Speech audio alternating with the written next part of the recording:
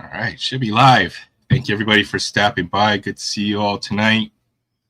Another Aloha Friday. Welcome, Jay. Good to see you, Ryan. A little bit late. I think I'm like 4 minutes late. I apologize. Sometimes I lose track of time. We got a lot to talk about tonight. There's football, NFL kickoff. I think there's a game going on right now. I caught a little bit of that. Chiefs and the Chargers, and it looks like it's a close one. Other than that, let me check my audio, all that good stuff. Then we'll go ahead and get started. I don't have a whole lot of pickups. I think I kind of need to put on hold at least some of my hobby purchases, at least for the next couple months or so is the plan. But I do have at least some stuff that's coming in the mail, so I've got a good box to open up tonight. 2024 Heritage High Number with that excellent rookie class. It should be a pretty fun chase, some good hit potential. See some other folks hopping in. Good to see Barry. Barry, what's up? Aloha Friday. Good to see you. It's been a while. I've been missing in action on YouTube. And good to see you. DK, what's up, DK? Good to see you. Aloha Friday to everybody. But yeah, let's go ahead and get started. I'm a little disorganized. I had to quickly clear my desk from last week since I haven't really done a whole lot with anything. I've just been so focused on trying to pack everything else up in my life, or trying to figure out even I haven't even secured a new place, so I have to within the next couple of months. So kind of stressful time, but you know, let's see. We'll see. We're here to have fun. We're here to relax a little bit tonight, hang out, just kind of chill. And yeah, here we go. 2024 Heritage High Number. As I said, no single pickups this week. Probably not for a little while either. And then I'm just going to open whatever I've got in the LCS, aka my closet. So we'll go through that. Maybe it'll help to lighten up the load a little bit here. But this is a good set. I like this 2024 Heritage High Number. This will be actually, you know what? The amount I opened of this stuff, it was all retail, and this will be the first hobby box that I've picked up. And moved to Iowa. We don't have all rotating warm beaches here.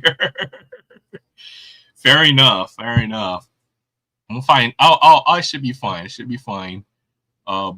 Thank you, Barry. I appreciate it. I hope it all goes well for you. Yeah, it'll be. It's always stressful, but you know, we always go. We have times when we're put under stress, and we have to find a way is the best way to put it, I guess, or to, you know, to live up to the moment. So I gotta clutch it out and find an apartment. All right. I hear squirrels eat cicadas in Iowa. So that's the thing. You guys got all kinds of scary creatures that I'm not too familiar with that don't live in Hawaii. So we don't got snakes. We don't got cicadas. We don't have a lot of things. We don't have squirrels. How about that? We got mongooses or mongoose or whatever. I don't know what the plural for that is, but we do not have. I guess we have sharks. I guess that kind of sucks. But you can avoid the sharks as long as you don't go in the water, right? So, all right. So, I heard the 101 pull schemes sold for this. Pretty ridiculous pull. So we won't have a chance of pulling that out of here tonight. 101 Superfractor, I think. But oh, you get a box topper. Check this out. Giant size George Brett. Very cool. The what's this? What year is it? What are we on here? 74, right? 75 design. 1975 design. Okay, so you do have mongooses. I'm trying to think of what other exotic wild animals we have to be scared of here. There really aren't any. I guess maybe wild boars, but I know you guys got boars up there on the mainland. So, oh man, there's a lot of packs in here, so we should get moving. But this set's, I mean, it's just like every other Heritage High Number set. You see me open up a bunch of the different years. 200 card set, 25 card.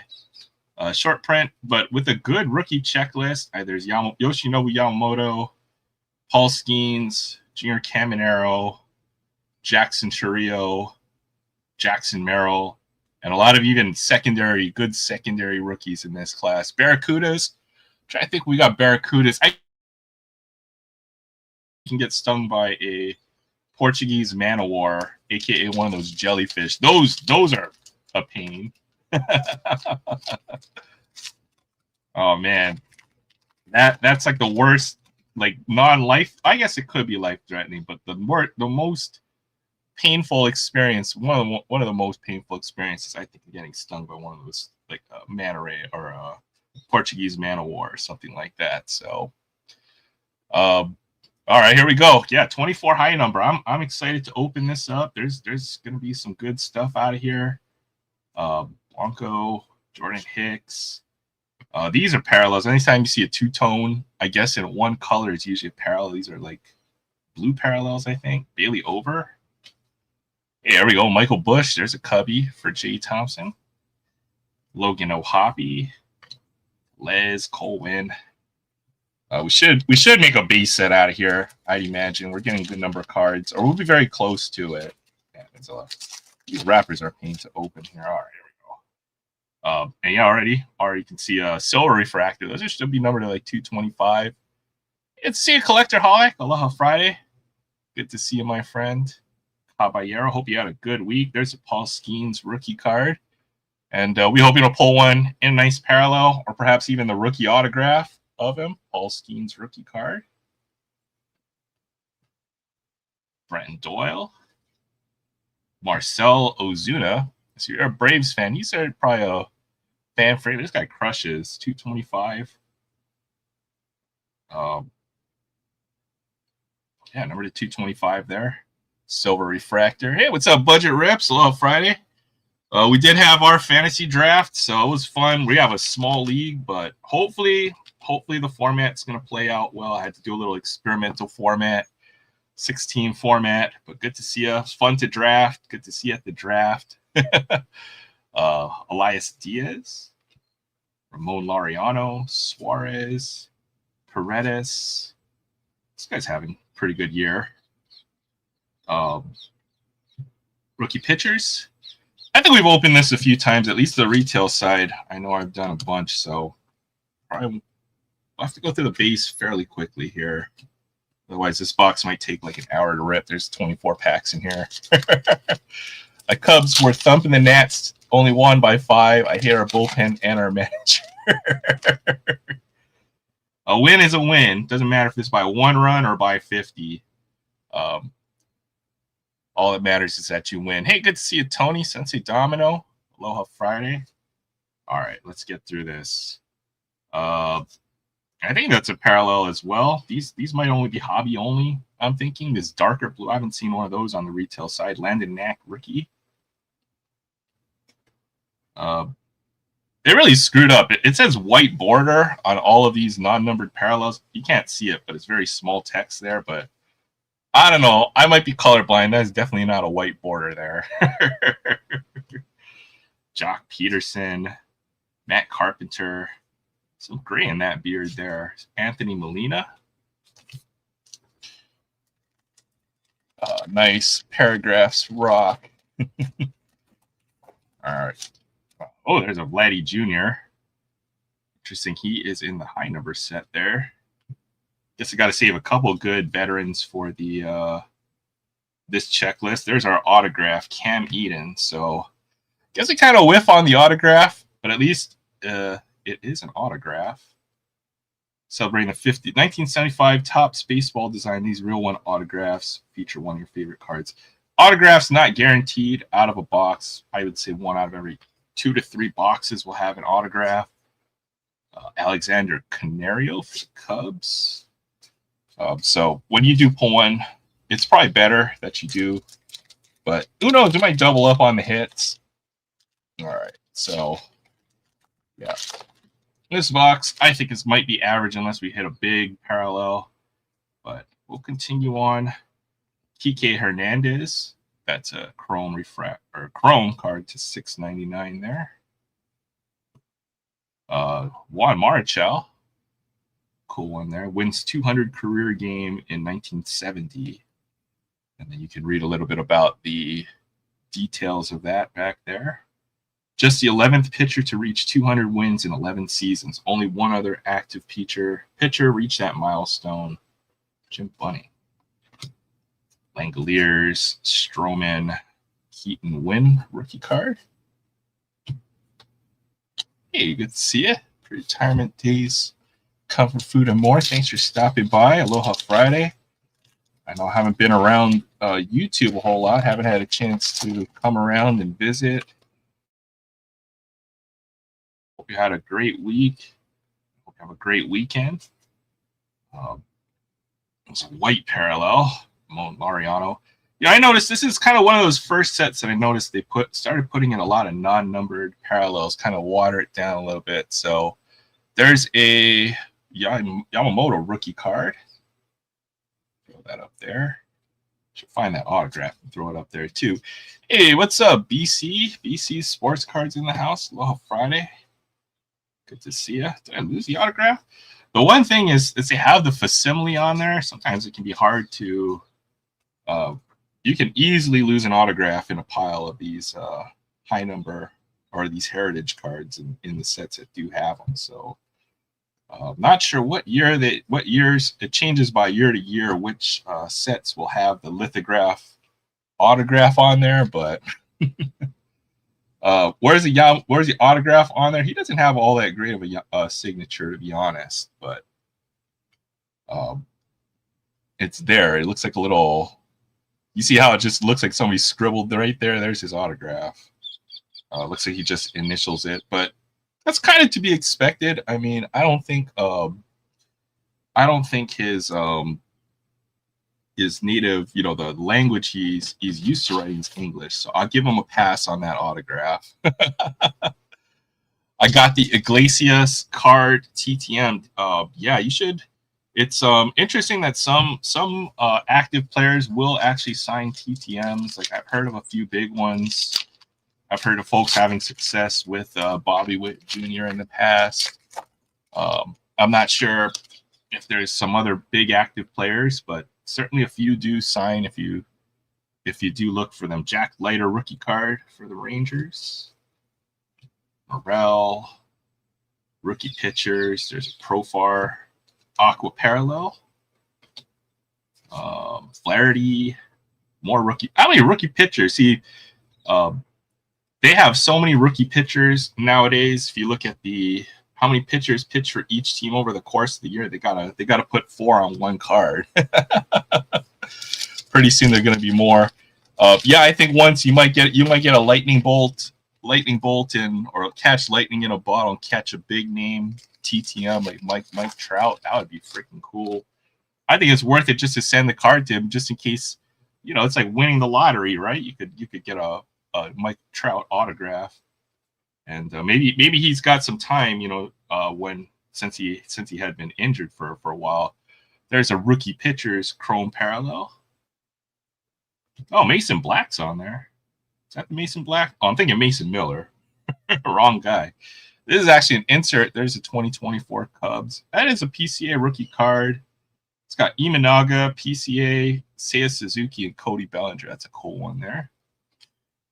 All right, let's typically the rest of the checklist, I mean the high number tends to have a lot of the I guess not so good players on the veteran side.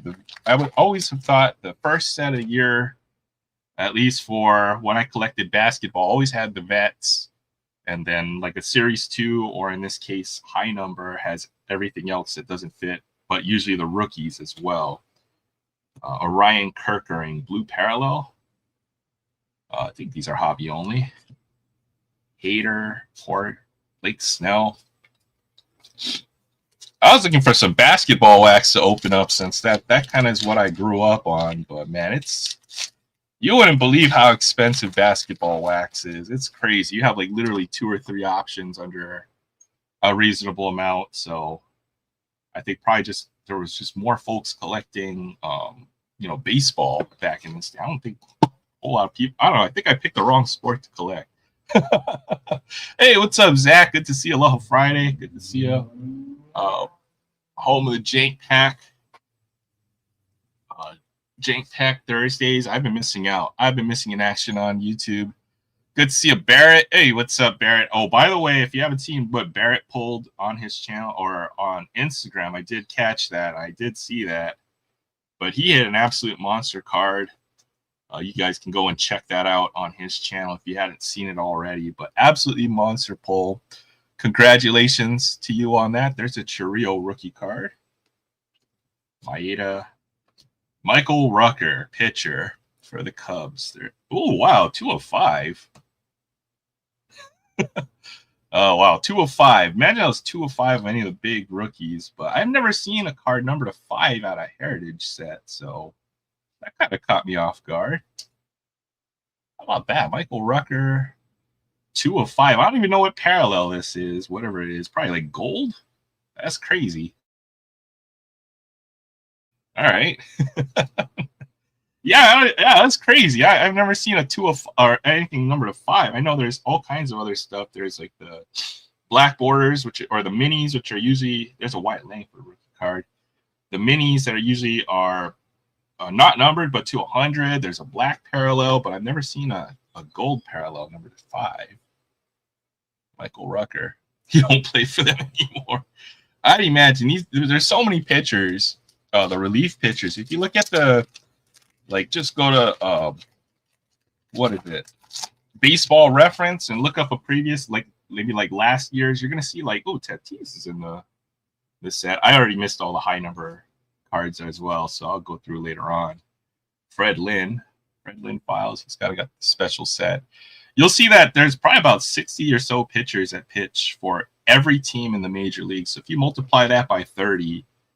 You're probably going to see about 1,500 pitchers pitch over the course of a major league season, which is kind of crazy. There's no way you can keep track with that. There's a Jackson Holiday rookie card. He's been solid. I wouldn't say he's been spectacular, but I think he's made some steps forward in year 2, I guess. So I would say Baltimore had a pretty tough luck season this year. They don't have any pitching, unfortunately. Nasim Nunez, Bader, Crochet, Contreras. There's the white parallel, rookie pitchers. Vaughn, Whitley, Jorge Soler, Drew Millis. But yeah, thank you all for stopping by. 13 in the chat. Appreciate you all. Can't believe that. Yeah, another Aloha Friday, but it's super steady, and I get to see everybody, all my friends, and it's like the only time I get that's during the week. So thank you guys. I appreciate all of you guys for stopping by, hanging out. We'll have the live panel. You guys are more than welcome to come in, hang out, talk about any of your hobby pickups. If you want to open some stuff up. But we're just here to hang out for tonight. So yeah, should be good. I'm curious to see. There's probably a high number in here. 721. Justin Slayton. Profar. Ozuna again. Oh, okay. I pulled the parallel number parallel. Luis Gil. I have a heart attack. Oh boy. Hope you're not in Syria. But there's rookie pitchers. There's 4 of them. Quinn Priester. There's rookie pitchers again. 4 more of them. Martinez. Ooh, Dodgers. Toyers. Yamamoto. Evan Phillips to 699. We'll see. What is that? 5, 6, 7 numbered parallels so far. So got a good number of packs to open. Hey, good to see you, Red Rum. Aloha Friday. Good to see you, Josh. I know it's been a minute, so I appreciate you stopping by. Hope you're having a great week. There's a Ronald Acuna Now and Then. This is an insert set.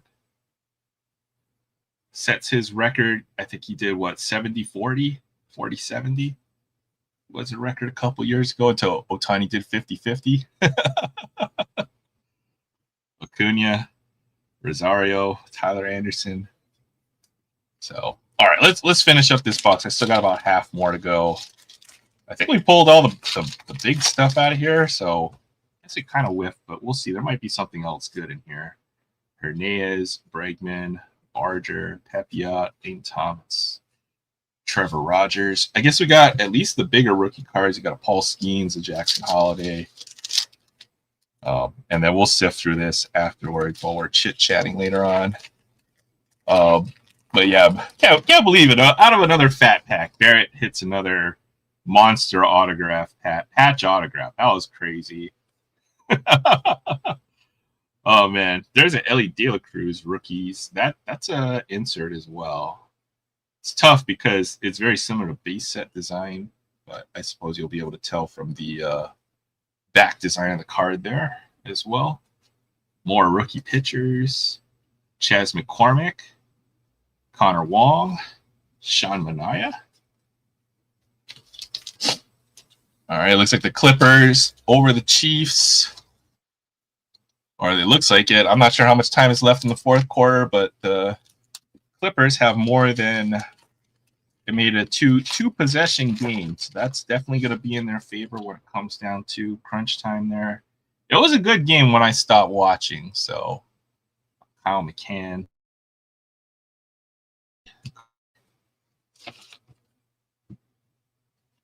Sawyer Gibson Long.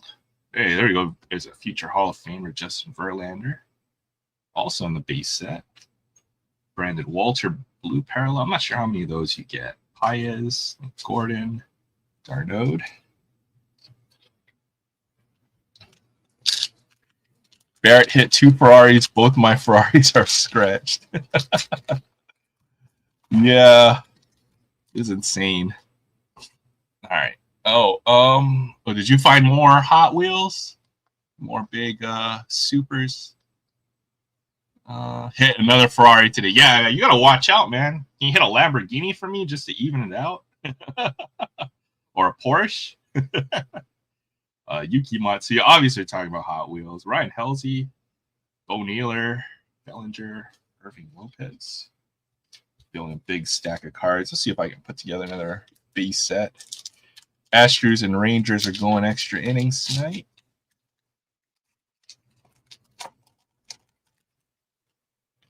Euro speed set and Ronin run set. I'm gonna have to keep up on these new Hot Wheels sets.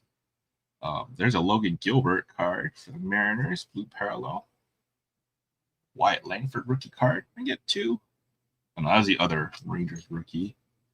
Duran, Madero, Paul Sewald.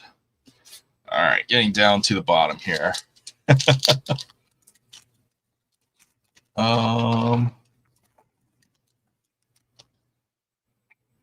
Hunter Renfroe, Gomez, Reese Hoskins, Blaze Alexander, Zadolo.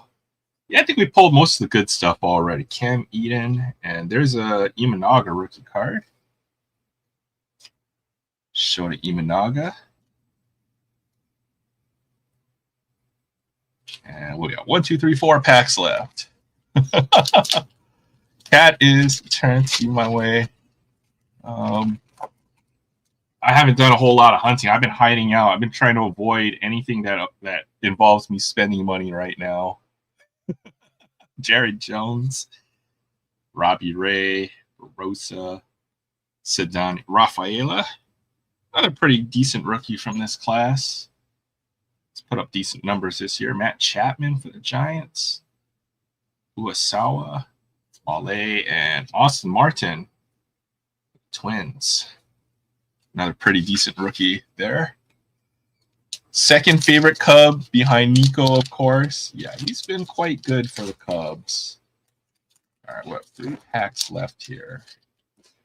All right, Corbin Burns, Kaiwei Tang, Gavin Stone. There's a Harmon Killebrew. He's also got a subset. I think him and Lance Fredlin. Sorry, wasn't have kind of a subset if I recall. It was a cool one. A little bit there. There's the Jackson Merrill rookie card. He's got a trash autograph. I heard he doesn't like to sign autographs, so hit me with your Shota. Oh man, Tanner Hawk and Christian Scott. All right, last 2 here. I've been a fan.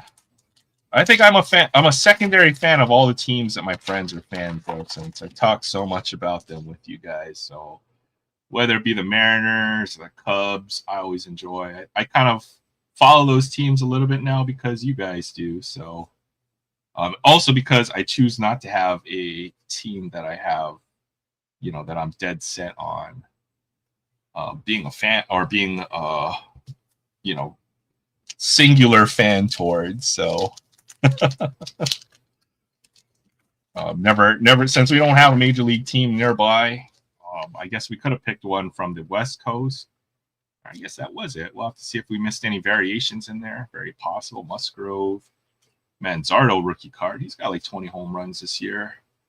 Winker, Perez, Tobias Meyer, Martini. Hey, nice Randy Arozarena. His trademark pose right there. I like the two-tone on there. It's got the blue and the green. It's very Seattle, I guess. All right, so I'll have to go through this giant pile of base cards. Did you get a decent amount in a box? Oh, shoot. Did I knock my camera? Oh, crap. Hold on. Let me find what's going on with my camera. All right, we're back in business. Did get a pretty...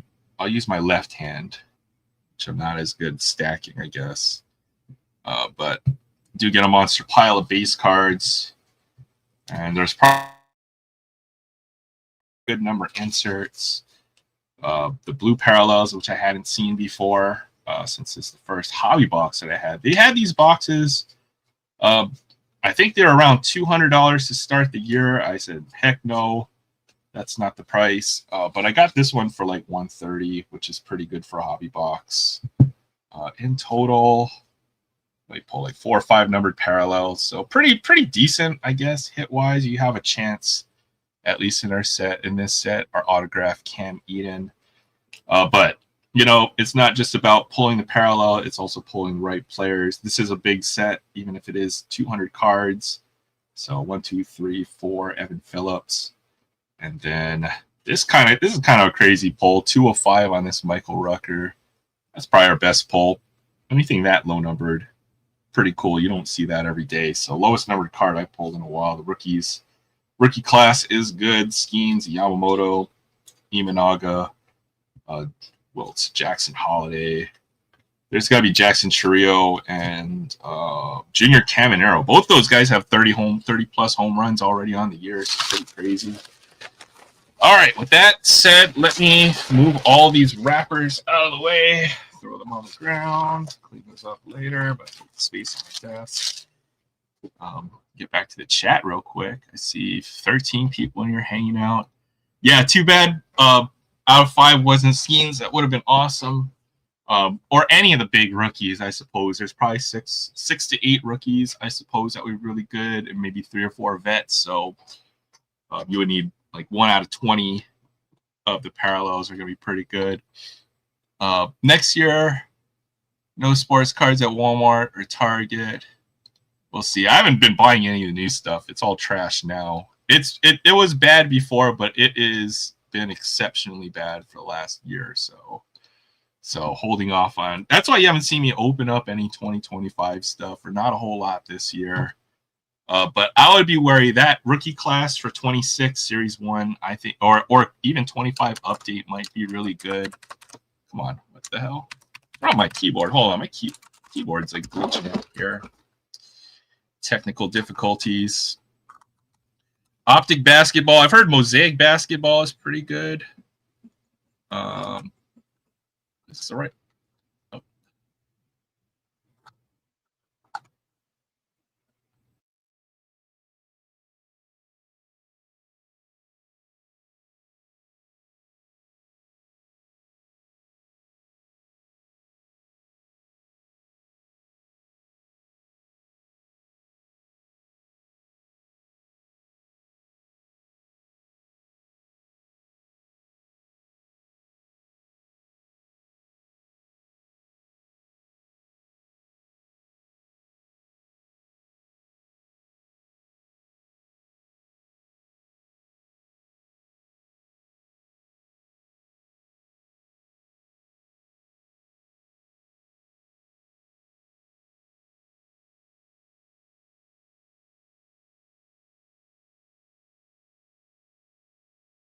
Oh wait, technical difficulties. How long have I been muted for?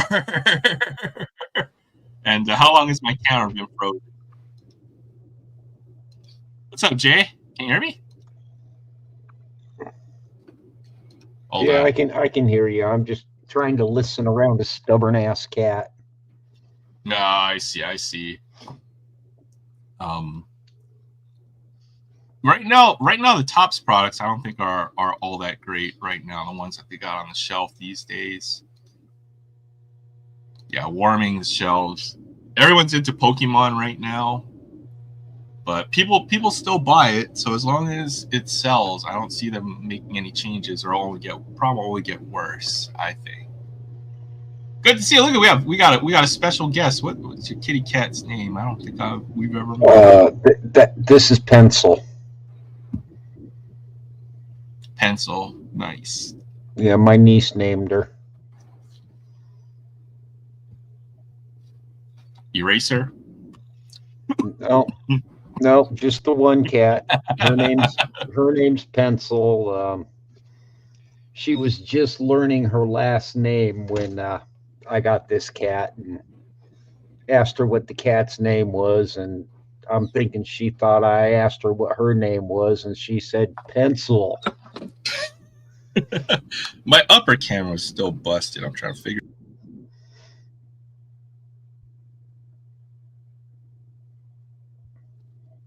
Oh shit, that was my mic.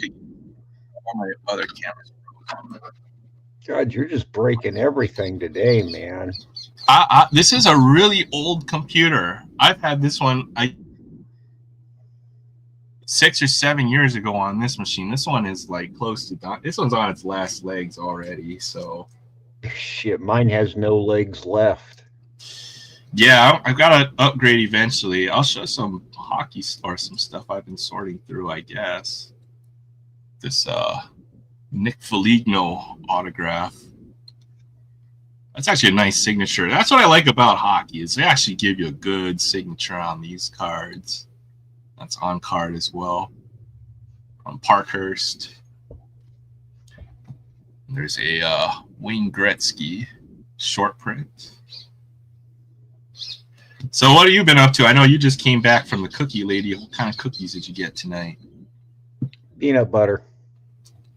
Oh yeah, that's definitely one of my favorites. That and oatmeal raisin for some reason. I love It's oatmeal all, raisin.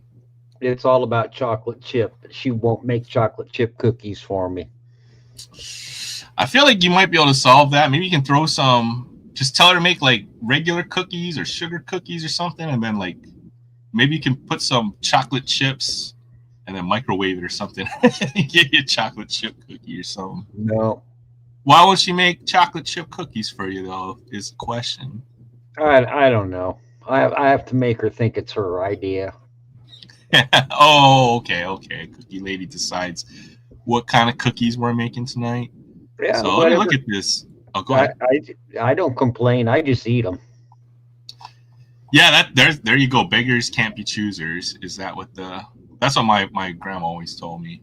Yeah, she knows what kind of cookies I won't eat, and she don't make them. So Feel like she's spiting you or I something, don't. or holding out on you a little bit there. Oh yeah, Oh, gee. I think so. Looking at the score on this game, looks like the Chargers have the ball with 2 minutes to go, and they got the first down. See how many timeouts the Chiefs got? No timeouts, so they just got to get one more first down, and the game's over. So you know what? That should be enough to clock it, right? 2 minute warning. You can go to like what 105 and then 30. Yeah, okay. Yeah, I think the Chargers won. I don't know. My that's why I would never be a good head coach is you have to know those situations by heart and then instinctively make the right decision without even thinking. So I probably call a timeout or something, when I don't have one, get a technical. Yeah, that Gretzky guy. Who the heck is this guy? Look, it literally says greats on there. But he is the greatest. Wayne Gretzky. 2,857 career points remains the most recorded by any skater in NHL history. Of course, he doesn't have the goal record. But 1,963 assists. That's insane. So we had our fantasy football draft. I'm trying to see how many Packers I have. I just have your whole defense is my plan. Oh, Now that you good. guys have Michael Parsons on your team, that's kind of crazy. Yeah, he's hurt. What? Is he gonna play this week? I need They to do now. Dallas sent us damaged goods. You think so? Interesting. I mean, all of a sudden you don't get a back injury of that caliber. I've been missing out. What's the news on that? So, I think when you see these blockbuster trades, like there's certain players that like I don't think a franchise should ever trade, and this is like one of those cases. But I would think sometimes in return, the trade makes sense in both in some ways, I guess. But like you would never trade away like a Michael Jordan. Or I feel like I'm gonna rub a lot of salt in some folks if I bring up recent trades like this that have recently occurred. Luka Doncic, you never trade your franchise player, but that's what they did in this case here. So maybe they know something, or there's more to the trade than what meets the eye initially. So I'm trying to look at any of these injuries. Parsons limited in practice, questionable. Yeah, he'll play. Just got a big contract. He'll play. He's a competitor, so I don't see him not playing. Cowboys Thursday night, 14 pressures and 1 sack. That's pretty decent. That is quite decent. Yeah, sure. Bring up I thought it actually a lot of sense. I mean, Anthony Davis, he's quite the player himself. I would say top 10, at least in recent years when he plays. So, I don't think I think the Mavericks got a good return in that trade. So I don't think it made the Lakers a whole lot better. Sorry, no disrespect to the Lakers. They traded sideways, right? You trade one franchise player for another franchise caliber player. Just that, Luka was such a fan favorite, I suppose, in that situation. So yeah, the Chargers win 27-21. We'll move on. dig myself a bigger hole here. 27-21 on this game. I had Xavier Worthy, and I heard he got knocked out. So hopefully he's okay. I didn't see the play, but I'm guessing if he's out for the game, then he must have taken like a head hit or something else to that effect. So we'll see how that goes. Nice start for Herbert. 3 touchdowns, 300-yard game. So yeah, that's big. I've noticed the passing game has diminished a lot in the NFL. It's changed. Yesterday's game, very balanced from the stat perspective. I think both teams had over 150 rushing yards or something like that. So Kelsey slammed into his shoulder. Well, I'll see if he's ready for week 2. He's on my fantasy team, which I can go over real quick. I guess I'll show you the results of our fantasy draft. So we did a pretty crazy format. We went 6 teams, small league, but the rosters are absolutely insane. So I tried to make this an interesting league. Let's see if I can bring up my camera. My other camera's still frozen, so I guess you'll just see my frozen face there forever. Let's see. So our teams are absolutely loaded in this league. With just let me go to the draft. Was it draft history? Yeah, league rosters should be good enough. So I made this a little bit of a different league. I'll try to zoom in here a little bit. So it's just 6 teams, but 2 quarterback league, 3 running backs, 4 wide receivers, 2 flex positions, and a short bench. So only 4 bench spots. So there's plenty of meat on the waivers. I'm already going to be looking to drop a bunch of players. Xavier Worthy, let's see what happened to him. He's already got the news on here out. Estimated return, probably too early to tell. So he put up a goose egg for me tonight. 1 target, 1 carry. Worthy took a direct hit directly to his right shoulder from Kelsey. He was in visible pain as he went to the sideline, then immediately to the x-ray room before being ruled out. So hopefully there's no major damage. Hopefully he'll be okay. Yeah, I'll go over my team. How about we go over my fantasy team, then I'll cover everybody else's team for folks to get my opinion of what I think of everybody else's team in the league. Budget rips. We got Paul in 619. We got our good friend Doug, who is one of the Paul in 619, the Amazing Friends, and then we've got who else is it? Will Vog, W Vogs 18. And I'm missing somebody. Who else is on here? Oh, Pastor Ken. Pastor Ken's curveballs. So, my team, all the quarterbacks, good quarterbacks, went early, but I did manage to get Joe Burrow, who's a top 5 quarterback. My second quarterback is going to be very shaky. I did get Drake May. My running backs, I think, are my strongest position. So I pretty much have probably the best running back core. And I'm very deep at running back. I've got Saquon Barkley, Ashton Genty, who are 2 first-round picks in normal leagues, but first and second round running back. Bucky Irving, who would also probably be a top option for in a normal league. So my running back core is excellent. I've got Devon Achane and Chuba Hubbard, who are good, solid running backs, RB2 type of caliber. So I'm good at running back in this league, even with how deep it is. Wide receiver, I made some interesting choices. I went with the youth movement, so I drafted all young receivers who I feel will be on the up and up from their previous performances. So I've got Puka Nacua, Lad McConkey, Marvin Harrison Jr., and Xavier Worthy, all young receivers. Obviously, my priorities were running back, receiver, then quarterback, but I feel like I did pretty well with the receivers. And then even on my bench, all receivers, McMillan, Waddle, platoon. Hopefully I'm good at running back as long as we don't see any major injuries. My team is locked and loaded. I'll go look at some of the other teams on the roster. Worthies, if I don't make it back, have a good one. All right, Barrett, thanks for stopping by. Hope you have a great weekend. Take care.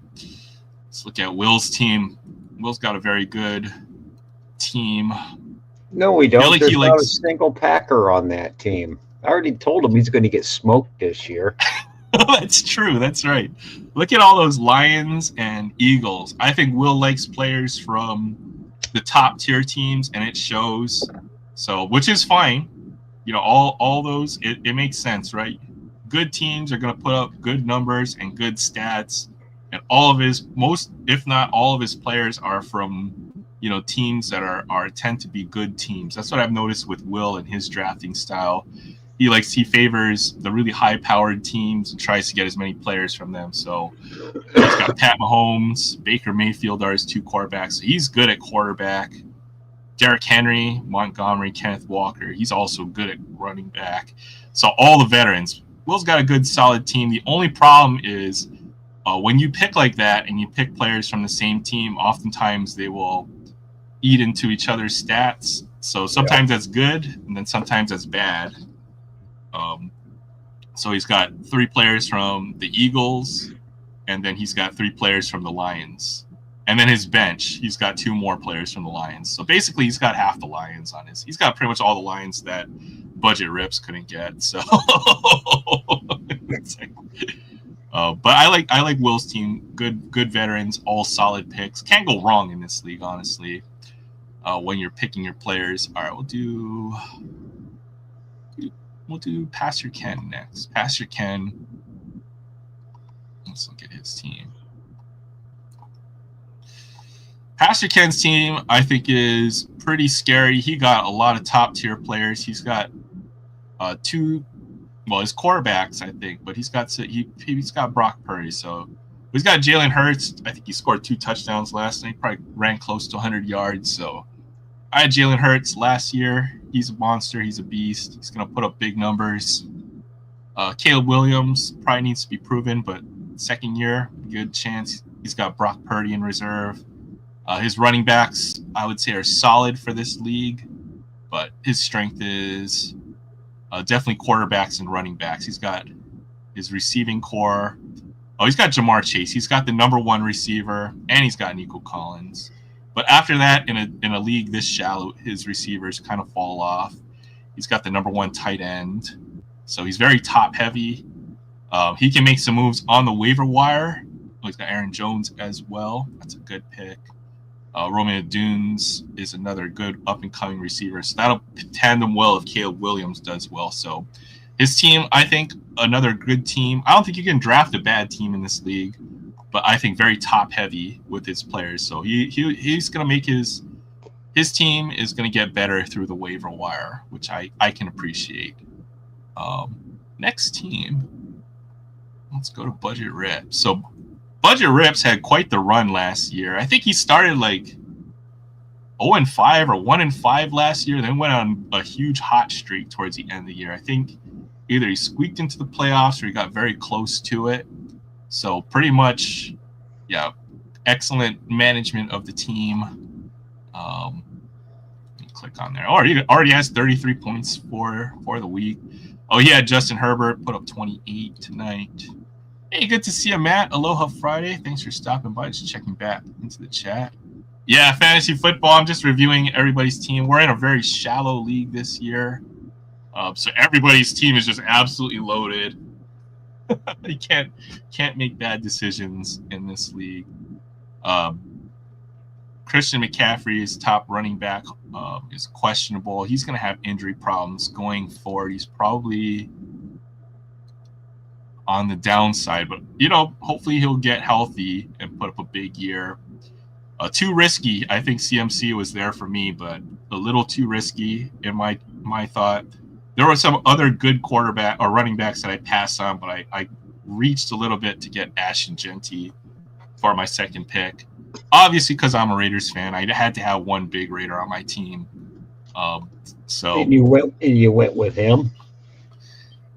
It was too early to draft Brock Bowers, but like a tight end in the first round draft slot is just I couldn't do it. Now having a understanding of the Raiders over the last 30 years, when you say big Raider, I'm assuming you mean the tallest and fattest one, right? Oh yeah, Raiders not a very good team. We don't have all the star players, but we'll see what we can do. Brock Bowers is a unit though, so I regret missing out. Yeah, in a way, it is kind of a super flex since we only have 6 teams. We have 2 quarterbacks, 3 running backs, 4 receivers. So basically, everyone's playing with about a little over a team and a half worth of roster, and then 2 flex spots. So the flex spots are not super flex spots, but this is a 2 quarterback league. I guess it's the best way to put it. Another good veteran team, all top tier names at receiver core. Hopefully Tua is going to stay healthy enough. Tyreek's going to put up big numbers if he does. AJ Brown, I usually pass on guys who are in running heavy teams, even no matter how talented, but he's still going to do well as well. Trey McBride, one of the top tight ends in fantasy in recent years, and he's got a solid bench. I like his bench. Garrett Wilson and tight end. So very short bench. I mean, so you can only have 4 bench players. So I don't know. We're going to see if this works or not. And everybody in this league is kind of being a guinea pig for for next year when we run again. So I made a mistake. I should have been recruiting a lot earlier, and I apologize. That's on the commish. That's me. So I've got to recruit to make sure we fill our league up to at least 10 teams next year will be the plan. Doug, I think, was a runner-up in our league last year, but I really like his team. Obviously, is very knowledgeable in fantasy football. I think he plays in several leagues every year. And he tended to take a lot of the players I was on the edge of taking or even reaching for. He kind of reached for them a little earlier. So that's a double-edged sword when you reach too early. But I feel like he picked his team very well. He's got 2 dual-threat quarterbacks, which is insane. He's got the best quarterback core for fantasy. He's got Jaden Daniels, and he has Josh Allen. So quarterbacks are going to carry his team. He's got a very solid running back core. Not top tier, but very solid. Any of these guys can bust out. DeAndre Swift is the kind of guy who can catch a lot of passes. His receiver core, he also went with the youth movement as well. Neighbors, Brian Thomas, and Drake London. But he probably needs another receiver. So he's already got the Vikings defense stashed on his bench. I rode the Vikings defense all last year. So I see some logic behind that. He's got the Steelers defense, which is usually very solid. And that division, when they play divisional games, like the final score for games between like the Giants and Jets are usually like 17-14 or some crap like that. They don't know how to score. So defenses tend to do very well. I like defenses from the AFC North as well. Well, not the Bengals that aren't called the Bengals or the Browns, but usually the Steelers or Ravens, good bets for defense. But yeah, Tony's got a good team. Or not Tony. Doug has a good team. Sorry, Freudian slip there. And our last but not least, we've got Paul in 619 and his team. And Paul took a lot of players as well that I was looking for. I really wanted Bo Nix. He sniped him literally 1 or 2 picks before I could grab him. He has Lamar Jackson, MVP caliber quarterback, and also a fantasy MVP. This guy puts up huge numbers. He's got a good running back core as well. The only question, Omarion Hampton, I want to see what he did tonight. Looks like he probably put up 48, 2 receptions, 13 yards. So pretty good for at least the opener. He's going to ramp up. I always want to look at how many carries they're getting, 14 carries. And then look to see how many other carries the rest of the team. So hopefully his workload goes up. If he becomes a feature back there for the Chargers. His receiving core, he went with all the veterans. So he's got all the OGs on his team. He's got CD, Devontae, Metcalf, Jerry Jeudy, all proven receivers. And then he's very running back heavy as well. He's got Breece Hall, James Conner for his flex. So second best running back core in the league, in my opinion. So that is our fantasy teams. This league's going to be whack. I think we're all projected to score like 180 points every week. So yeah, it's going to be fun. That was our draft. I think what pick did I have? I have like the 3rd or 4th pick. I had 4th pick, I think. So my first pick was, I'll go over my draft history. Let's see if I can find that real quick. Draft recap by team. Running back, quarterback, receiver, running back. So four running backs in the top 6 was my strategy. Everybody drafts a little differently, but I definitely had, usually you can't get all the good running backs, but I was able to get quite the haul for running back. Let's see other teams. You'll see Will drafted receiver, running back, quarterback, tight end, wide receiver, quarterback. So he waited until the 7th round to get his second running back. But you need the top tier receivers just because receivers are so deep. So this is a good way to draft as well. Doug went quarterback. So he grabbed 2 of the top 5 quarterbacks in the league, which I think is smart because for the dual threats, there are a tier above the top tier passing quarterbacks. So interesting strategy there. Didn't pick a quarterback until the 7th round. He's still got a pretty decent running back core as a result by just going value, which is what I did last year. I went receivers and then running backs for value in the mid rounds. Budget rips, I see just straight up grab Jahmyr Gibbs, top Detroit player, and then Amon-Ra St. Brown. So yeah, pick to watch the players that you want. He's got them both on his team.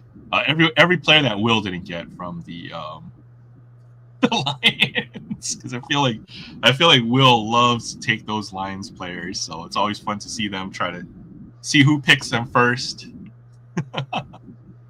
Pastor Ken just drafted straight up for value. He took the top player by position. You cannot go wrong using that strategy. That's usually my strategy. Draft for value. Take what other folks leave on the board. And I think a lot of folks, the tendency is to overthink the draft a little bit. And people leave a lot of good players on the board because they heard something on fantasy football. But definitely a solid draft as well. And then Paul had the first pick. He was happy to have the first pick. Took Bijan, CD, and he got Lamar Jackson, number 13. That's good value. I think in this league where you have two quarterbacks. So Bo Nix was a little high. And then he drafted very solidly throughout the rest of the rounds. So yeah, all our teams are loaded. I don't even know. It's hard to judge or assess who did well in this league just because the rules are so different from the standard, so I think you learn a lot. The biggest thing you always look at is for fantasy before you do any draft, because it changes the evaluation of how good the player or where they should be drafted, is always to look at the scoring format and also the number of positions for that you're allowed on your team. So the way I look at it is with the larger rosters, we're basically drafting an 8 to 9 team league, 8 to 9 team 2 quarterback league is the best way to summarize it. So it changes the evaluation of the players, the pre-draft board and all that. Sorry, Jay, I've been rambling for like the last 20 minutes for fantasy football. How about those Packers, though? Who do they play this week? Let's see who the Packers play. We got Detroit. Oh, that's right. Okay, they play Detroit. That's going to be a good opener. I'm going to look at the schedule. I want to see what games we got coming up. Speaking of openers, 6 seconds in, man, dude gets thrown out. Oh, yeah, because he spit in the dude's face, right? So, well, I mean, Will was upset about that yesterday. First of all, grow up. That's all I got to say to him is grow up. I would say so. Well, you're a professional. You're paid. The team is counting on you. You can't do that. There's some bad blood in that game. I watched some interesting highlights from there. What's up, Harry's World? Let's go. Good to see you in the chat. Injury, thrown out of the game, and pushy, shovey. All before the first snap. I saw one highlight that didn't get called, but it was basically one of the defensive or one of the offensive tackles or ends for the Cowboys just loaded up and full on just slapped the other. His opponent. Like it's a good rivalry. That's a good game to start on for the year. So I enjoyed it. Yeah, the Eagles Cowboys games are always chippy. Yeah, I like it. Yeah, I love the divisional matchups. That was a great game. Where is that Will guy? He's Will is mysterious in many ways. He is always present here, yet he is not. I couldn't tell you. Is the best way to put it. Packers Lions is going to be an interesting game because we'll see how the Lions reload from last. Well, they're still loaded, right? But you always lose a couple pieces over the course of the years, and we'll see if they're going to be able to repeat their success last year. So, no, I'm not saying the Packers can't win the division because I think the Packers also got better, right? Packers drafted a first-round receiver for the first time in like how many years? I want to see what Matthew Golden does. I think they've obviously gotten better on defense. They lost a big cornerback who went to the Raiders, or one of their DBs, but I think they've picked up a couple more pieces on the defense as well. The Packers are. I didn't. It's a tough division. That's a tough division, though. You got the Vikings and you got the Lions in that division. So. Well, I mean, they don't call it the black and the blue division for nothing. It is. Those are all the OG teams for football right there. The odd man out is always the Bears. At least it has been for the last few years. But even the Bears made some moves. They got better, I think. They had no choice but to get better. They couldn't get any worse. They're kind of in the same position that the Raiders are in. Now, well, the Bears weren't that bad last year. What they won 7 or 8 games. Still finished last. Yeah. I mean, you're bad when you finish when you win less than 6 games. I think you're a bad team. That's kind of my criteria for when you're not good enough to make the leap next year to be competitive, right? So. Well, they're not going to be competitive. If we go on last year's standings alone, they're not going to be competitive because they were 4 wins behind third place. Oh, it's just that division is just too tough. They lost a game because of that Jaden Daniels miracle bomb. So that was one. That's one that the Bears would want back. I swear to God, Cat, I'm going to kick your ass if you don't start learning how to freaking behave. Okay, the Bears are bad. They only won 5 games last year. Sorry, Aries World. Sorry. I can't help it, man. Go Pack, go. I mean, it's ingrained in me. They're the odd man out. It's a very similar situation to where the Raiders are. We're the odd man out in the division as well. So I feel your pain. I know we're gonna both be rooting for our teams over the course of the season. We know every time we win, it's a big one. When you root for a bad team year after year, like I do for my Raiders. Every win, especially the ones over the good teams, are basically like our playoff games. It's always amazing when it happens. Like last year, we came back against the Ravens. That was like our Super Bowl last year. It was like week 4. Your Super Bowl was beating us at the end of, the Bears Super Bowl was beating us at the end of the year. Exactly. I mean, that was their Super Bowl. It's kind of even those meaningless games, right? 13 in a row.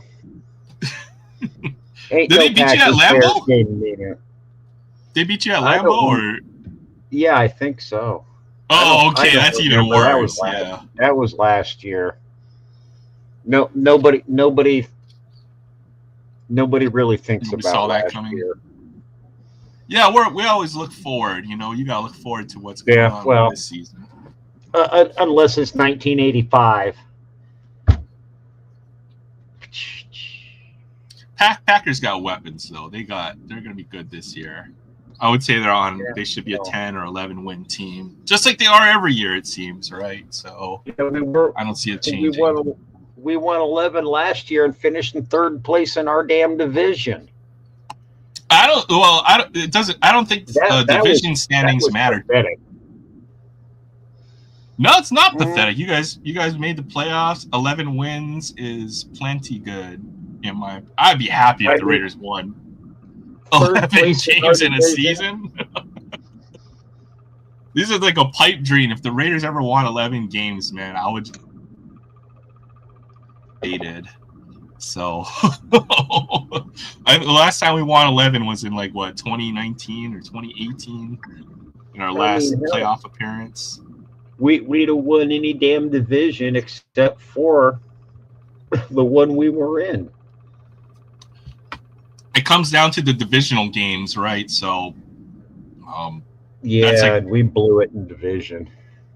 You pretty much have to do a sweep, right, in order to get to that record. Because the Lions won 15, and then the Vikings won 15 or 16. I can't remember how. Okay, the Lions won 15, and then the Vikings won 14. So You're looking Something at like teams that. that basically ran the table on their non-divisional, split their division, I think, split their 2 games, and then only had like 1 or 2 other losses. So I mean, it doesn't like it's. I always look at it conference wise, right? So if you're winning 10 or 11, you're getting to the playoffs, and that's all that matters, unless you're going to outright win your division to get home field. Five of our 6 losses were within the division. That was that was just terrible. That's usually the difference. So the only non-division team that beat us was the damn Redskins, or whatever they're called now. Oh yeah, the commies. Yeah. That division just just absolutely loaded. I mean, the AFC West. And I'm trying to look at the other divisions that are absolutely loaded this year too. That's what I like about football is that every game matters, especially division games. The division games are honestly the best games to watch for football.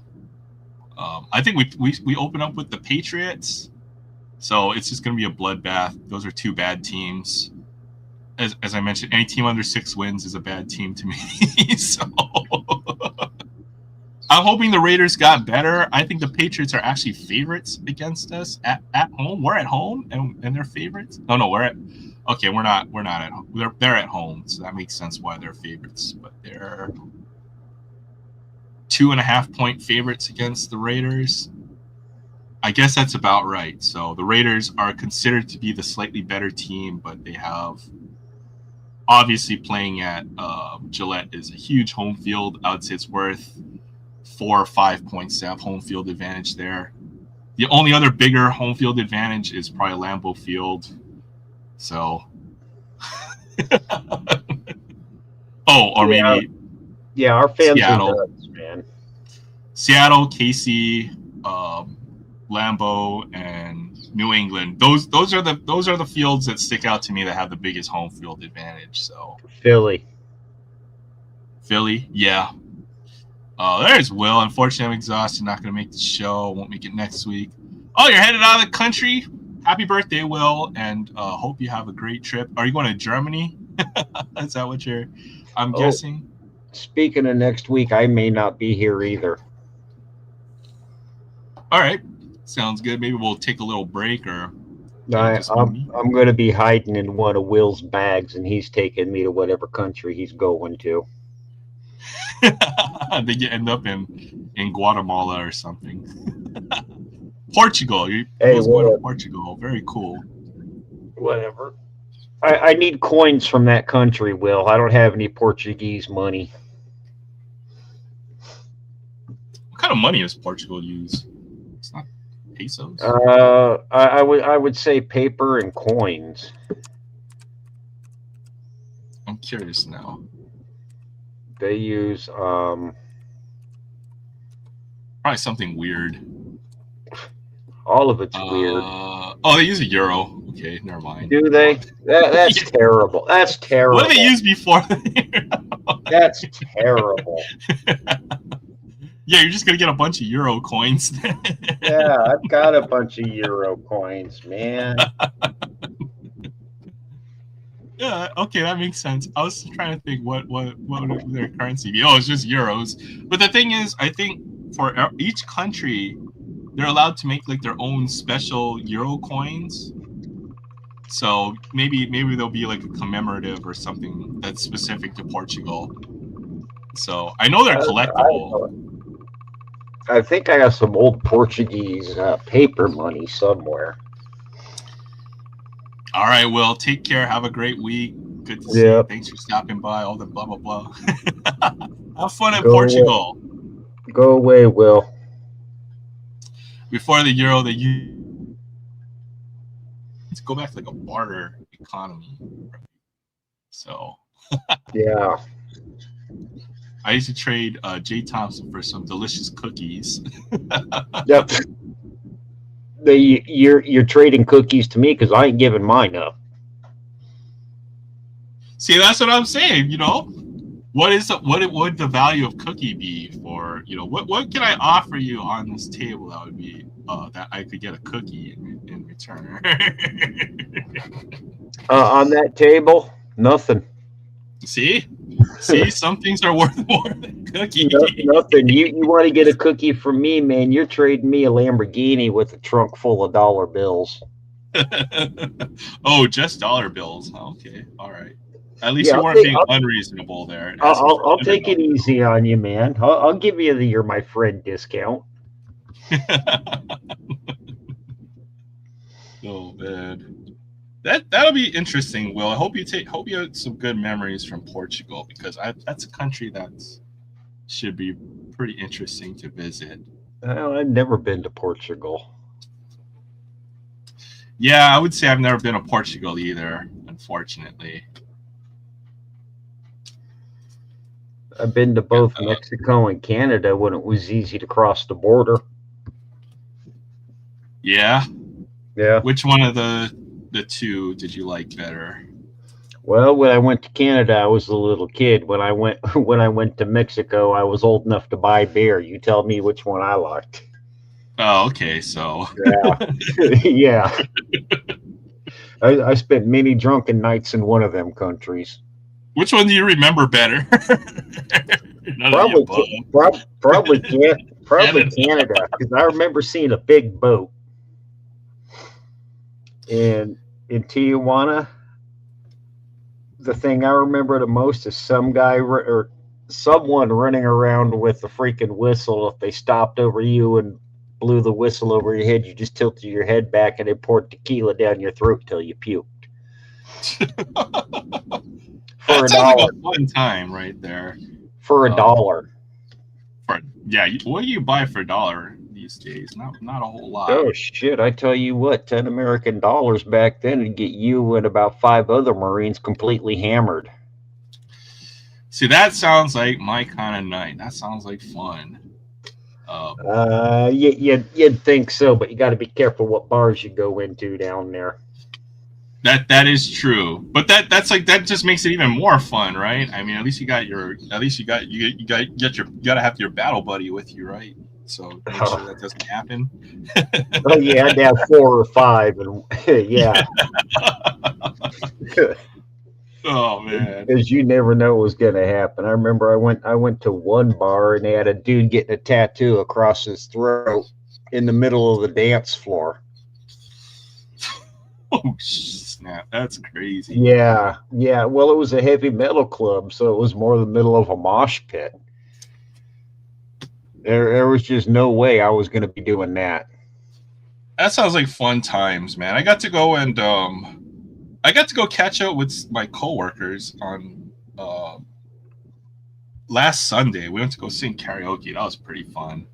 So we didn't get that crazy, but I did get to sing in a very embarrassing manner.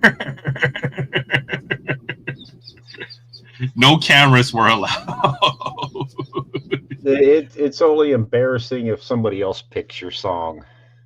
Oh yeah, that was the game. Oh. All right, Matt. Have a great weekend. Take care. Thanks for stopping by. Good to see you. Thanks for. So who got Stand By Your Man? Well, that would have been a good one. No, my friend was picking like Lady Gaga, and it was fun. Well, you see, half the songs I know all the words to, you ain't gonna find in no damn karaoke thing. You'd be surprised if you find it. The way it's the way karaoke works has definitely gotten better over the last few years. So, like even when you pick a song, like before they had like, okay, you got to find it in the book and then pick the number and then you play the song. But they have this feature where if it's on YouTube, you can just search for it and then it'll play the YouTube video and then the karaoke for the song, with the lyrics and all that, the backing music. So apparently it lets you pick just about anything out there. So I didn't know this. Like for karaoke, I guess a lot of folks use YouTube these days instead of like the traditional karaoke machine. Well, hell. I'll have to go there and try it one day. Maybe I'll find me a damn place that has oh God, Acapulco Goldie or I got stoned and I missed it. Something good by Dr. Hook. Yeah, I mean, we got. I don't know how we're gonna do a karaoke night, but I don't know. That might happen at some point. Yeah, If I yeah, you won't catch 50,000 me singing. subs. Yeah, Oh, come on, man. That's I'll, half the I'll, fun, man. half the fun is getting completely schnockered before anybody sticks a microphone in your face. You know what? I had a lot of fun, and I was actually pretty dead sober. Just I was driving that night, so I didn't want to drink. Um, but I actually had a pretty good time, considering that usually when I sing karaoke, I'm absolutely plastered, as you mentioned, because that is when it does get fun. So, Yeah, Elias Diaz, MVP I mean, All Star. I got no problem busting out into a song in the middle of the damn grocery store if the right song comes over the radio or the speaker system. But stick a damn microphone in my mouth, not happening. If you embarrass yourself and you embarrass your friends even more, see, it's not about being embarrassing yourself. It's about trying to embarrass your whoever's there singing with you. So you don't look as bad no matter how embarrassing you are. That didn't make any sense, but I'm always more than happy. You got to go all out in karaoke. You know what's even worse than embarrassing yourself at karaoke is when you're the awkward one that acts like they're above embarrassing themselves and looks awkward as a result. So you got to go all out. You got to full send it when you go sing karaoke. If you half it, then I feel that's worse. But yeah, always fun. I love karaoke. It brings out the best in people when people go to do it. It was surprising because it was such a small group too. It was just the three of us. I had a coworker from out of town who lives in Argentina, and I'm not sure if karaoke is a big deal there, but he sang some songs in Spanish, and I tried to sing them in Spanish. That was fun. But Sure. it takes you out of your element, out of your comfort zone. I think that's what I love about karaoke. What up, Troy? What's up, Troy? Good to see you. I know we missed you you were here last week, but we didn't do Free It Friday. I know you mentioned you're falling asleep at your desk. So anytime you want to intervene and do Free It Friday, you should just you now have this is a Troy rule. You just call it out, and we're gonna do a Free It Friday. Is basically how it's gonna work. So we call it the law of Troy or something like that. So good to see you, Troy. Thanks for stopping by. Gotta be careful who you give that kind of power to, man. Hey, he says it's Free It Friday. It's Free It Friday any moment. I have a car, but I'm eating now. I don't want to miss Free It Friday either. So, or have you feel like we're missing Free It Friday. So, I might have to because it's already 11 o'clock here. Have to what? Eat? Sleep? No, Drink? sleep, man. I know it's late for you. It's all good. Yeah, and well, you know, I'm old. I'm lazy. I ate before I came on. Now I'm all fat and happy and ready to pass out. All the cookies. You know what that is? That's the freaking that's the sugar coma that you got from all the cookie lady. Oh no, it was definitely the food coma. She texted me today and said I feel like cooking, and I'm like, I'm on my way. Yeah. What'd you have for dinner? What'd you cook up? Well, her idea of cooking's different than mine. She had frozen egg rolls and mozzarella sticks. That's very close to what I had for dinner last night because I had those frozen mozzarella sticks, and then I had some of those frozen battered shrimp. That was my dinner last night. So yeah, well, at least she cooked for you. At least you got a Yeah, lady to cook for you. You know. yeah. So Usually when I go there, it's me slapping something in the oven. no worries. You got to dip out early. I always dip out early, man. I'm old. Yeah, I'm not gonna argue with that. I'm Wait. at that. Okay, there I'm we at go. Look at that. I missed a card in there. So I did get 2 white Langford rookie cards, and one is a variation right there. what's? Oh Sweet. yeah. One says Rangers, one says Texas. Okay. So which So one's the this, variation? The one that says Texas? based off the other cards, I'm guessing, yeah, the one that says Texas is a variation. Ah. There's a prior biggest hit. See, I missed it. That's the biggest pull in our box tonight. And, That's sad when you get an autograph and a card numbered out of 5, and that's your big hit. unfortunately, yeah, because I can't say that I recognize the other names that we got there.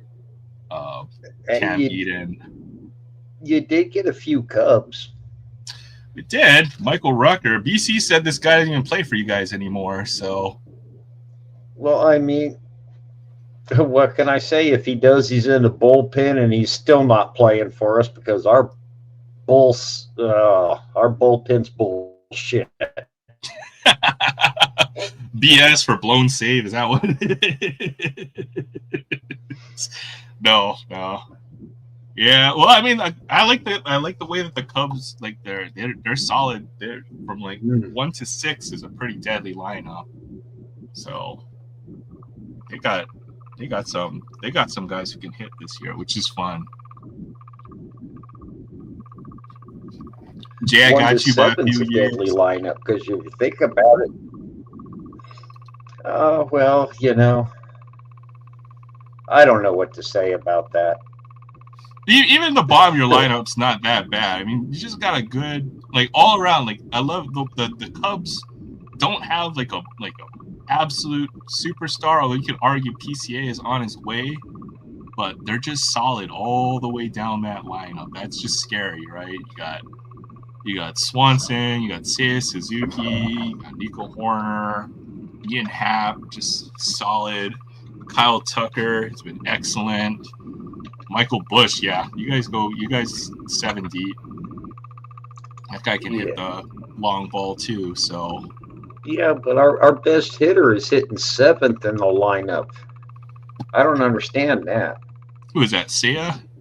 Or Kyle no, Tucker? He's Swan? No, that's PCA? My God, no, it's Nico. Yeah, he's hitting 290. He's one of the better hitters on the team.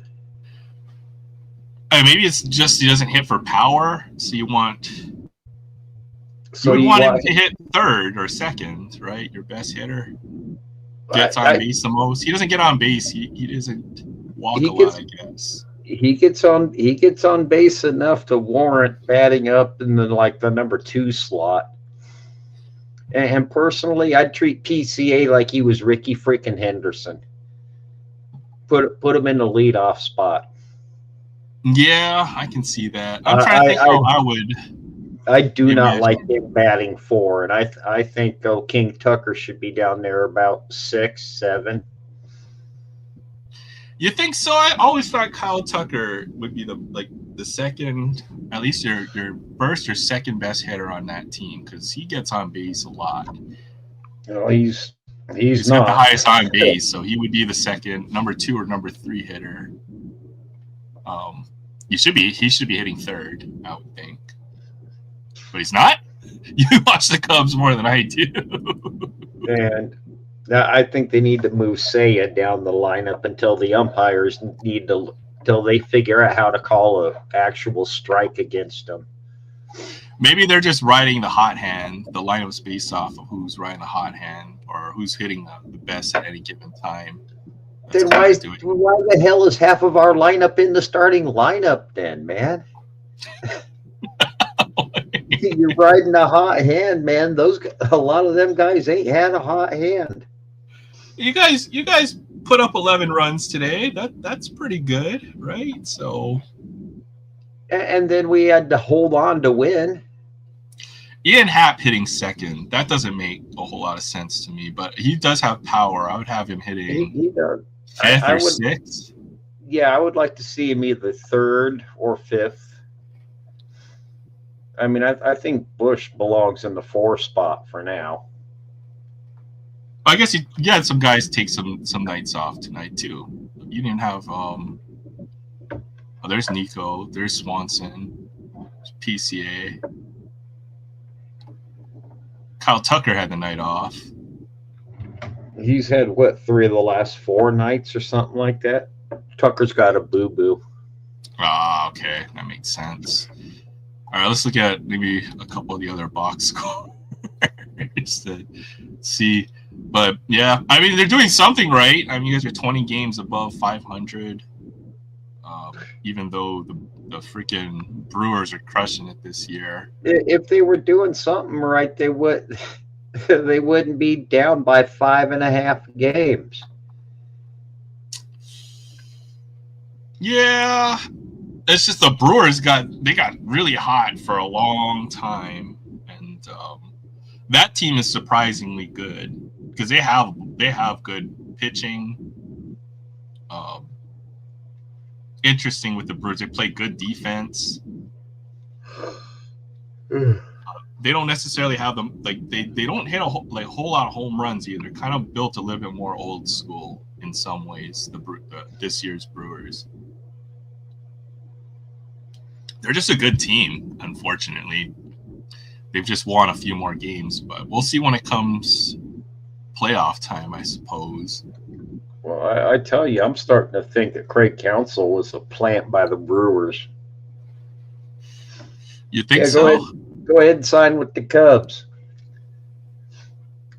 Michael Rucker is on the Cubs. Jay can go watch him. Hasn't played in the majors for 2 years. Dang. They're just down the street. Well, within walking distance, if I'm feeling up to walking for a half hour. Yeah, that's quite the walk. The half an hour back, I'm guessing. Yeah. Yeah, you don't have a whole lot to complain. Oh, well, he was complaining about the Packers earlier, how they only made the playoffs last year. So Jay's got high standards for his teams, man. You're damn right. I got high standards. Paying all these motherfuckers millions of dollars to go out and play a kids game. You better win every freaking game. My defense better catch every pass. My defense better have every freaking fumble recovery. I'm surprised the Diamondbacks are still kind of in the hunt still. I'd be a terrible owner. Considering how much they gave up before the trade deadline. They trade away all the pieces that could have gotten them to the playoffs, is the way I see it, unfortunately. But yeah, I don't know. The Diamondbacks I thought would be a contenders this year. At least Zach Gallen had a nice pitching outing. 6 scoreless a couple days ago. But it's going to be hard since it's so late in the year. Basically, they have to win probably 8 out of 10. 8 out of every 10 that they play in order to get to the playoffs here. They've got a lot of ground to make up this late in the year. Looking at the standings, we're still in the playoff hunt, though. That's all that matters. So any team that gets hot has a chance.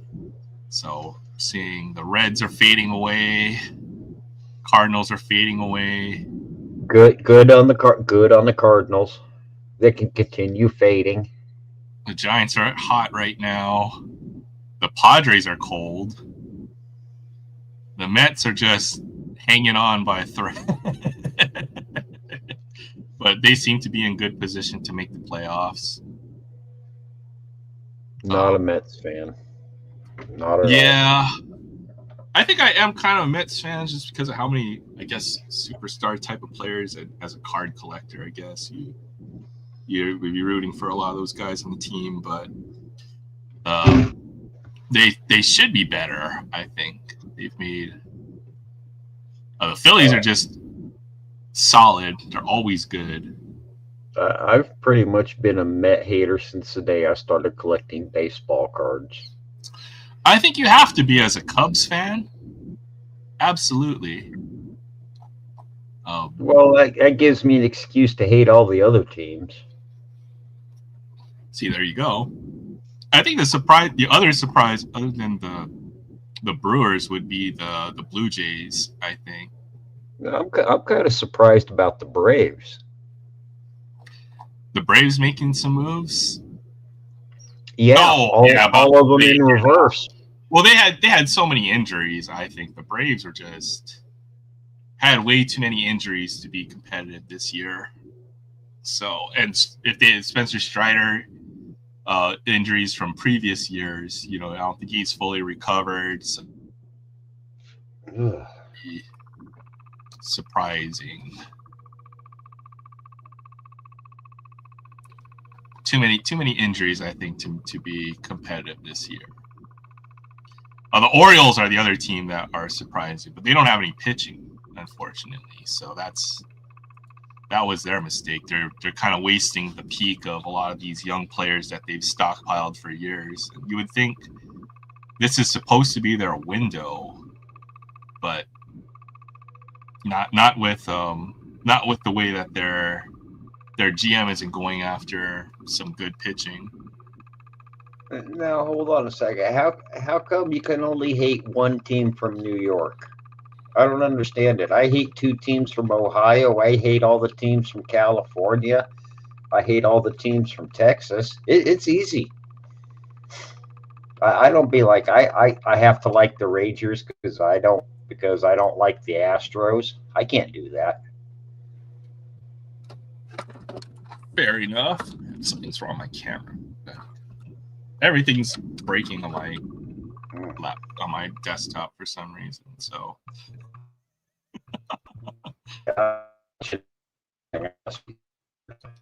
Oh, and I'm lagging out too. Yeah, both my cameras are frozen now. I'll figure it out. Jay's lagging out. Can't hate the Mets because I totally hate the other New York team. Yeah, I think that's. Oh, sorry. What are you saying, Jay? It's easy to hate both teams from New York. The Mets are the lovable losers in a lot of ways, though, right? There ain't no lovable about the Mets. Hey, what's up, BC? Good to see you. Hey, what's going on? What up, man? Not much. We're just talking some baseball here. Oh yeah. Now that the playoffs are right around the corner. Now you see that you're now outnumbered by Cubs fans, Aaron. Oh well, when you're in the presence, and you just kind of have to morph and become a Cubs fan for a little while. So yeah, why not? I mean, I like the Cubs. I think they're a great team. They're going to be fun to watch in the playoffs this year. So yeah, it's going to be fun. I'm hoping we can catch the Brewers. Oh, I love my Cubs. Oh, we better. Well, I'm not happy that the Brewers were in the National League. I saw a score earlier. I wanted to bring the Astros back. What are you saying? Did the last I checked, the Pirates were beating the Brewers 2-1, but I didn't see who ended up winning. Good. I want to see the Brewers lose. Oh, I hate the Brewers. I think I hate the Brewers more now, or at least this year, than I do the Cardinals. The Cardinals suck. I don't think you would hate the Cardinals more because the Cardinals have always just had like this way of sneaking in for some reason over the last few years. It's been the Brewers for quite a while that have won the division. So, but the Cardinals, they're not good at all. I hope it stays that way. I But- think they kind of finally broke down after many years of success, I guess. And yeah, they haven't been good for the last couple of years. Well, the Cardinals are kind of like the Cubs. They don't like to spend money, but they're able to build within through their farm system and things like that. So that's been their bread and butter. They develop players and who make it to the big team and pick up a few players. They just don't spend money. Yeah, Not that's like- the best way to put them. Not like They the haven't had a whole Mets. lot of success with their farm system. Sorry. I mean, look But- how much money the Mets have spent. Good grief. Oh yeah. Well, that's probably why I think a lot of folks hate the Mets is because they've spent. They're like one of the top 3 or so payrolls in the league, I think now, or something. They're maybe right behind the Dodgers or something like that. They might be number. They might be number 2. So I'm trying to check the score here. I looked it up. The Brewers won. Oh, 5. screw them. I mean, yeah, nobody likes the Brewers. They're a bunch of nerds. Yeah. What in the world?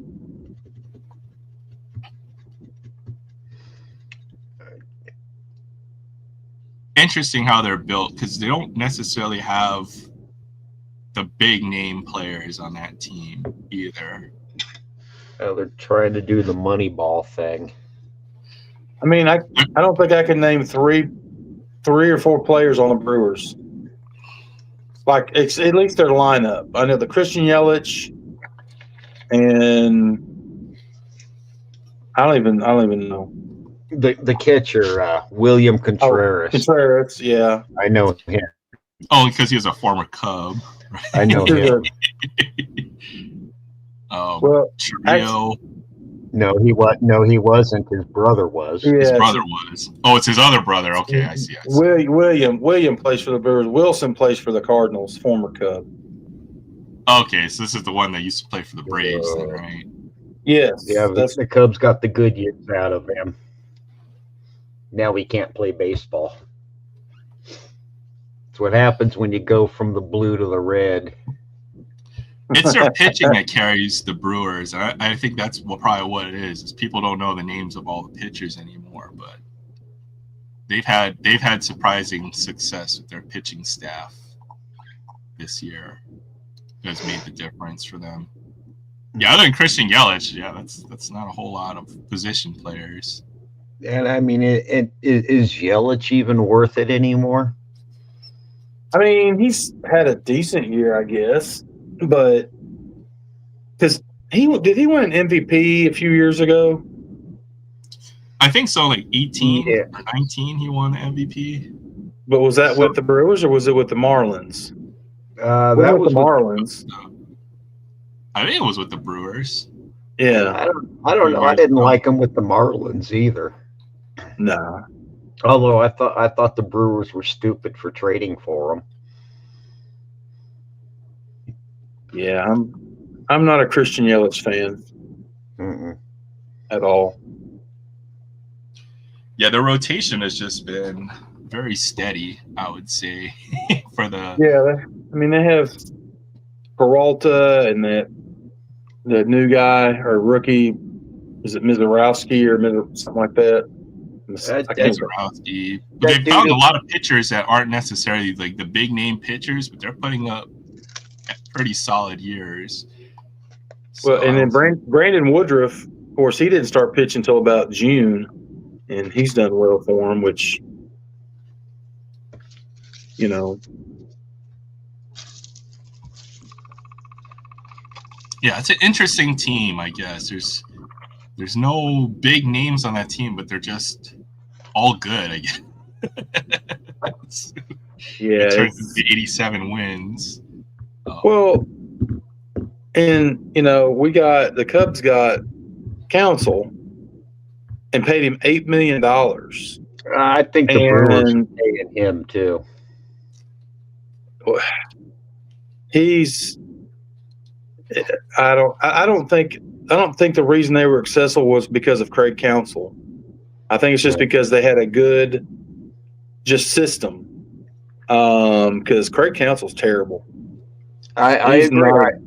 I think he's on the Brewers payroll. I really do. He might be. He might be. But yeah. As far as I'm concerned, he's better than Rossi, who never should have got the manager job. I think David Ross was in the running for a manager's job at some point, but I don't guess he's been hired by anybody.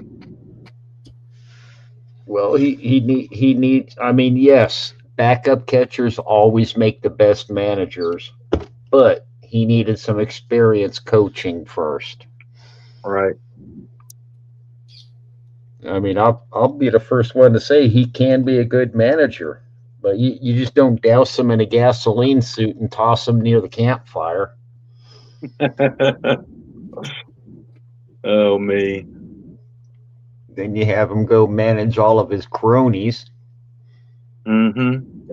That's not good. Sorry, we're trying to fix. Oh yeah, fix my camera. Awesome.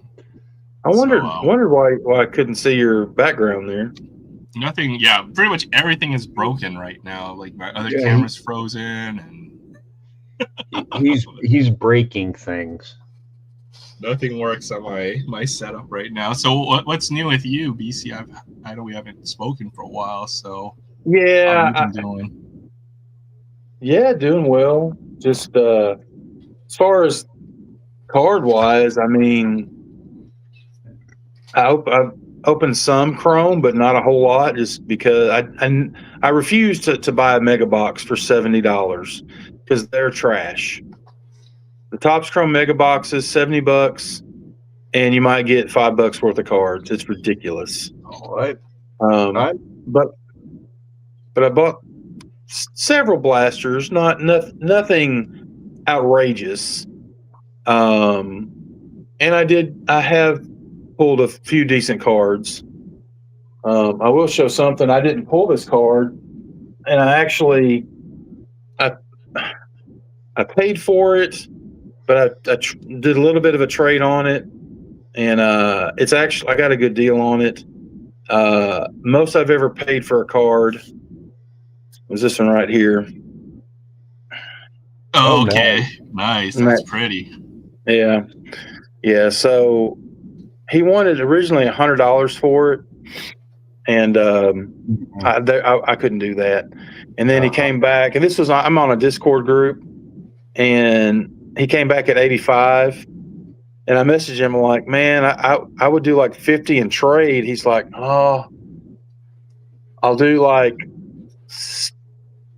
he said, I think 75 or something like that, 70 or 75. I can't remember. So I ended up doing like 70, maybe it was 75. I can't remember.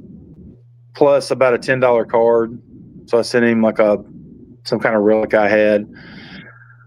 And I thought, well, I had the money. I had sold some cards at a card show. So I'm like, why not? And the thing about it is probably come off season, like December, January, you probably get this car for like $40. Probably. Right now it's sold for around 100, but I may get this graded. The only thing, I think it looks a little fat right here on this border. Yeah, other than that, it looks good. Oh, yeah, that's a good one. That's Matt Shaw, by the way. Troy. Yeah, Matt Shaw. So who's that? Your autograph over. Your autograph next to Ricky. Oh, that's Ernie Banks. No, the other way. Oh, Ryan Sandberg. I guess it is. Yeah. I got this one from Greg Clark, a Glove and Beyond TV. He just sent it to me. He sent a bunch of stuff. Here's Adam. Yeah, what's up, What Adam? up, man? What's up, Adam? I'm gonna boycott of this year's products for 25. They're kind of trash. Like I haven't bought any. I bought one blaster chrome, I think. So I bought a lot of flagship, but you can get blasters for $25. So I think I bought one hobby box. Let me see. No, I got one hobby box of Series 2, and my hit was a Kevin Alcantara Real One Orange Auto out of 25. oh, that's not bad. It's a nice Yeah. pull. Yeah, so I got my money's worth out of it. If you can get the products from Tops, that's the cheapest you're going to get them. Doesn't matter what you're talking about.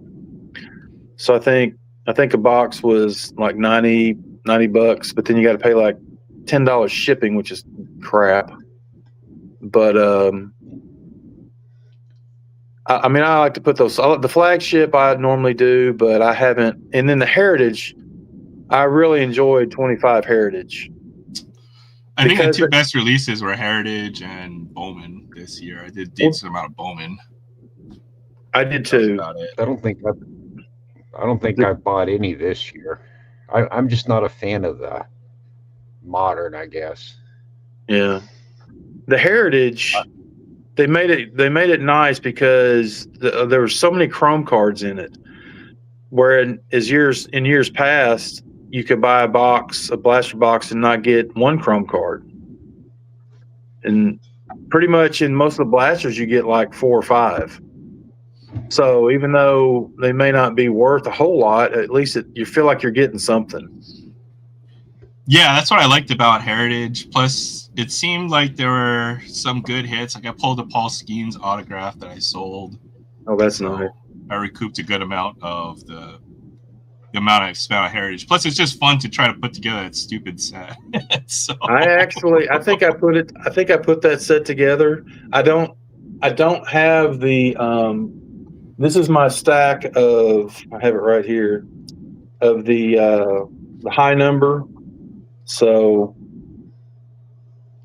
of course it starts at 400 or 401 and then goes to 500. So I still probably need about 25 or so, which would be nice, but they're hard. Unless you can find somebody who's got a bunch.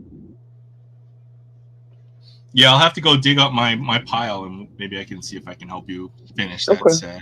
Yeah, because I've got a decent amount too. I know I'm not even close, but I was looking at the collation. Like I got like triples of some, and I just can't pull certain ones. It's just that's how it goes. And I never got too many duplicates of the high number.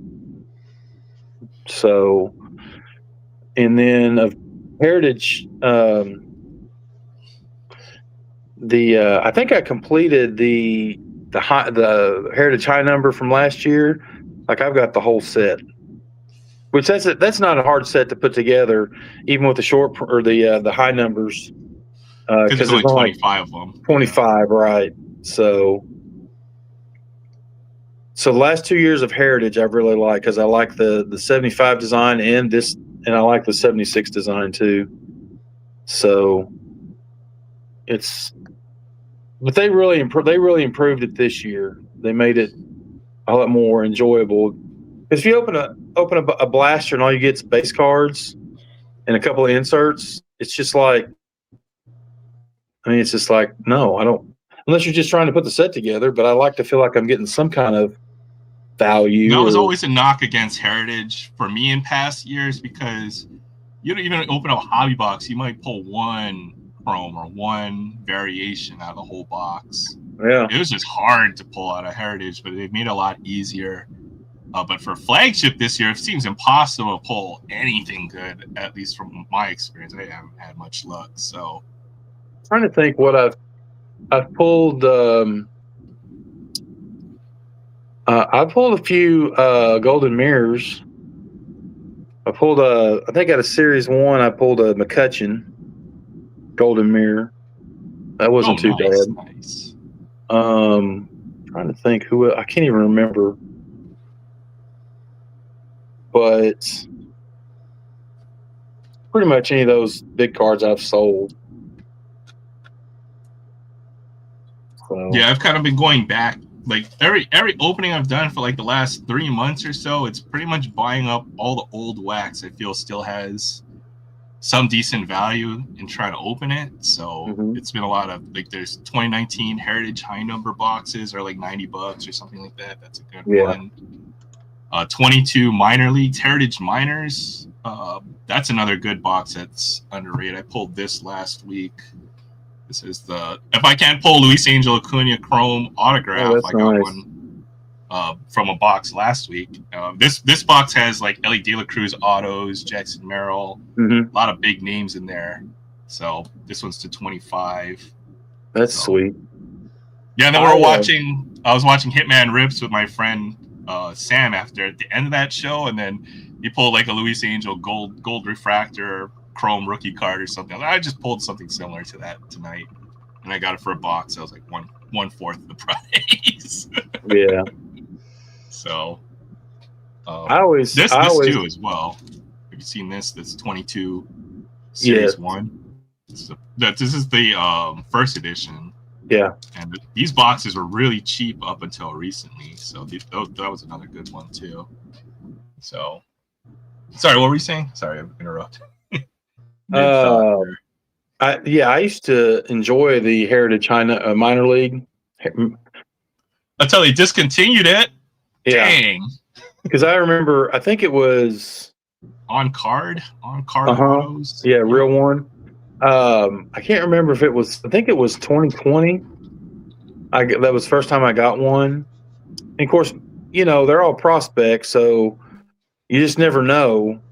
And I pulled a Corbin Carroll on-card autograph out of it. And at the time, I'm like, I don't even know who this guy is, because he wasn't a rookie till 2023.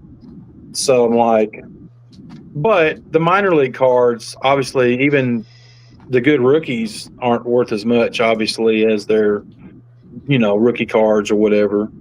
So I think I sold it for like $60. And then I recently sold another one.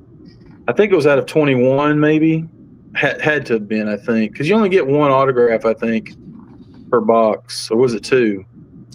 It depends on the year. Like this 22 had two autos per box, but like 2020 has like one auto and. Yeah. Whatever year it was the I can't even remember what it was like a booklet, kind of, sort of like the little, it's not like a typical booklet, but it was a folded card. I can't even remember what year it was. Tariq Skubal, and it was on card numbered to like, I think it was it 50, 99? I can't remember. So basically, you open it up, and it was a picture of him on one side, and on the other side, it was his autograph. And I sold it too cheap. Well, nobody would have known that Tariq Skubal was going to be turned into basically one of the top pitchers in the game right now. Well, no, I just sold it like a month or two ago. So what's up, Chris? Good to see you, Chris. All right, well, I'm out of here, guys. It's 11:30. I can't hang with the big boys no more, man. Go drink a Pepsi and come back. No, I'm kidding. I've been working on Pepsi. All right, thanks, Jay. I appreciate you. Yeah, take care. Y'all go away, man. Go Cubs. There you go. But with the prospect stuff is how I pull any of the good autographs. It's the last remaining stuff. So that's how I got Ellie De La Cruz auto, Corbin Carroll I've pulled from Pro Debut. Most of the Jackson Merrill, I pulled a Jackson Merrill auto. I traded for a big Ohtani card for my PC. But even these Pro Debut is going to be more expensive this year. It won't be $100 box. It's probably be $120. You're just seeing the prices on even this stuff is going up too. So yeah, I tell you, tougher and tougher, man. I don't know. I just need to stop, because but they've cut down a lot of the products too. So, what are they going to have left this year? So we're going to have update. There'll be archives. There'll be Stadium Club, and then whatever higher end products Alan and they have. Ginter. Alan and A&G, Ginter. Yeah. And those are your more lower end products. Even though Stadium Club, that's one of my favorites. Like every year, I try to, make that set. And last year, I did well with Stadium Club. Stadium Club was good last year. Yeah. I kind of like the what were the mid boxes called? Like the half box, basically, whatever they're called. Yeah, those are good too. Dang, what are they called? Forgot what they were called. They're almost like a mega box. They have one autograph and then like half the number of packs. Right, 8 packs with one auto. Yeah, I'm getting ready to sell Ohtani booklet. Jeez, so that must be nice, man. That's gonna be Adam's a money. He's a high roller. He's got the nice cards, that's for sure. I'm just a peasant. We're little minnows in the ocean here with all the whales.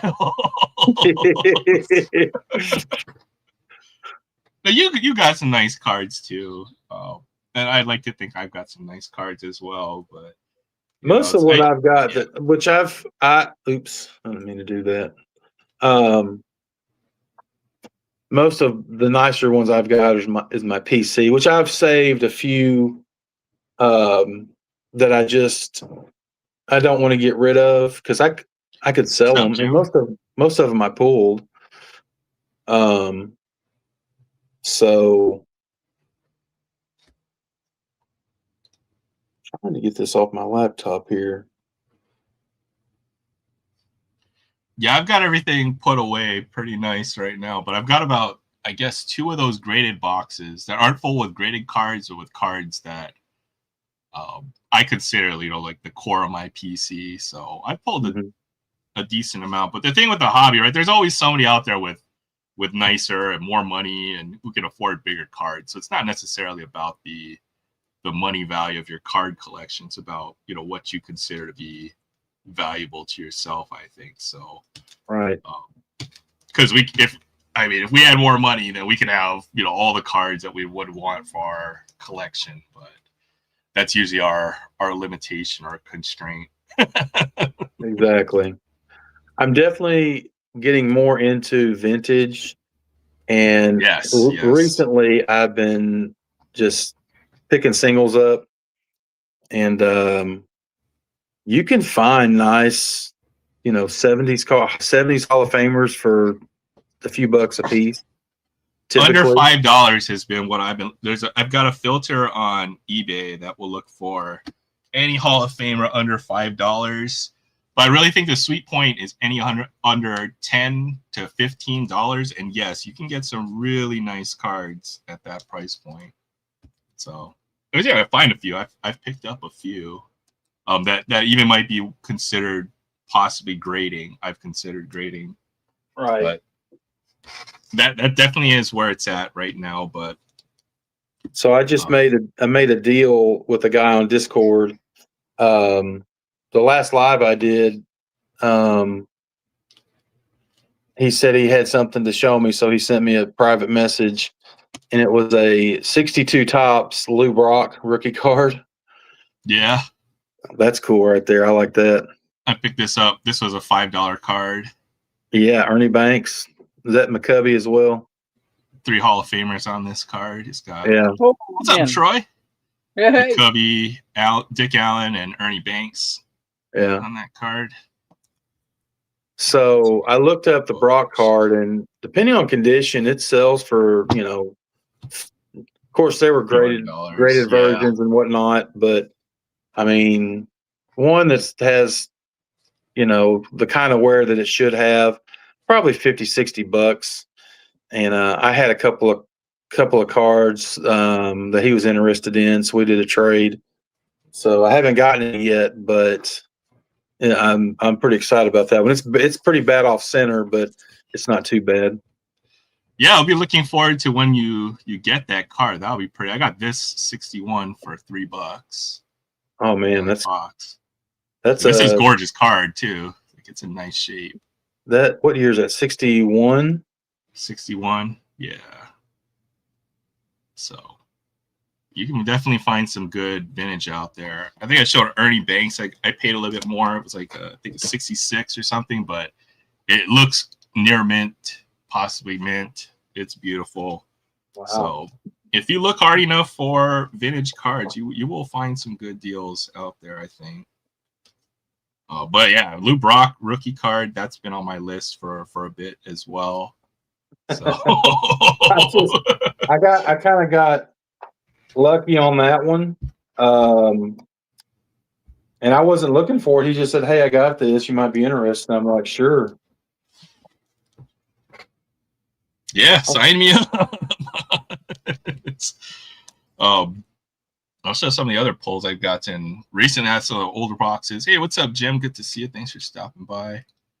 Out of that first edition, Topps first edition, I pulled this Ron Acuna black parallel to 25. Oh, Adam would like that one. It's nice because it has a flagship design as well on this set too. So it's like this would be like basically pulling a camel, which are like unobtainium out of the flagship set. So right, that was one. I got this Heritage high number Pete Alonso action variation rookie card. Oh, that's cool. So this is a big one for my PC. 2019. Yeah, since I do collect a lot of Pete Alonso stuff. Oh, really? Okay. Yeah, that was a nice one. I know Mets, but he's just fun. He's been fun to watch. He's a little goofy, but I like Pete Alonso. I won my first card off one of those Instagram giveaways. I'm glad somebody won something because I've tried. I've never won anything off of Instagram, man. Stroud PSA 10 rookie card. Wow, congratulations. That's freaking awesome. But I saw Troy joined us. Sorry, Troy, we just kind of, but it's good to see how you doing tonight. Oh, I'm good. No worries. I was listening when I was in the chat. Bunch of good stuff flying around. Yeah, I've got a huge Acuna collection as well, and yeah, he has definitely got some money as well. Yeah, I've got like 3 or 4 Acuna autographs. I've got a 101 Acuna autograph, and if that guy could stay healthy, man, he could be a future Hall of Famer, but he gets injured a little too much. Let me unfortunately. I gotta show you something real quick. I gotta find it first. What did I do with it? All right, we'll try one of these first edition baseball packs. This one, every pack has a parallel in here, which is cool. And from what I've seen, the boxes, about every other pack has a numbered parallel in it. So these are pretty fun. We'll look for a Cal Raleigh rookie card. There you go. 2022. We're probably going to pull one. He was a big rookie in this set up until very recently. Kira Kluber. Yeah, there's a numbered parallel in here. Corbin Burns, Max Scherzer, and Walker Buehler. Oh, it's a sideway, but it's a pitchers, so hopefully it'll be a good trio here. Nope. Yeah. Urias, Waino, and Walker Buehler. Oh, maybe Waino. Is that numbered at 50? It says numbered to 75. Okay. Yeah, this is a fun set. I don't know. These boxes, you're around 120. But they've climbed, I guess, since Cal Raleigh's kind of gone on a tear. So, but the number of numbered parallels out of here, this is the best buy as far as the flagship set, I would say. So we could still pull a Cal Raleigh rookie card. Salvador Perez, Justin Turner. Did I just pull? Okay, I guess Corbin Burns had a really good year. Strikeout leaders, and then the non-numbered parallel is the gold foil, which are typically jumbo only. Mm-hmm. So there's Garrett Cole. Yeah. It's pretty nice. So this is fun. This is the kind of stuff I've been picking up lately when I do open stuff. So yeah, let's see. Sorry, switched over for a bit. Did you find it? Yes. Okay. So a guy that I work with, he had told me in the past that he had a bunch of cards from when he was, I'm a little bit older than he is, but he was collecting probably in the 90s and whatnot. And it was down in Florida at his mom's in a storage unit or something. And she ended up passing away. And so I guess they were getting stuff out of there, and he brought a bunch of it back. And he was like, I don't know, I don't really want this stuff, and I didn't interested. And so I went and took a look at it. And there's a lot of like junk wax and stuff, but he had some other cool stuff. He had some sets, and he had a lot of like figures and stuff, starting lineups, and some other, a lot of cool Michael Jordan stuff. But he also had he had some signed baseballs. So he had, who was it? Nolan Ryan. And then one of them was a Willie Mays. And he had COAs on. I can't remember what the other one was. So, wow. Yeah. So I told him I would be interested in the Nolan Ryan, but he hasn't really given me a price on that yet. And then I was looking through some other stuff, and I saw something, and I said, "That's really cool. Is that real?" He's like, "Yeah, it was." Like a TTM, or you mail him and you get it signed, or you get this. It's like a promo card. It's not even really a card. And I was like, man, that's really cool. He said, oh, we can have it. I'm like, really? And at first I'm like, is this even real? But this is what it is right here. Oh wow. So I wouldn't be surprised. It's not like a trading card, but I imagine I know Nolan Ryan does a good amount of signings, so maybe it's like he does. And so if you know Justin at Three Good Nerds, he's a huge Rangers fan, huge Nolan Ryan fan. And we looked at it and he said, well, it looks pretty correct except for the L in Nolan, because he normally has a looped L. And so I'm like, surely someone didn't just do that. So I looked it up on eBay. You can find probably 30 examples of this for sale. Obviously, it's not authenticated, but you can buy one of these on eBay for $30 to $50, depending on who's selling. But someone said these are like circa 1990, 1991. And of course, he's always signed through the mail, I guess. He's had a foundation for years. And so, I think it's legit. And I did find 2 or 3 that the L looked like that. So I'm pretty sure this is legit. Yeah, So, I would say so. I mean, it's a little bit scary now, especially given some of the news that they've had about the counterfeiting memorabilia and signing and stuff. You never know for sure, but it's close enough for me. As long as you're not looking to sell it or whatever, I'm pretty sure that's I would count as legit. Adam says it at $75. You can get Nolan Ryan autograph through his foundation. I know you sign up through the website, and you pay your $75 online, and then you send the card. What year is this, Adam? Is that what you're saying? I have no clue. As far as what I've researched on eBay, these were issued, or he was signing these back in the early 90s, I think, when he was actually with the Rangers. But it's not a baseball card, or printed by some baseball card company. It's just like a promo card. But there's a bunch of these on eBay, and they all look the same. I mean, obviously there's variations in the signature, but yeah. I don't know how I could get that authenticated though, because I don't think, as far as like PSA or SGC, I don't know if they could do that, because it's not through any They do. type of company. JSA. They do. They authenticate. JSA, right? It would have a COA with it. Yeah. Send it to JSA. JSA will authenticate it and stamp it and give you a COA for it, or even a letter of authenticity. Okay.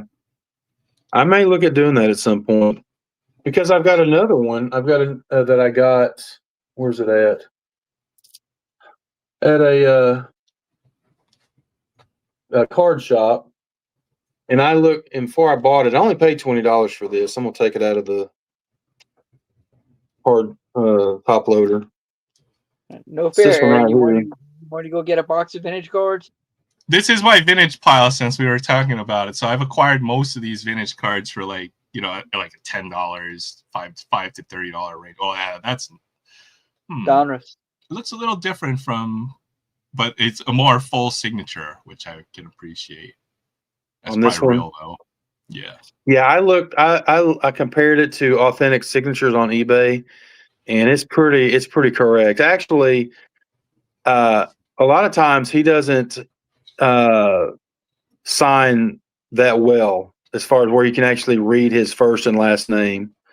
And I only paid $20 for it. I thought, even if it's not, I mean, I only spent $20, but I think that's an in-person, just an in-person autograph. So Yeah, that looks. You can get these authenticated by any of those companies, even if they don't have a COA or anything like that. right, and I know I could get that one slabbed. I think that might be a little oversized, but it's pretty spot on. And I can tell it's a live signature, just based on the especially right here where the pen kind of fades out a little bit on the J and Junior. So if I dig, I could find my Cal Ripken, but it's signed differently with the shorter form of his right. signature. So, I looked at a lot, and you don't find many that look like that. No, but you can find some. So he took his time on that one. Possibly from earlier in his career. Like, for example, there's a Pete Alonso autograph, and he signs it differently. Like, it's got a more full signature on his Bowman cards, and then as he progresses through his career, his signature got a little shorter. So, right. Or I bought an Allen Iverson autograph for like $10 at a show that had a golden COA, but his signature changes so much that it was hard for me to tell if that was real or not. Even so, it varies. Usually, I guess the autograph authorities or the companies that will authenticate it know better. I guess they've seen enough of them or enough variations to know whether it's real or not, supposedly. So you can try. Here's that Ernie Banks I picked up. I bought this for like $20, but it was in just such nice condition that I couldn't pass it up. I'm not sure if I had. What year is that one? This is 66, I think. Yeah. I would say this is near mint to mint, though. It's just beautiful. Good. Yeah. I have anything. Yeah. Oh, go ahead. I'm sorry. I've been trying to pick up some Banks. His are a little high, depending, especially if you're at like a card show. If you go to a card show and there's vintage guys set up, they're pretty rigid on their prices sometimes. It's hard to get good deals because a lot of the vintage guys, they don't believe in eBay. They look up the Beckett and they think that's what it is. But the last card show I went to, I was able to, sell some cards so I could, and I didn't go hog wild, but I thought and I didn't really buy anything too much. So I'm like, I want to, find a nice vintage card. So this is what I got. That's that's nice. 56. 56. And the corners are pretty well rounded, but it doesn't have any creases. And I think he sold it to me for 55. And I looked it up on eBay. This is his third year card, so his rookie is 54. He had a 55, which is a landscape card as well, and he wanted 65 for that one, but it was in rougher shape. So I opted for the third year card in better shape. And he also had the 54, which was pretty beat up, the rookie card for like 900. So I had to pass on that one. But then I've got that understandably. Right. And then this one's the 59. So that's nice too. Actually got this one from the Card Wolf. He just sent it to me. I couldn't believe it. He sent me a 59 tops. So I've got like 5 Ernie Banks cards. So I'm working on it. It'll take me a while to get his full player run as far as, the old cards, but I'm working on it. I mean, anything from the 50s, if it's above like a 3 or a 4, like it's big money. So I wouldn't worry too much about the condition. Right. Sometimes it's like you got, like, if you just want to collect the cards, then sometimes you just got to settle for a little bit less. It's the OPG, Ryan Sandberg. That's awesome. Brock. This one I've had since I was a kid, this 81 Donruss Ricky.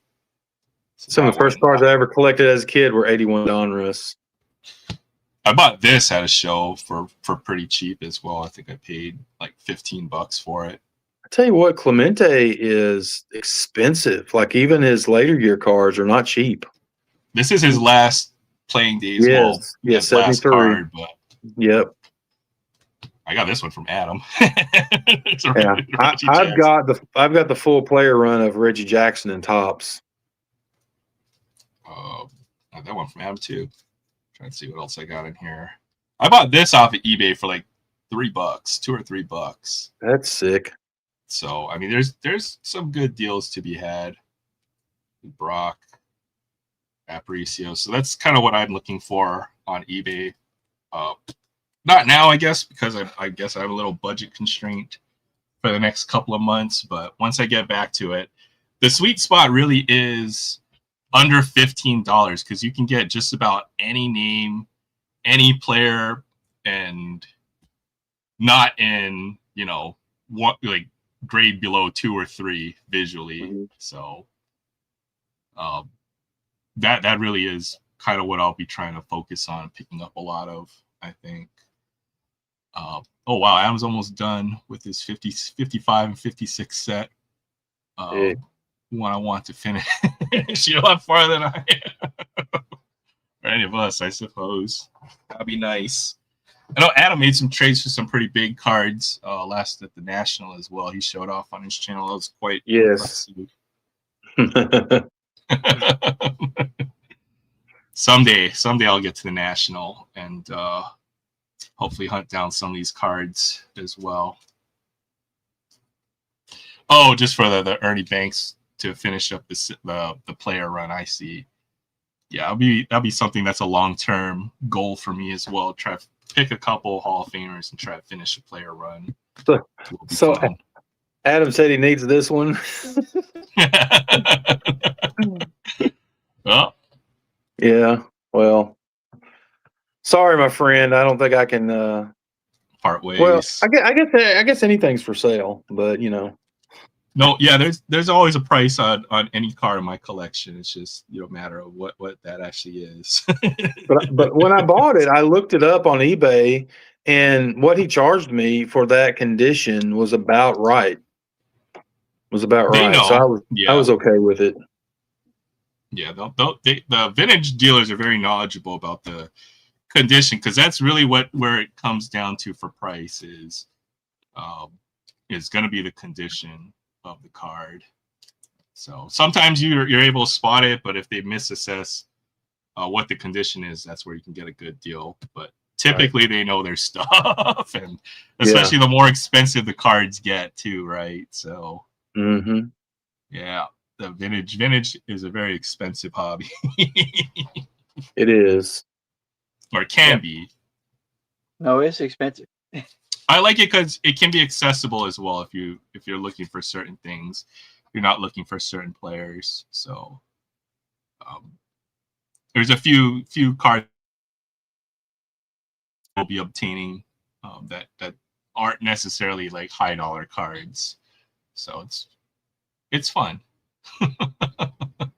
So my recent purchase, which I haven't gotten them yet on eBay, I was looking at some Thurman. I don't have any Thurman Munson cards, so I picked up his 75, which they were not.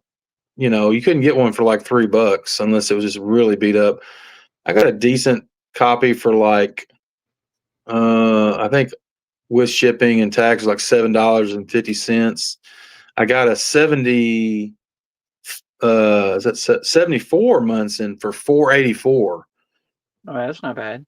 And it's in good shape. I picked up a Sano, which is not in his Cubs uniform, 75 for like $2.39. And what else? Willie McCovey 75 for like $3. So I mean, you can get some decent stuff for not a whole lot. 70s, you can get a lot. Anything, even in like near mint or excellent condition. 60s stuff, anything VG to excellent, all in that price range, around under $10 or so. Right. So lots of stuff to collect. I'm just finally dipping my toes into the water, and it's all thanks to all of the guys that I've met through here. It's like they're very knowledgeable about those types of cards and stuff. Right. So it's been helpful. Hey, what's up, Fabian? Good to see you, Fabian. Hey, Fabian. Trying to think. Most of the cards in this pile were all under $10 or so. Yeah. So might try to grade a couple of these, couple of gems that we found in the rough. So along with the banks, I haven't really been lately. Of course, I'm a Cubs fan, so you look at, obviously Ernie Banks. His cards are going to be the most expensive because it's the older cards. But then you look at, Sano, Billy Williams, Fergie Jenkins, and so they're pretty affordable. And I've been able to get. Let me see if I can try it here. Just to go back about Thurman Munson, I think he may have a chance to get to the Hall of Fame at some point. Right.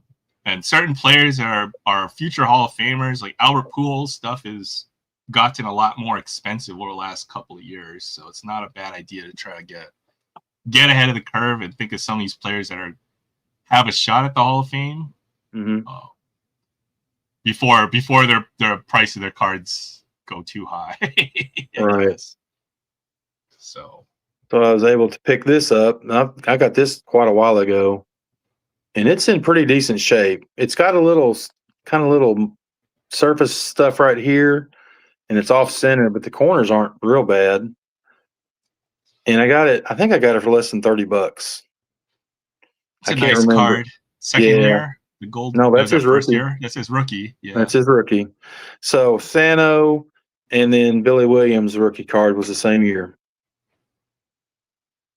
On my vintage stuff, I'd definitely take sharp corners, on a card. Right. I'd rather have centering than corners. I'd rather have it, sharp corners versus off center. It's difficult to find anything centered that's especially the 60s. Yeah. But they all come out crooked or cut off.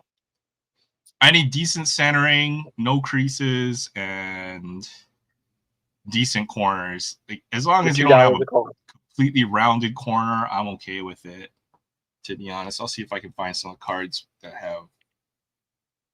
Adam saying this one has pretty poor corners, but has good centering. Right. 61. The corners are dinged up, but I think this looks better than a card that has extremely poor centering. This is a White Sox. I can't read. It's actually the Cardinals. Mini Minoso. Oh, Minoso. Cardinals. Adam saying Juan Marshall's rookie is in 61, I think. Is that what you're saying, Adam?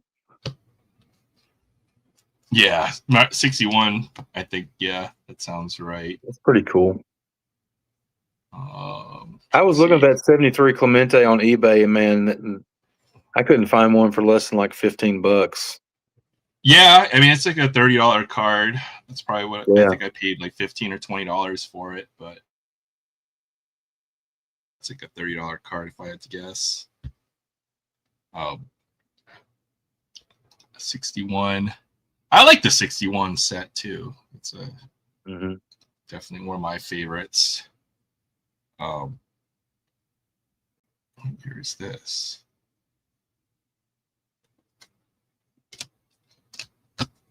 But it's been hard. You only come across it, and it's not like it's almost like opening packs in a lot of ways. When you find that right card or whatever, or the right deal at the right price. So it's been It's been fun. See what a 1961 Juan Marshall goes for. I mean, always Hall of Famer, but probably not too bad. Card is a no CE card. Trying to figure if that's nice or if that means Oh wow. It's I guess it's kind of a special card. They did reissue it in 2022, I think, for the 50th anniversary. So you could get that one in Mint 10 for probably $1 or $2 if you just like the card. Man, Marshall's rookie card's pretty high. Because I know Sando didn't go for that much. Or I don't think he does. I was looking at a Cepeda rookie card as well. Mm-hmm. And then he passed away like the next week. So I missed my chance to get a Cepeda rookie card at a pretty reasonable price. All right. Yeah, I love the I mean, everybody loves the 52 top set, but yeah, nobody can afford cards. Yeah, man.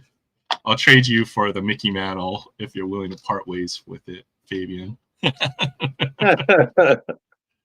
But just let me know. No pressure.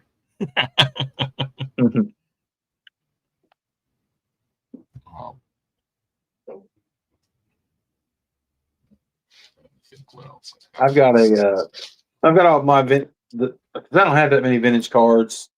Just what singles I've picked up over the last couple years, and I've got this binder. It's like a briefcase, but it's got the pages inside for top loaded cards, and so I've been pulling them out of here. So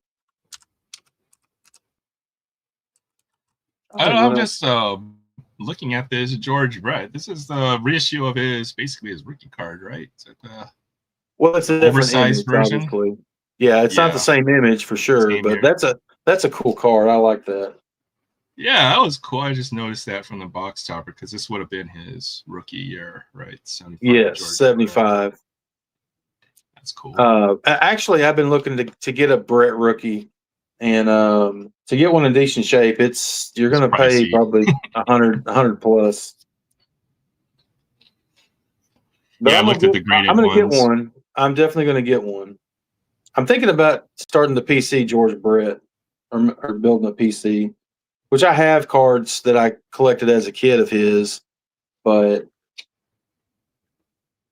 doing like a Topps run or whatever, that'd be pretty cool.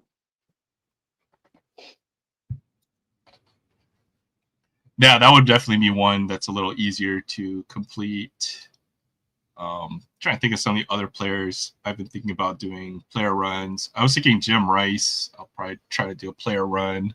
Right. And then maybe Minnie Minoso as well. Yeah, Robin Yount as well could be another good one I was thinking of. 58 Cepeda TTM. That's freaking crazy. That's amazing. Vintage is where it's at though. Modern cards too hard to pull these days. I had fun for the last. I still do enjoy opening packs, but definitely have to be more thoughtful about it. Right. Yeah, this year's flagship was just too brutal to me. I was like, okay. Just you could open blasters or even a whole mega box, and they even reduced the number of inserts, so you're better off just buying the complete set at the end of the year. Found this card at a card show for like either $1 or $2. I can't remember. And that thing, if it was centered, it would be almost mint. I couldn't believe I got that card for like it might have been in a dollar box. I mean, his rookie was probably what 69, 68, 69. And this is a 72. I mean, it's off center, but I mean, it's got sharp corners. And but yeah, and of course, I could send this to him to get TTM'd. Actually, it's got a little thing. I didn't notice that. I just felt of it right down here. It's got a little bit of a crease, barely. But anyway, nice looking card. You can't. I mean, for $1, that's a no-brainer. It's a no-brainer. I love the dollar box and 50-cent box. Like, I got a Cal Raleigh Topps Chrome Black rookie card for 50 cents a couple years ago. So yeah, you made that on that deal. $25 card now. Yeah. So, you know, if you hunt that dollar bin, you pick out like 10 or 15 cards that you like. You just need to hit on one of those, and then that'll pay for the whole stack. So, did I do week one? Well, I talked about fantasy a little earlier. We can rewind on that, but we could talk football. I suppose at some point. All I know is my Raiders, we play the Patriots, and that's just going to be an ugly game to watch. But as a Raiders fan, I will suffer and watch my Raiders win on week one. That's what I'm hoping. You have a football team that you follow, or mostly just baseball? No, I follow football. Miami Dolphins. Okay, yeah, Dolphins are another. They're another.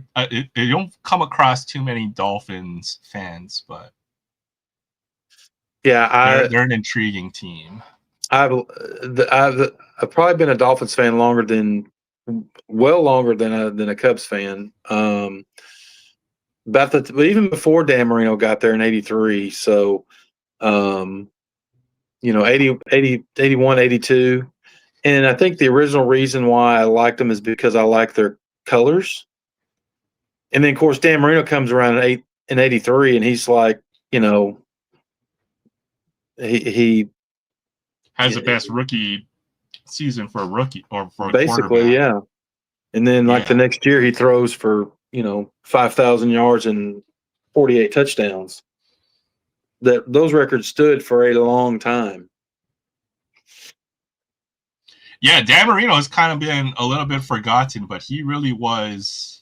He was the man for all those years. The Dolphins were. Fabian said, "Bring back the old Miami Dolphins logo." I agree. This one right here.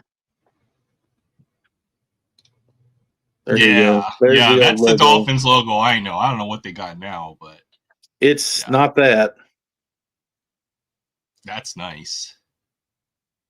Yeah, Abs his own super. I think was that 84 or 83? I can't remember. And it was the Redskins. 83. Was it 84? The John Riggins Redskins, I think, is the one that beat them. Which is ironic because that's the team they beat to complete their undefeated season, I believe.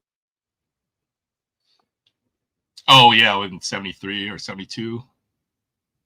Yeah, I think it was. They won back to back in the 70s, and those are the only Super Bowls they've won. I want to say, I don't remember. I'd have to look it up. Wait, when did the Dolphins change their logo? Yeah, if you look up their new logo, it's not that. It's more. I mean, it's similar, but it's not the same. The Dolphin is more. wouldn't say modern, but I don't. Well, I'll have to look it up too. Yeah, bring back that old logo. That's the one thing I love about the Raiders. They have never changed their logo. Right. It's the cross swords in the back. It almost looks like a skull and crossbones. I love it. Just I wish we were a better team, but we'll see this year. Yeah. Just that division is always stacked. The problem with the Patriots or the Dolphins, they had to play with the Patriots for the last 15 years. So yeah, I hate the Patriots. They've had their moments, though. I will say, every once in a while they'll surprise and beat the Patriots at just the right time. So right. So this is what their logo looks like now. Oh, okay. Yeah, I looked it up. It is different, but I do like the older one. Yeah. Everything modern now is just so bland. Cartoonish style logos. Like the new Cracker Barrel logo.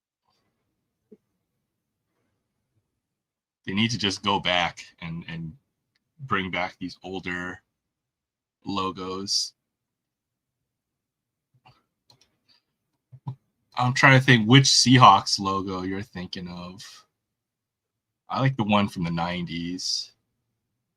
It kind of is the same. It kind of is. 72 was undefeated season for the Dolphins. Yeah, 72. But that's when they I think it was the Redskins. They beat them 14-7. Yeah, it must have been. I think 84 was with the Raiders' last Super Bowl win, so couldn't have been 84. Yeah, Eli Manning. That just for that one game against the Patriots. Where the Patriots were undefeated. I think my boss at the time said, "You know what? I think the Giants win." And he was right, so it came true. He's beat the Patriots 2 times. Otherwise, Tom Brady would have even more ridiculous, be even more ridiculous than he is now. Yeah. That era quarterback was just so good. Eli Manning he is a Hall of Famer, but he's going to get overlooked by other quarterbacks from his era. Obviously, Peyton Manning, Tom Brady, but there are so many others, like Drew Brees, Ben Roethlisberger. Like that era quarterback, it was very. There were so many good ones that a lot of them will be forgotten.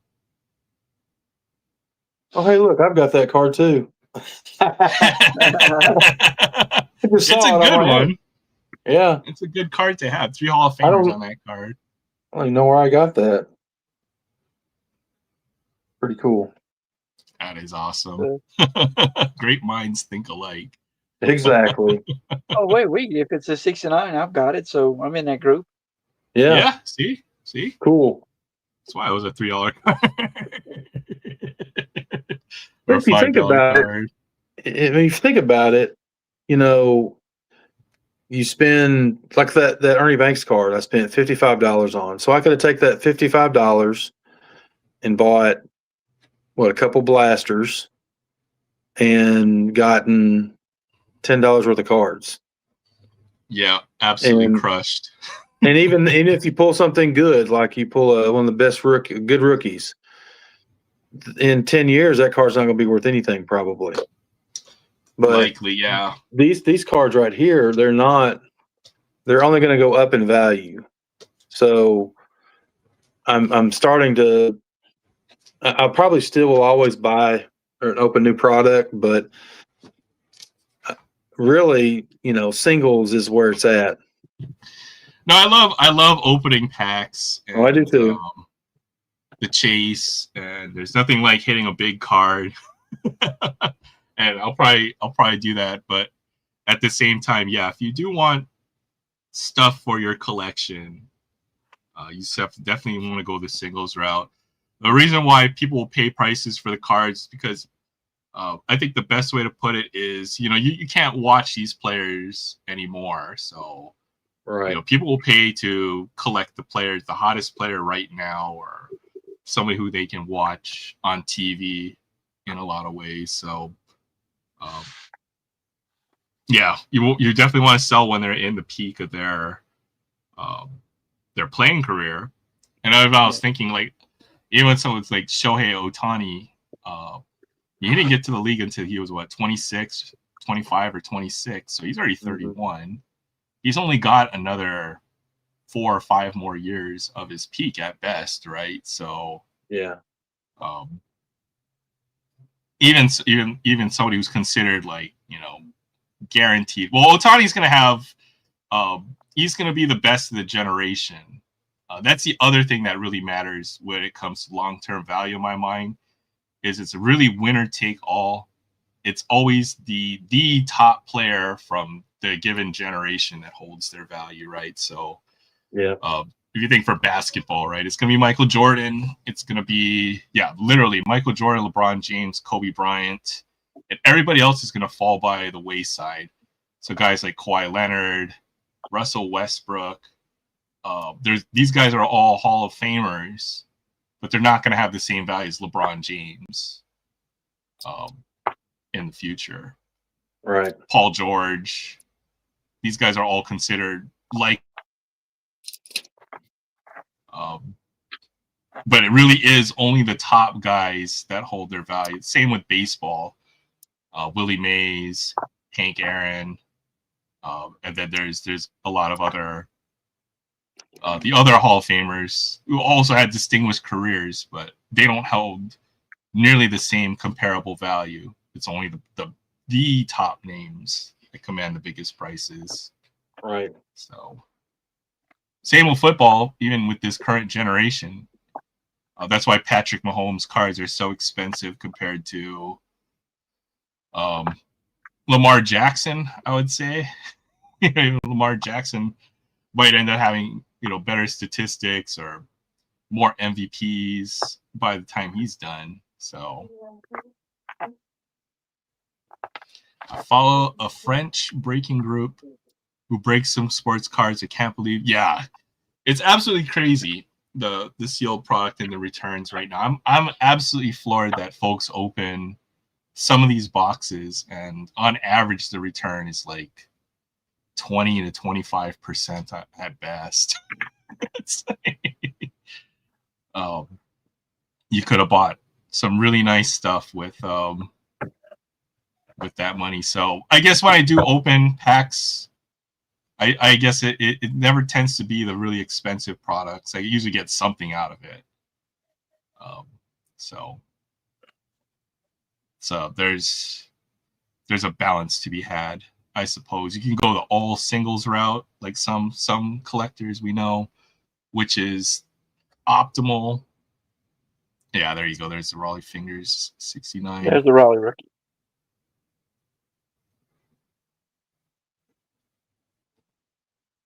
I was actually looking for the card that you guys had. Oh, that's a cool one.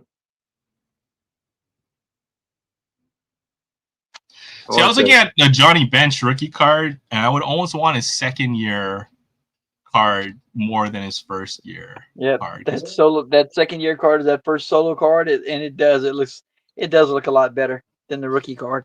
I'd rather have that. I know the rookie card is big money, but if I were to buy a Johnny Bench rookie card or Johnny Bench card, I would probably want his second year card more. Yeah.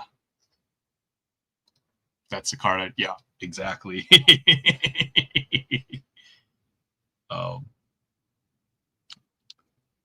I love opening wax. You know that. You guys all know that. That's for sure. That's a nice looking card. Yeah. Well, I've got the 69 box open. Like I said, I was looking for the card you guys are showing.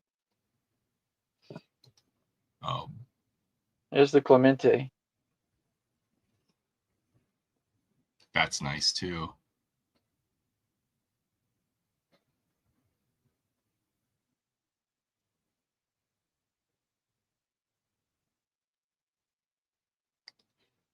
Yeah, Clemente is pricey, and Mantle. Oh, yeah. I'm surprised. I don't know why Mickey Mantle cards are that expensive, but I guess he had the greatest peak of his era. But it's incredible. I'd rather have Willie Mays card. Willie Mays is a top 3 player, top 2, or even maybe in the greatest of all time, depending on who you speak to, but at least top 3 by most. Yeah, I've got that card. yours looks nicer than Don't mine. start. Don't start. Now we were talking about. You see, this one's decent corners, but it's way off center. That one right there is starting to roll a little bit. Yeah, mine's got a crease and one bum corner, but other than that, it's pretty centered. Minor crease. Hey, what's up, Kevin? Random Reads. Good to see you. Aloha Friday. Hey, man, it's been a while since I've seen Kevin. I know, right? Let me see if I can find my freaking. Oh. Let's see if I can find my Reggie Jackson. Oh.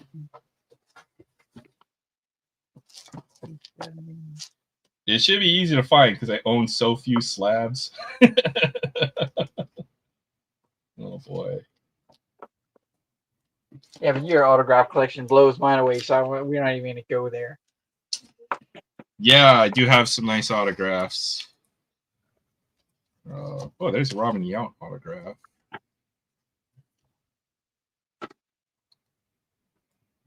And I got a. He's got a nice signature. Yeah, that is pretty cool. Who was that? What's that? I can't. Yeah, I can't see it either on the screen. That's Robin Yount. Okay, that's awesome. I do have a George Brett auto. There's a Frank Thomas autograph. Now, you said you were going to start a George Brett collection. I've been thinking about it. I think about it.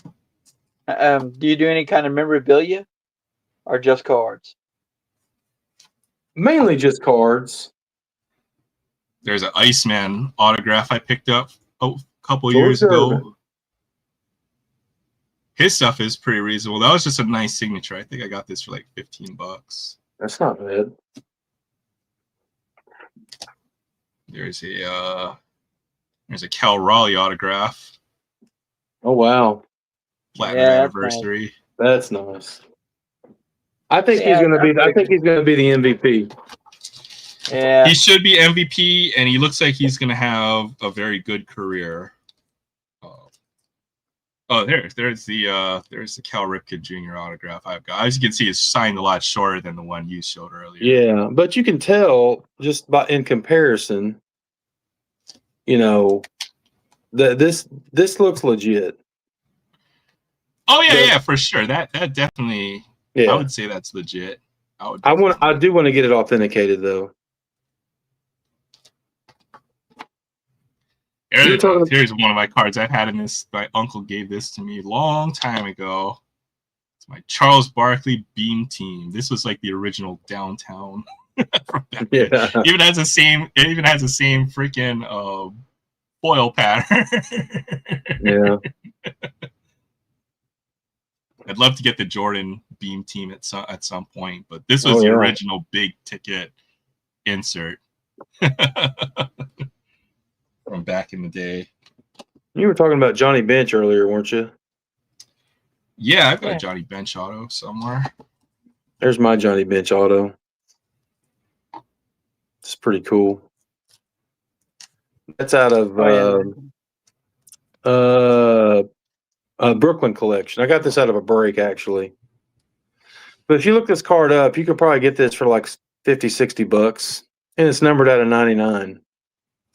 That's crazy. You can buy this for $60, but you couldn't buy a top prospect auto out of 99 for $500. Yeah, it's ridiculous. That Beam Team, the Shaq Beam Team is also probably the biggest Shaq rookie card to have, I would think. I've got to find that. There's my Johnny Bench auto. Can I show mine too? I got it right there. Oh yeah, of course. Troy's got the best one out of us all, though. There's no doubt in my mind.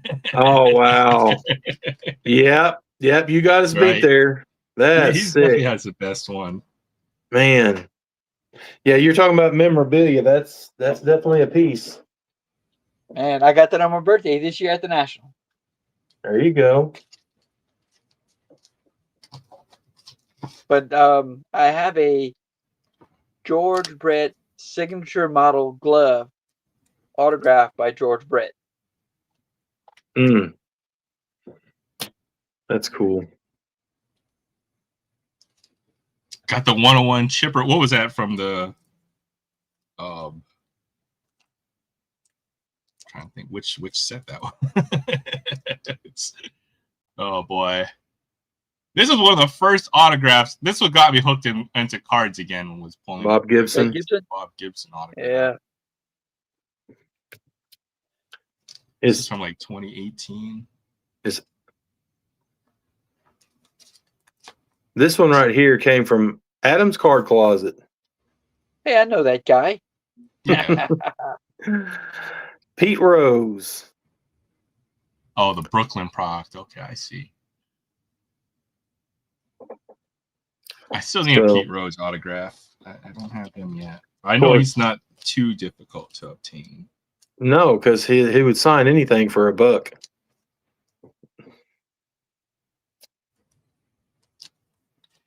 This is one vintage set I want to try to put together just because I love the design of this set. Well, this is like 71, I think. 72 Topps Hockey. I just love this design. This is like one of my favorite card designs ever. They did that in basketball too, didn't they? That same design? Something similar, I think. Yeah. Yeah. But I definitely want to try to build this set. Here's the George Brett auto I was talking about. I pulled this out of last year's Stadium Club. Oh, cool. That's kind of what I wanted to build a George Brett collection around, because I don't think before last year he was really signing too much.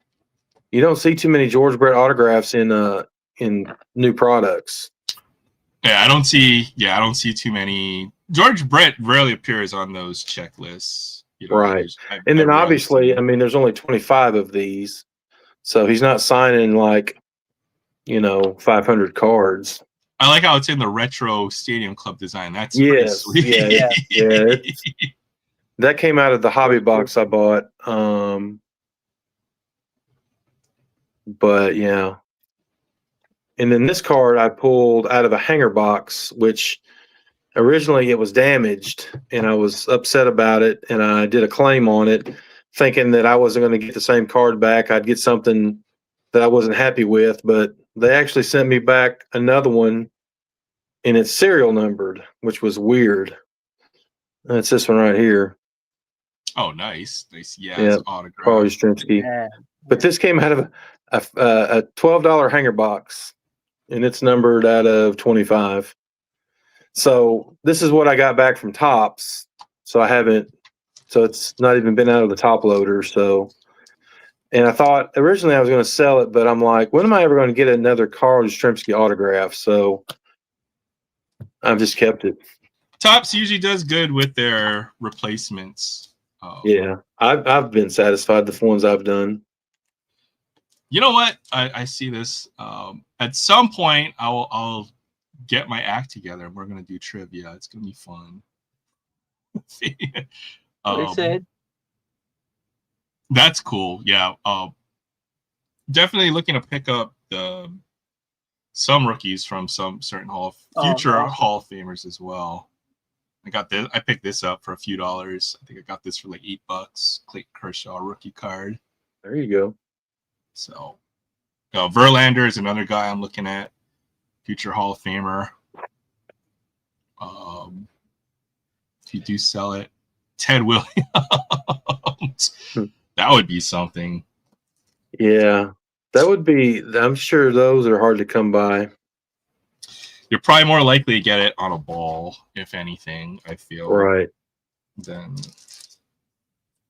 There's a Reggie auto. I won't show that out of respect to Troy. Which one? The Reggie Jackson autograph. Reggie. I've got. Oh, yeah, for And me then, too. Wait, did you hit the Raleigh just a few weeks ago? Yeah, that was another one of the big pulls. So I guess we did 2019 Heritage High Number, and then Go ahead and show them both because they're beautiful. Golly, they're beautiful. okay, I gotta find the other one because it really looks good when you have them both together.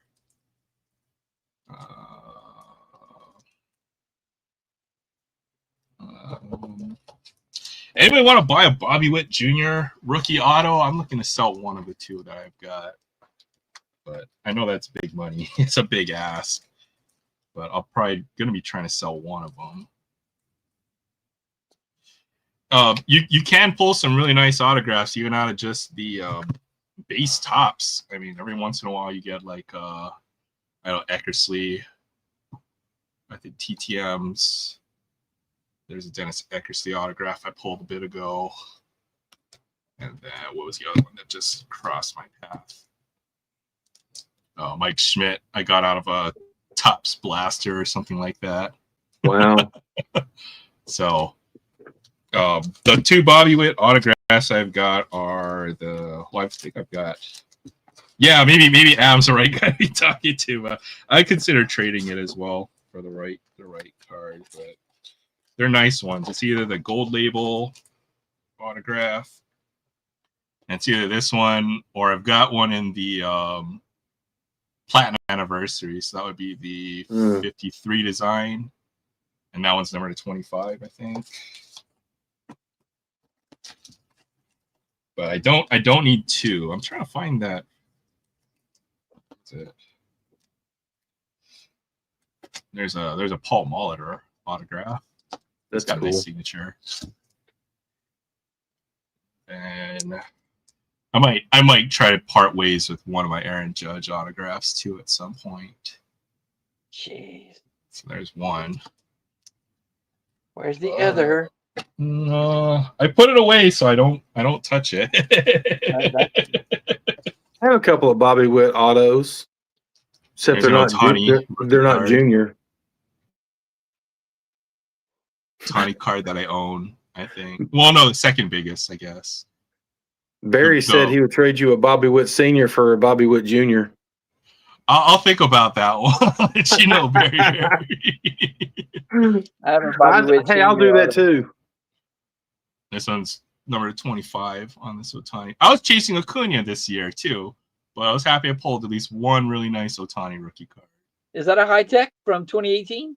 Yeah, this is 2018 high tech orange to 25. Dang. You should build the rainbow. Oh God, yeah. Let me see if I how many bodily organs do I have to sell here? Okay, I gotta find that Raleigh Fingers. Did anybody else have stuff they wanted to show in the meantime? More than happy to switch over. Oh, there's my Wander Franco autograph. Hey, I got Wander Franco on a bat for $25. I'll let you hit rocks with it. This is a card I should have sold. Yeah, Tatis. I mean, it's still a pretty valuable card, but dang, if I sold this one at the peak, I might have a new car. Is that the Gold Wave? Yeah, Gold Wave to 50. Yeah. I pulled this though when Chrome was $100 a hobby box and had 2 autographs, so Wow. I don't feel too bad about holding on to this card. I still do like Tatis. I'll show one of my favorite TTMs, and I got this guy right before he passed away. Brooks Robinson. That's beautiful. I think Yeah. I've got a Brooks Robinson autograph. That's Which at the it's time, nice. I think I've got a vintage Robinson card, but I didn't have it at the time. But this is from like 21 Archives, and I bet when I got this back, he passed away like a month or two after that. So, but just the way that he signed it on and where he signed it and that card is just, it looks so good. I'd like to get that authenticated. It looks a lot better than the other cards he signs on the Right. card. I like that.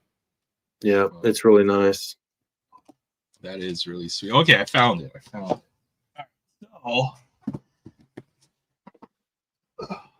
I started collecting back in 2019 again, or at least buying stuff. At the time, I was like, wow, you can get 2 autographs out of a hobby box. You could never do that in 1990 or late 90s, right? So at the time, one of my big hits was pulling this Reggie Jackson autograph. Man. So there it is. It's for you, Troy. No, I show this card like every week now. I covet that card right there. I don't have a Reggie auto, and he was my favorite player as a kid. Yeah, what about this is it's the original card design. There's just a few differences. Of course, the top certified. Right. And then It's a 70 design. But then we're doing Heritage High Number over the last couple of months. So I've got one more boxes in my closet. So I pulled this as well. So man, this is such a cool pairing. Nobody loves you, man. Golly, look at that. That's cool. Yeah, so this is nobody loves you, Aaron. When I write a will, Troy, you're very high on that list to receive those cards. So, there's a cool dual autograph. No, that's not the cool dual autograph. There's a big Poppy autograph. I put it away so I don't touch that card. You need to just have a picture of it to show us the picture. What is it? Okay. Now I have to show it, right? So it's a dual autograph. Make sure you're sitting down. I am. All right. Let's see if we can find it. Let me dig in the box for this bad boy. I hid it away so that I don't touch that card. What's in the other box? All right, give me a moment here. It's a lottery winner card. This was a replacement that they sent me for my Wander Franco redemption that I refused to take any other offer, but I was pretty happy about getting this in return. I bet. Yeah. I was like, oh, I got something.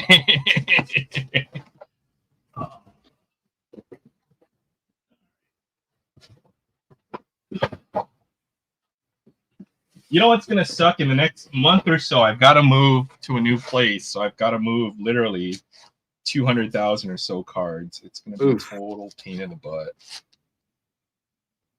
All right. No, wait. That's not it. You got it? Oh, you didn't get it? I put it. Well, flip me up. I'll show my Brooks Robinson auto. Oh yes, please. Yeah, let's see some. All right, here's my Brooks Robinson auto. That's nice. 16 Gold Glove. Mm-hmm. That's insane. 16-time Gold Glove winner. That's seeing what I was saying about getting that JSA. That's yes. So what do they charge typically? Oh, I haven't sent anything in about a year, maybe 2 even. And it goes again with the value of the auto. Mm-hmm. So just like in grading, the better the grade, the higher the value of the card, the more you're going to pay percentage wise, kind of. Right. They do the same thing on autos. I think it ended up costing me like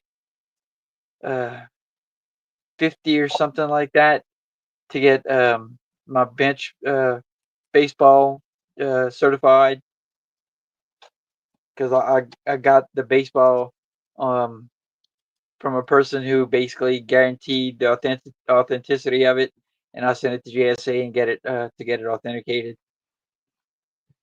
I found it. I told you I hid it away where I couldn't find it. Finally got it. Here we go. Drum roll. Yeah, thanks, Adam. I appreciate that. I've spent way too much. Oh shoot, my camera's frozen too now because I banged it around. Okay, holy. Everything is freezing on my machine. Oh, give me a couple seconds here to fix this. Okay, there we go. All right. Yeah, this is the biggest pull ever in my life.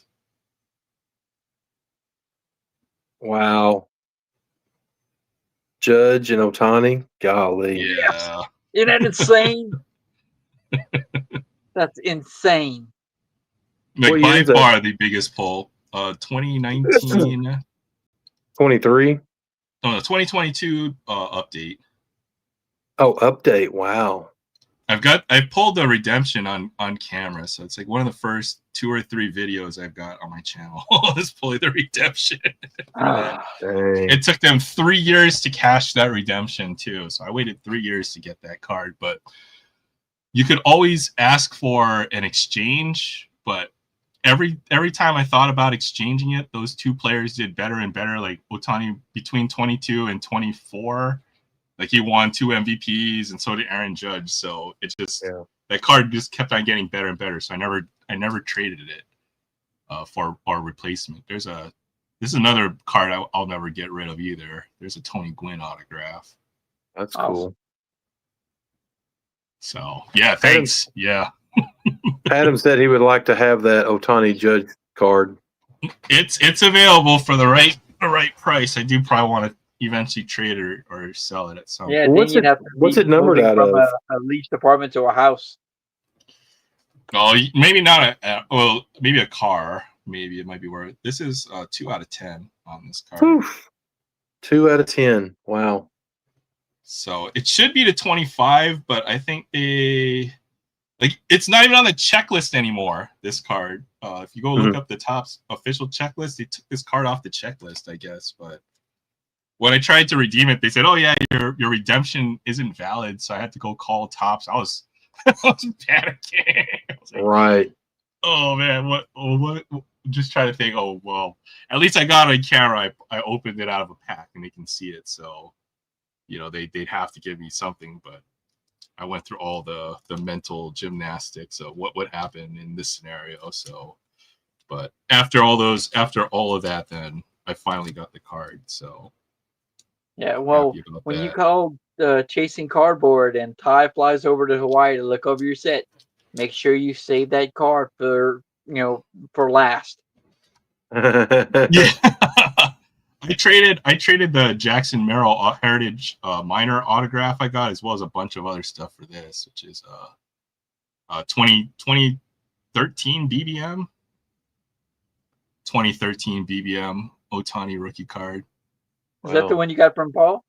Yeah, I got this one from Paul. So that's nice. This would basically be like a Bowman first type of card. So this is another big Otani card in the collection now. Probably should get a one touch, but I don't want to take it out. I don't want to touch the cards if I don't have to.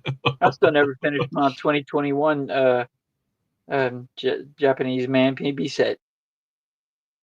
Without anybody, it'll be to Adam. Adam's got first dibs on anything. I wish. I mean, a Kobe Bryant, Michael Jordan auto recently broke the record for most valuable modern card ever sold. Was it Kobe Jordan or was it Kobe LeBron? I think it was a Kobe Jordan dual logo man, dual auto, and it sold for like $15 million or something stupid like that. Oh, is that the guy from Shark, whatever it is? Yeah. I mean, it's an incredible card, but I think you can get a Jordan Kobe dual auto for like 40 grand or something stupid like that. Yeah, only 40 grand. Only 40 grand, yeah. Yeah. Wait, let me get my wallet. How many body organs can I part with, as I was saying earlier? And still not come up with 40 grand. Yeah. Oh man. I also have this one, but I question whether this one is actually real. So I got this one. There's a few differences that makes me think this might be a repro. It doesn't look as sharp as the images I've seen, like at the print level. So I'm thinking this might be fake or reproduction. But this one I think is authentic because it's got foiling and the text is really sharp on this. But this one, I have questions whether it's real or not. But I'm just happy one of the two I think is real, which is good enough for for that. That's kind of a risk. I think if you buy those types of cards. 22 update was such a fun set too. There's the Topps Black Gold J-Rod. Another one of my favorite cards here. Yeah, it's a $12 million card. I think it recently sold at auction, which is just absolutely insane. It is a dual logo, man. It's a dual auto. I think it's dual on card even. And it's a graded as 6, but it is a unicorn type of card. But I just feel like I would rather have like 10 Mickey Mantles instead. For basketball is different though, I suppose, right? So I can see. I wouldn't have thought that would have been a $12 million card. I would say maybe at least a 1 million, 2 million, but yeah. I guess when you have that much money, then like add an extra 0 doesn't matter. Is that how it works? I wouldn't know. Yeah, that's the only way I'm guessing. Why it would sell for that much is we put an extra 0 on our bid like on eBay or something, right? Where you fat figure it, instead of like $11 you bid 110 or something stupid like that. Maybe it happens to billionaires. $1.5 billion. Maybe that happens to billionaires too. You know, we all make mistakes. I don't know. Oh man. I hadn't even noticed that I wrote the check for over.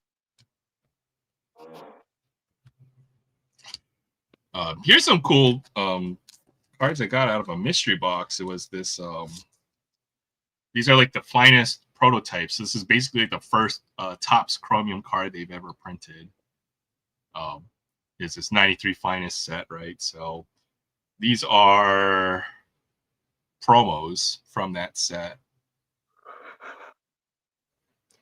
And it says 1 of 5,000, but I have 3 sets of this, so I don't know if there's probably more if I had to guess. Just printed to 5,000, but these would be the first Chromium cards, I guess, by Topps, which is kind of cool. There's one. Mattingly? There's Nolan Ryan. There's 3 cards. There's actually a refractor that's supposed to be pretty big money. There's Nolan Ryan. There's Don Mattingly and Roberto Alomar. So something else I had in that box when I was digging through. Put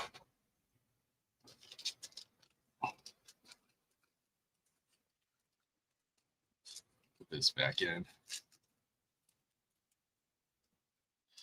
I recently bought 3 T206 cards, not slab. Checked it with a blacklight and a 60X loop, but not sure if they're real or fake. It's so hard to tell, especially with, there's an easy way to tell with cards like that, is that modern printing technology the new modern technology all uses like dots to make the images. Whereas with that was actually like, there was no, that technology didn't exist at that time. So if you look at it at that level, you should be able to tell whether, just based off of the printing technology that was used, whether it's a real T206 or not. Since it would probably be like more of a technology. Those probably are pretty tough to fake as well. Like the card stock as well is going to be very difficult to fake for cards of that age. But even when I look at that Otani, if you look at it really, really closely, like some of the text here is a little bit of fuzzy. And that usually is, you can zoom in even more, I guess, to see whether or not. But cards from that era are very tough to counterfeit, just because the printing technology that existed to print those cards likely does not exist. Whereas you can buy a modern printer and get very close when printing reproduction cards. But even for something like, let me see if I can find a Magic card. Any Magic card.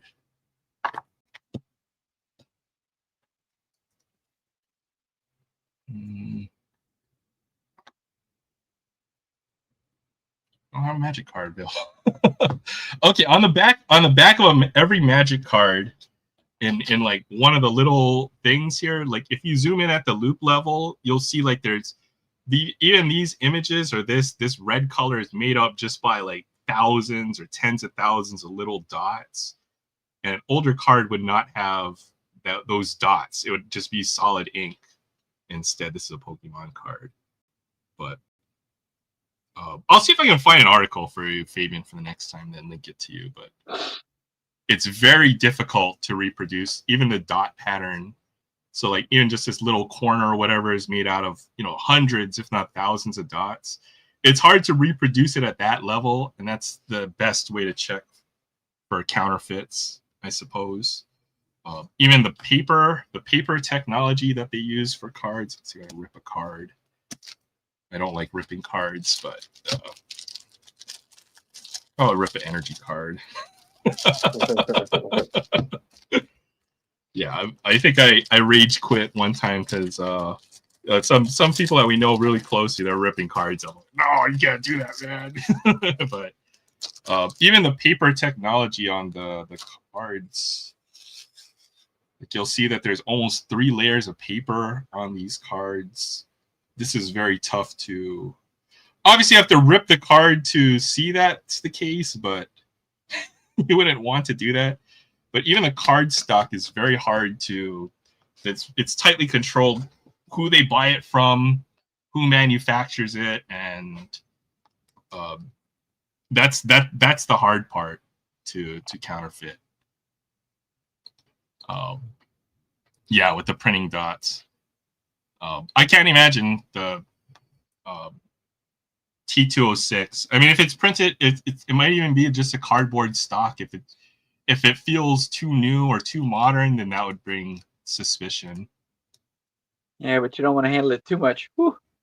Oh yeah, I'm scared. I'll never want to touch cards like that are that old. I totally feel that.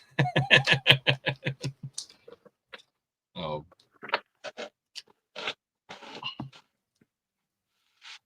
Great. Now I got to put all this stuff down. Yeah, well, you need to start packing in some boxes to get ready to move. It's all in boxes. It's just going to be hauling boxes down that flight of staircases. Is going to be a total pain in the butt. So. Well, you can always ship a couple of them my way. I will. I'm definitely going to try to. At least now, when I'm going to open up every box and figure out which to keep or which to throw away and stuff. Not throw away, but donate probably. Allen Iverson signed a bunch of different ways, but maybe this is the most authentic one that I have. My favorite player from that era. Allen Iverson.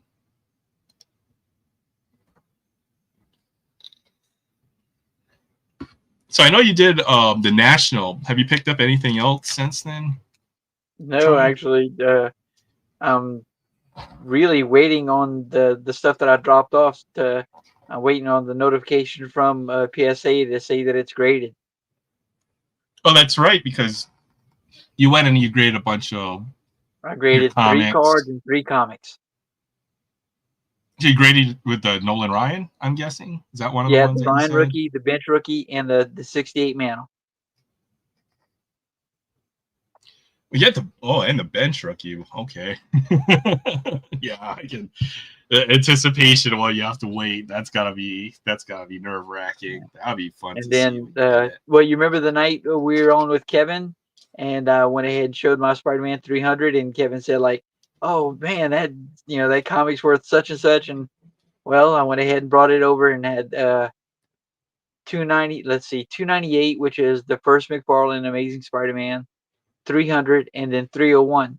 And the only reason I did 301 is because if I put them up on the wall, 300's the black costume, 301 is the red and blue. Yeah, just had to have the red and blue. Yeah, just had to have it. That would be fun when you get those back, though. And I talked to Paul, and I told Paul when I get them, when I get the comics back in, I'm gonna try to get on the Tuesday show and pop them open on the Tuesday show. and show them off. Yeah, looking forward to when you get those. It's only been what a month or so, maybe a little bit less since the national. Oh no, actually a little more because we're already in September, so yeah, a little over a month. It's been more. I would. What is the service time that they told you that you would get it back? I'm Well, they guessing. said that cards are at right at 45 and the comics are right at 30, but it took them almost 3 weeks to say that to actually update my account to say that they even had the cards. You know what's crazy is that they charge you so much to grade that stuff in the first place, and then yeah, it's a shame. Well, hopefully sooner than later is all I have to say. Well, I'm patiently waiting. The only impatient part of it was that I dropped them off. I gave, basically I'm handing my cards directly to somebody with a PSA shirt on, surrounded by a PSA pavilion inside the National. But it took them 3 weeks to update my account to say that they had it. Because until then, it just said your submission is ready. And it basically never said that they had my cards. And I started to get worried. I was like, man, when are they going to update this to say that you've got my stuff? They probably took everybody else's cards and then they all went into like just a giant pile until whatever, and that's probably why. I'm like, you people charge an arm and a leg for something that somebody's taking 20 seconds to do, and you've got an army of people picking all this stuff. Why don't you have 6 people on a computer back just entering the stuff saying we got your stuff? Then they have to charge you more when they grade. So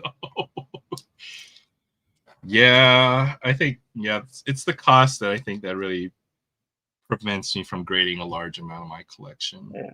Well, I watch a lot of Junk Wax Hero and Mike over Baseball Collector, and they've been going back and forth about what collector, because the company that owns PSA was it Collectors. They also bought SGC, and people are They own everything excuse now. me. Yeah, Good night, they're already. Fabian. Take care. Oh, have a great weekend. okay. Well, actually, yeah. Have a good day. Bonjour. Because Fabian, it's morning for him. Yeah. Probably gonna go. Yeah, he's gonna go work out in his garden. Yeah, it doesn't make any sense what they charge. It's crazy. But I can't remember the guy's name that does the Junk Wax Hero podcast. He does a blog and he does a YouTube show. But he was saying, and he does a Twitter thing, and he gets a lot of comments in on his Twitter feed. People who grade non-sports vintage cards are already seeing SGC basically refuse to grade and refunding money. And he thinks it's because of the time involved to research a non-vintage sports card or a non-sports vintage card. Non-sports. Like Wait, Civil so what War are we? stuff. Oh, okay. So like the really Yeah, stuff obscure like Tony's stuff. got. Yeah, something like George Washington or an Abe Lincoln kind of card from the 20s or 30s or something like that. He said that, and he read a bunch of Twitter feeds, and he puts them, of course, on his YouTube stream when he does a show. People are already saying that they've submitted cards to SGC, and SGC is returning them ungraded. Did they do that before PSA bought them, or No, this is something that they started to really see on the rise, and he's thinking it's because SGC has always done a really good job in researching this product. As far as checking to see the sets and the authenticity of the card and everything else. It just it's the time involved. Whereas these modern day sports cards, they're charging for some of these cards that are selling for 1,000, they're charging 100 plus because of value added grading and stuff like that, and they'll bump you up. They're sticking that sucker under a light, checking the size, and looking for blemishes. It might take anywhere from 15 to 20 seconds.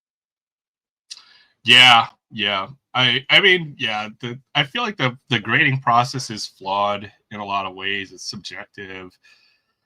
It takes human judgment into account. So, and even these modern cards, I don't even understand why a lot of these are graded. Like I was looking at the pop reports for some of these, even the new Pokemon cards, like they're in the tens of thousands for PSA 10 and stuff. It's crazy. Yeah, that's But insane. I guess they can grade 100 of those faster than they can grade one obscure card, is what you're saying, and why they're refusing to grade it, right? Right. And all this is all, of course, leading to a collector eventually shutting down SGC. It doesn't make sense for them to have two grading companies. I don't see the reason, right? I mean, what's the difference between PSA and SGC? They do the same thing. They have basically the same grading scale, grading criteria. It's just the brand, right? Yeah. Well, and we've, had the grading discussion and everything, and it took me a long time to finally decide to grade those three cards from that 68 set. Better grade them now before they raise the price again, or they lower the threshold for the higher end cards from PSA. So Yeah. I don't know. I think you're doing fine by grading those cards. Yeah, and I think that that'd be pretty much it for me. I don't see myself trying to go ahead and send anything else in graded or to be graded. Yeah, I had a good long talk with Sam about this, right? So um, the grading fees are one thing, but that's also why the price of packs are so expensive, is because they're not even basing it off of the value of the pull. They're assuming that you're going to get a PSA 10 on the cards that you're going to pull, and then that's the value that the prices of sealed packs are based on these days, which is absolutely crazy. I mean, grading is just it's a necessary evil, I suppose. Like you couldn't have it without it now. It's too late to go back to where nobody grades their cards. Yeah, But that bottle is opened, and we're never going to go back to where just having the card or having it's just not going to be the same. yeah, I agree. But if you can be a collector where grading doesn't matter, then the hobby makes a little bit more sense, I suppose. Yeah, well, At and least to that's the me. majority of the majority of my stuff. I'm Yeah. not sending.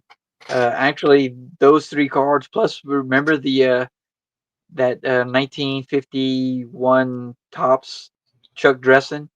Those are the only three cards I've ever sent to be graded.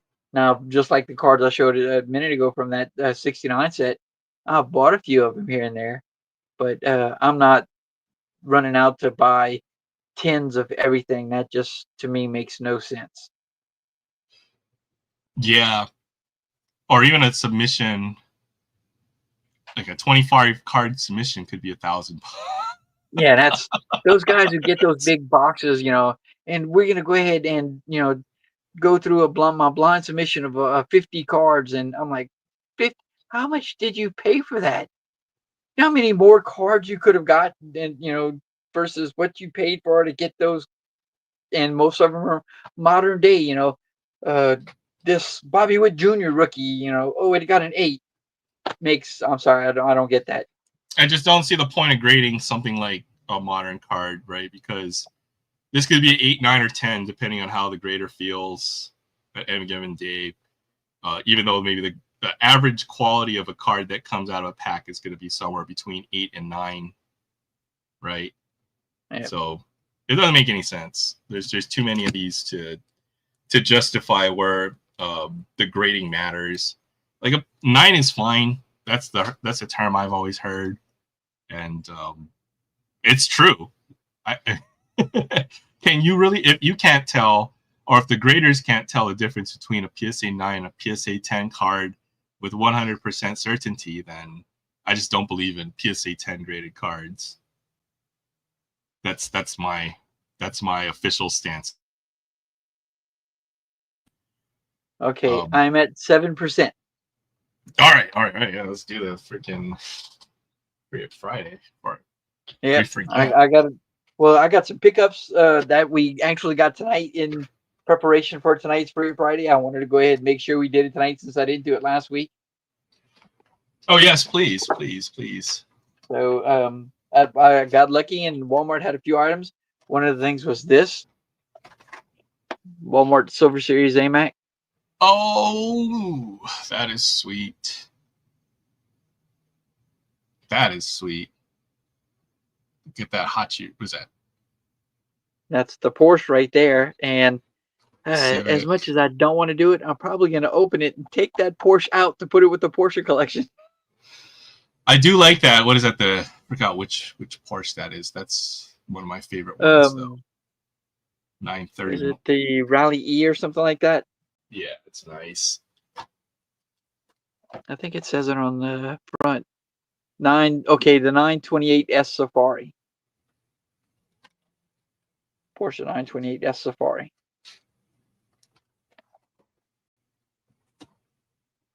Yeah, 928. Yep. That's BMW. There's a Mercedes, Beamer. And is that the BMW? That's the BMW. Yeah, Z4M Motorsport. Yeah. That's the Toyota right there. Ford Escort. That's the Rally edition. So that's a nice set. Silver Series and a box. Oh, there it is. Yeah, that's a cool set. I'm not against opening these especially these newer boxes because there's still a big supply of them that will be sealed. Everyone's stashing stuff these days now as collectibles, so got lucky open and found one. If you feel like it. Treasure hunt. There's the emblem right there on the back. Nice. I like that treasure hunt. That's pretty sweet. Yeah, the Honda. I love that little car, the S800, man. Yeah. I mean, they probably based the S2000 off of that, or it takes a lot of influences. Yeah. Pretty. So, nice treasure hunt. And let's see. New Lorcana came on. I picked up. It's usually 3, and if you turn the Lorcana over, you can get.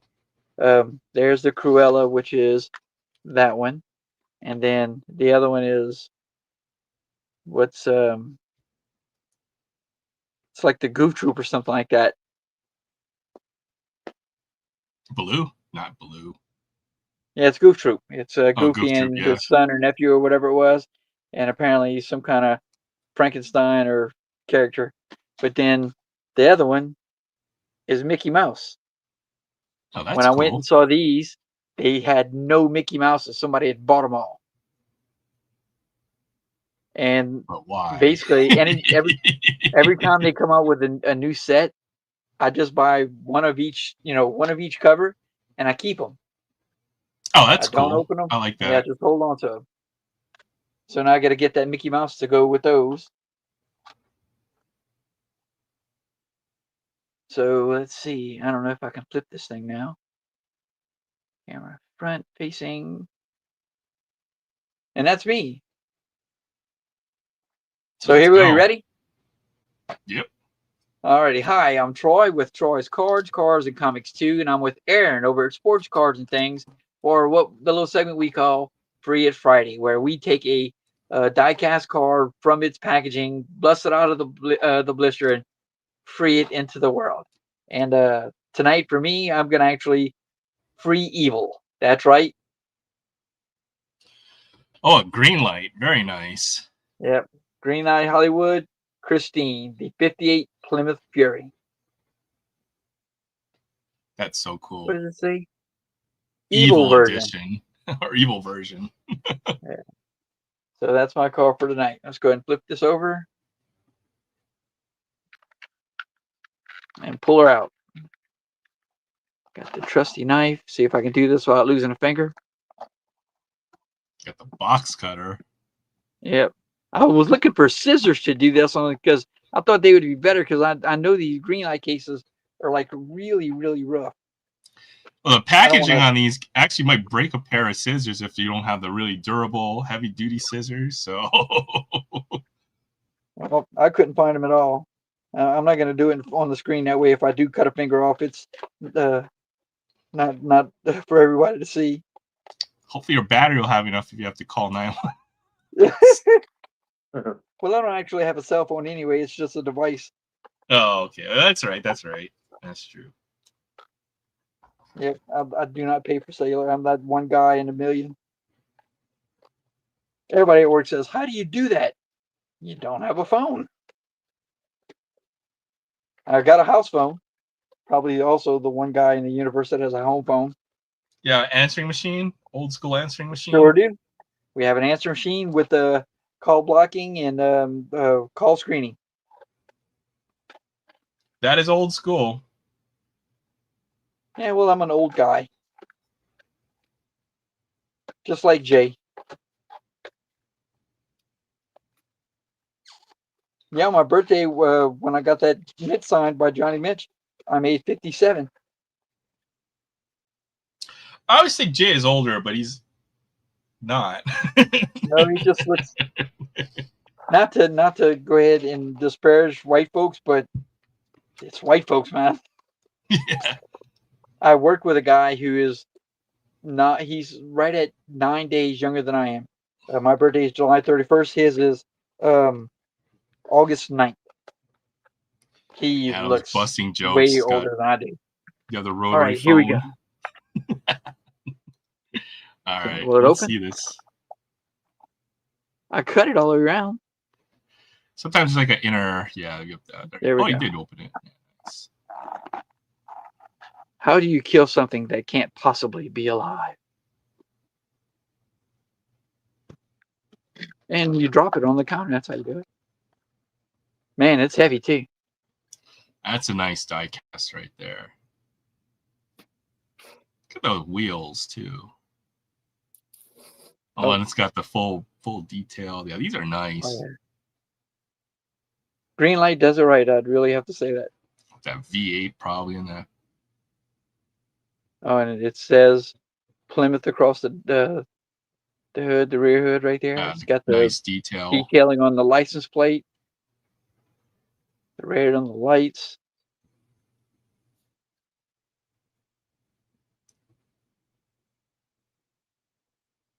Chevrolet vinyl across top. the front. Man, now that would be crazy awesome. Oh man, yeah. If I actually had a real vinyl top, that would be sick. Yeah. She is pure evil. She is Christine.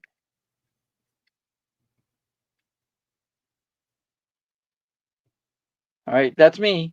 Yeah, that front grill, that's got a lot of detail on there too. Oh yeah, I mean, you can read it. Of course, I can't read it, but I'm assuming that it says Chevrolet, or not Chevrolet, but Plymouth. Plymouth. Yeah, we're going old school today. Really see it. It's got the old Plymouth. Actually, although it's like Chrysler, but it's a Plymouth.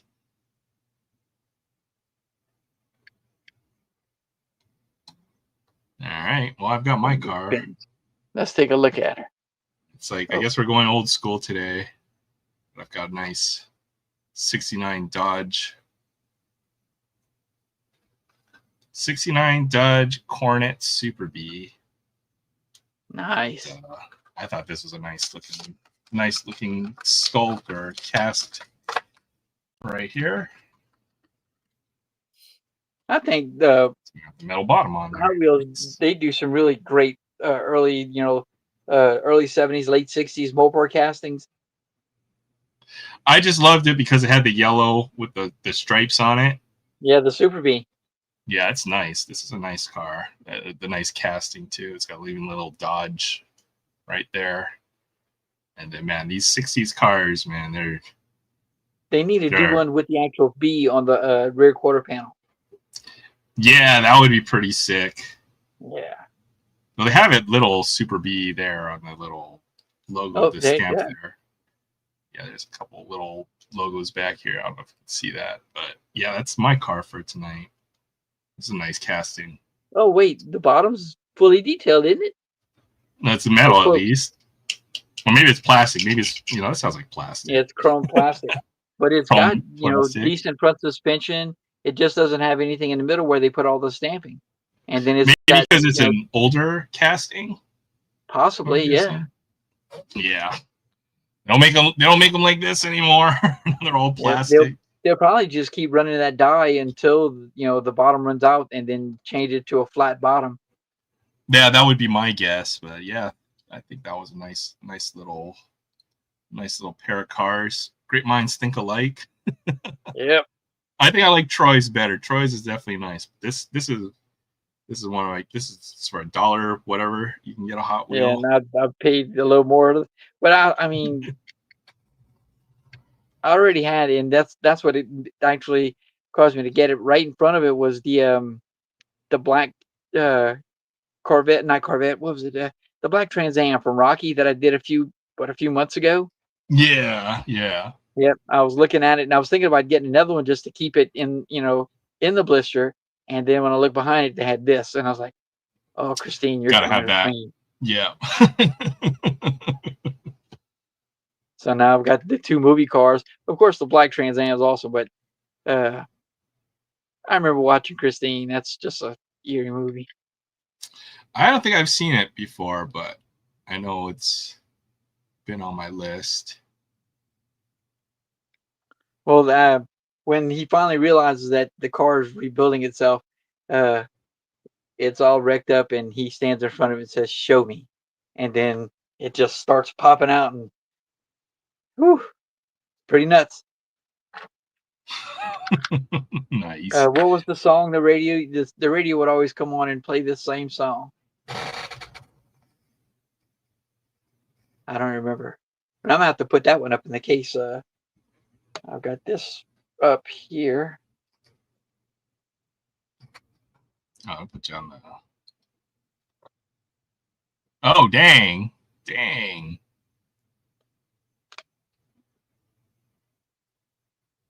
So a nice looking display there. I like that. Yeah, I got all my Batmobiles at the top. Then these cars here are actually treasure hunts that I've opened.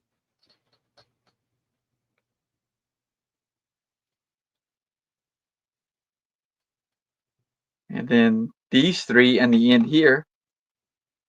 This one, and this one Batmobile. are all super treasure hunts that we've opened.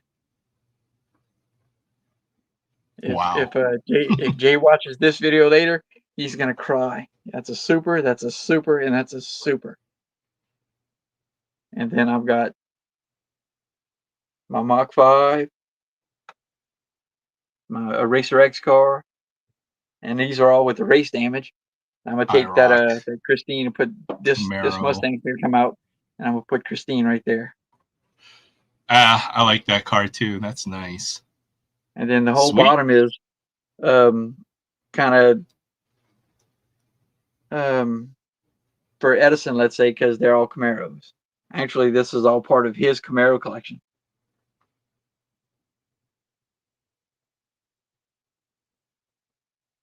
Nice. Oh, a little submarine.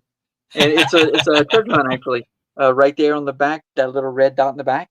Yeah, that's the treasure hunt symbol. Yeah. The Spider-Man buggy isn't. Speed Racer. There you go. And then Porsche. Through the years, I like that. That's cool. Oh, and there's that. Remember that we opened that Toyota Land Cruiser. That is such a cool. I like that one. Yeah, that was cool. And that's the one that had the pictures of the dude that actually had the car in his garage. Which is insane, right? I mean, yeah. So that was sweet. Oh, and then I almost forgot. I got that Luis Gonzalez baseball bat right there. Yeah, you got like 2 or 3 Luis Gonzalez autographs on your desk, from what I saw. Oh yeah. Well, go Diamondbacks. Go Diamondbacks, yeah. Hey, they won tonight, 10-5 over the Red Sox. think whose rookie card that, or whose card that is over there on the far right. So is that This 16 tops, 17 tops? Yeah. Yes, I think that's 16. And that's a Cattell Marte. You know this one. That's Paul Goldschmidt. Goldie. Yeah, that's Randy Johnson, Kurt Schilling, and Gonzo. Very nice. I like that. Looks like you've chased, or it looks like you've put together a nice little display there. All right, Adam. Take care. Have a great weekend. Thanks for stopping by. Good to chit chat with you.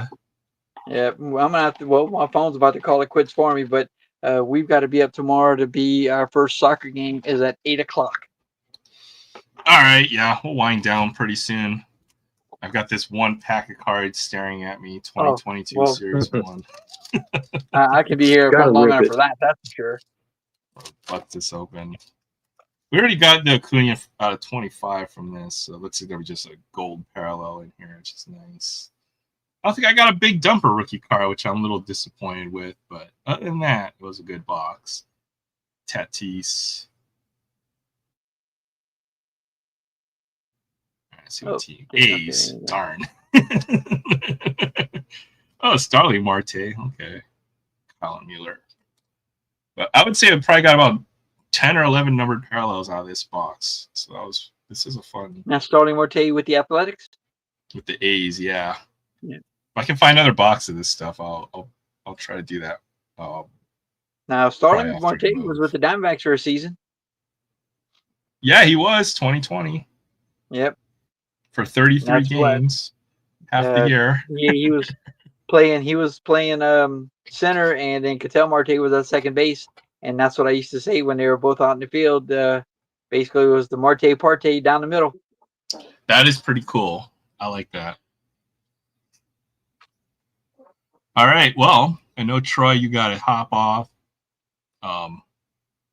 BC, anything else before we call it a night here? Yeah, I probably got to get to bed too. Well, I'd already picked it up. I'm gonna grab it out real quick because remember that one card that you guys were saying that y'all both had? Mm-hmm. It's from the beginning, isn't it? The beginning of the 69 set. This one. What number is that? It's card number 6. 6. Okay, because the first, I think 16, 12, the first dozen cards of the set are all the leaders cards. Look, you get 8 home runs in a season to get on this card. Yeah, nowadays the 8 home runs. You know, he's not hitting where they're darn. So that's card okay. 1. Okay, so you got all the leaders cards there. Yeah. Well, I got the set, remember? Oh, yeah, so that's 1. Yaz, Cater, and Oliva. 2, 68 National League batting leaders. There's Pete, Matty Lou, and Felipe Lou. Felipe Lou. 68 American League RBI. Harrelson, Howard, Northrop. National League RBI. There's your boy Santo. That's a good one. McCovey and Williams. 2 Cubs on that one. 68 home run leaders. American League. Frank Howard, Horton, Harrelson. Is that 6? That's 5. Here's 6. That's the one y'all will have. McCovey, Allen, Banks. Nice.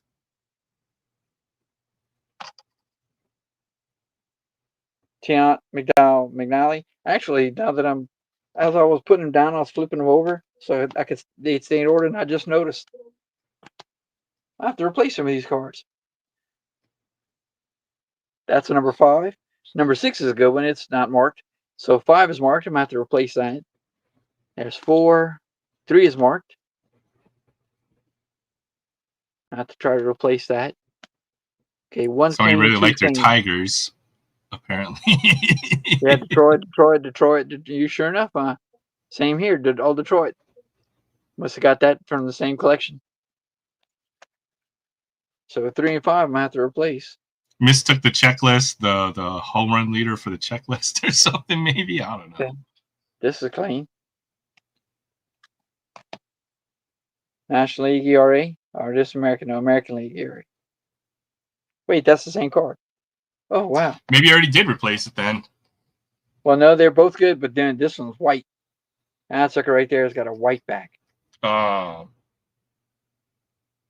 This one's got a little graying on.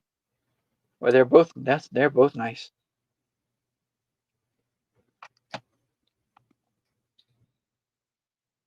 Gibson.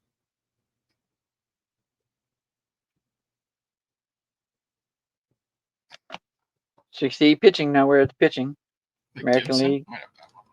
McLean, McNally, Tiant, Sotomayor, Mel Sotomayor, yep.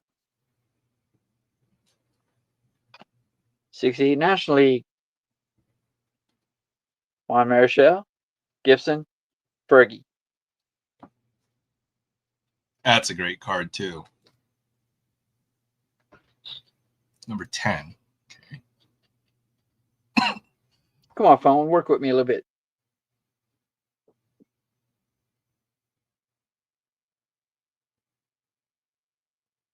Let me see. Is this is American? National. This one's American. Pitching leaders. I have that one too.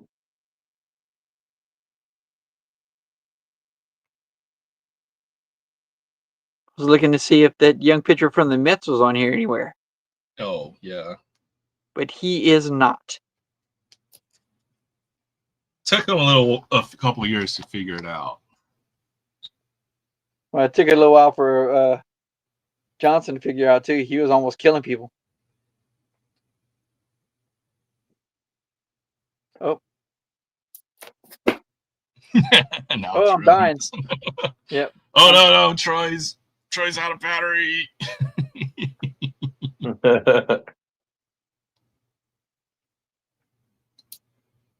All right, I think Troy just popped off. Have a great evening, Troy. If you can hear us, we're gonna show our beautiful '68 home run leaders card. That'd be Yeah, I close found enough. he showed those. That's Ron I actually have Santo. that one. Yeah, That's that another one's card. really That'd be a good cool. one to have. McCovey. Yeah. Yeah, that's in good shape too. Have no clue where I got it, but I think I got it at a card shop or somewhere. I'm not sure. Not sure. I've had Yeah, I think I've had some decent luck with there's one card shop that's it's probably not almost an hour's drive, 50 minutes. And it's okay. He's got a lot of bulk, tons and tons and tons of singles. I mean, tons. And then, some of the stuff in the case is he makes pretty good deals, but sometimes I can find some really nice stuff. And he buys collections. So he gets all this random stuff. So I mean, let me see if I can find it. I'll just show you real quick.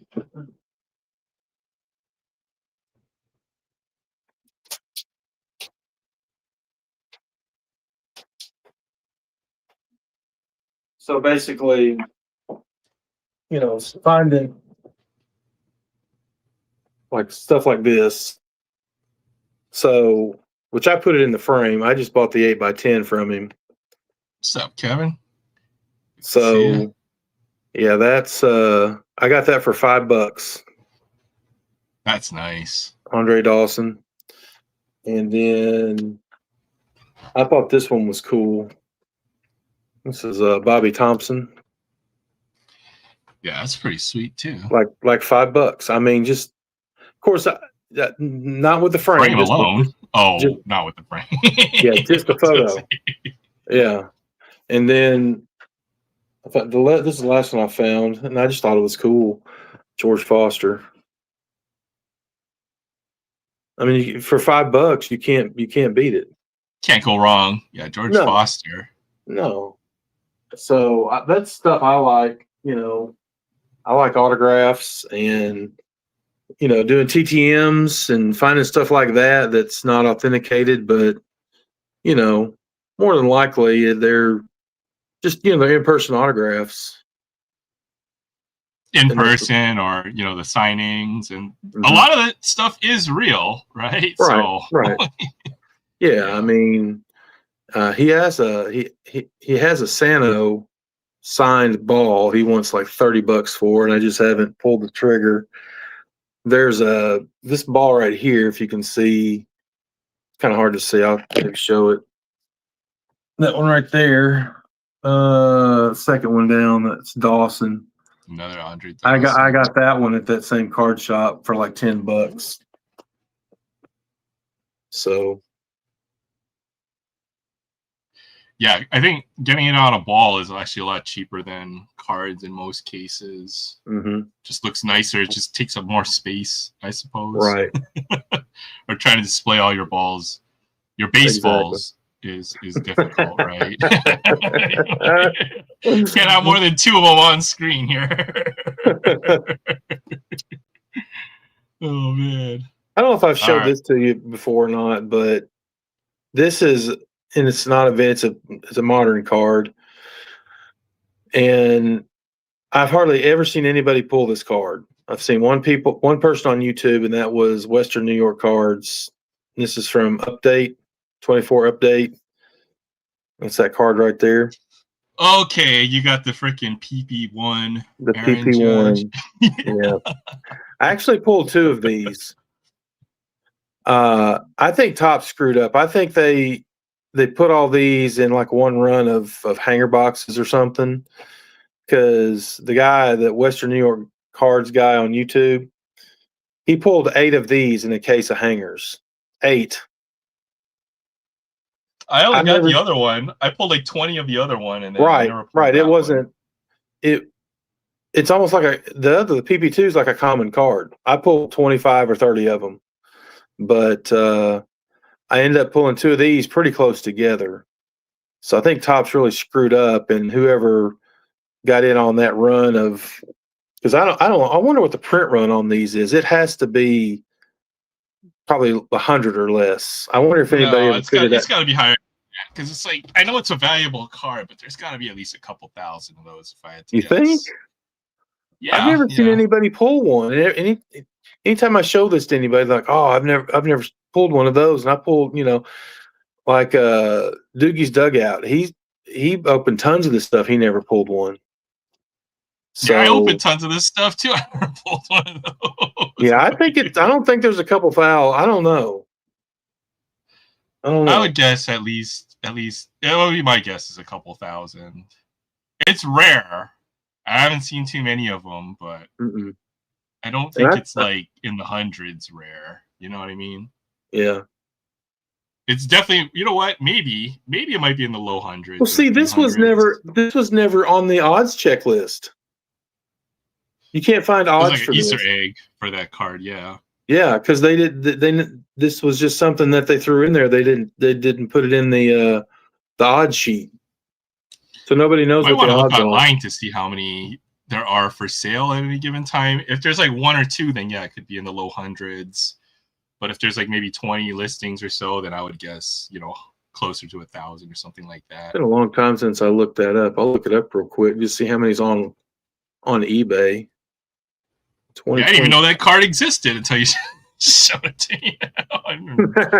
Man, Topps. I had some other good luck out of 22 or 24 update. That was a good I had a blast. I've got in a lot of, and I pulled some nice Skeens cards too. Nothing like thousands, but I got pulled Skeens yellow foil, not the crackle, but the yellow foil. Oh, that's nice. Yeah. Yeah, I sold it for like 120. I pulled a Skeens black gold black to $1 or $2.99 or whatever it was.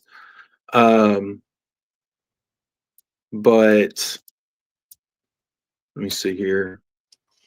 I pulled an Ellie insert to 10 and then a Skeens insert to 10. I think those are my 2 lowest pulls. Right. So there was definitely some good stuff in there. I got the Skeens Gold, so that's the 2024. Yeah, there's a lot here on eBay, so you're probably right. I'm looking. Well, actually, if I'm just scrolling down, because I just put in Tops Update Paw Patrol PP1, and there's 1, 2, 3, 4, 5, 6, 7, 8, 9. It's a rare car. 12, 13, 14, That's 15. for sure. There's like 20 to 25 listings. Some of them are graded. But raw looks like you can, like the lowest price raw is like $80. Some people got a Yeah. list on here for like 179. That's outrageous right there. There's a PSA 10 on here, and they want where is it? $350 for it. I don't know. I could grade the card. I don't know. It looks like it's I don't know. It's not bad. It's not bad. And I shouldn't have. I sold the other one for like $50. You know, I probably should have just held on to it. But I thought, well, I have two. Then I still have one. And I don't collect Aaron Judge, but like I said, everybody I show it to says I've never even seen one, or just on eBay, or I never knew anybody that had one. So it would be interesting to figure out if someone, or to know if someone figured out what the print run is on that. So It's just tough since, as you mentioned, it's not on the odds sheet, right? So yeah, you couldn't really do the math to figure it out. Just a rough estimate. But I can figure out what it's actually sold for. Let's see here. Last I checked, it was around $100 for that card. Well, sold items. You know what's funny is you know how you get those eBay ads or whatever, just like on your random. It's like BC sports cards, huh? I don't. So yeah. it was like on a totally different website. So that was cool. What was that now? What? Yeah. What were you saying? The ad? It was like an ad just when I was reading the news, like in like the MSN website or whatever. And I saw the eBay ad, and it was like for your eBay store. So Really? that was funny. Yeah. Huh. Randomly. So That's crazy. Looks like some of these. Well, they've done some auctions. One sold for $51. That's like the low end. The $59 on auction. Buy it now, 68 or 70. So that's not too bad. But I mean, even after like fees and stuff, you probably did about that, right? So it's like a PSA 9 went for 131. I'm sure that would probably get a 9 at least. I don't know. I've graded more with SGC, and I haven't in a while. But back in like when 23 Chrome came out, they had a $10 special, and I was heavy into 23 Chrome, and I graded. I think I sent 2 different submissions on the $10 deal, and I you never can't got beat that price. no, and I got didn't get below a 9.5, and so I got like a Josh Young auto at a 199 graded. A Michael Bush because he wasn't on the Cubs at the time, but I went ahead and graded it because it was a nice auto, and he ended up going to the Cubs, so that was worked out.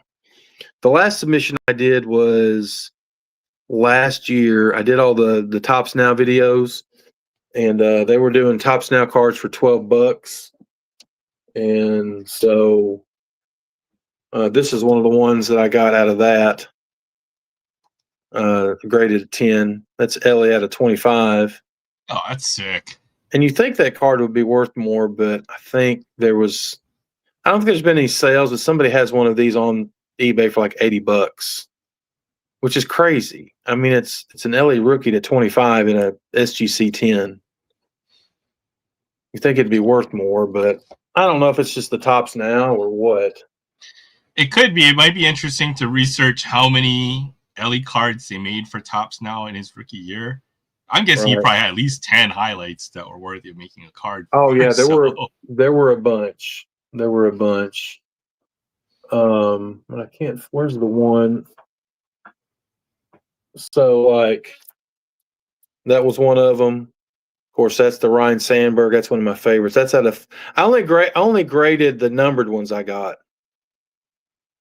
So that makes that's when sense. I mean, the other ones, people are buying just a amount in these Tops now just to see if they can get the parallels or the autographs, right? So, Right. It was that one. Here's the Josh Young. That was pretty nice.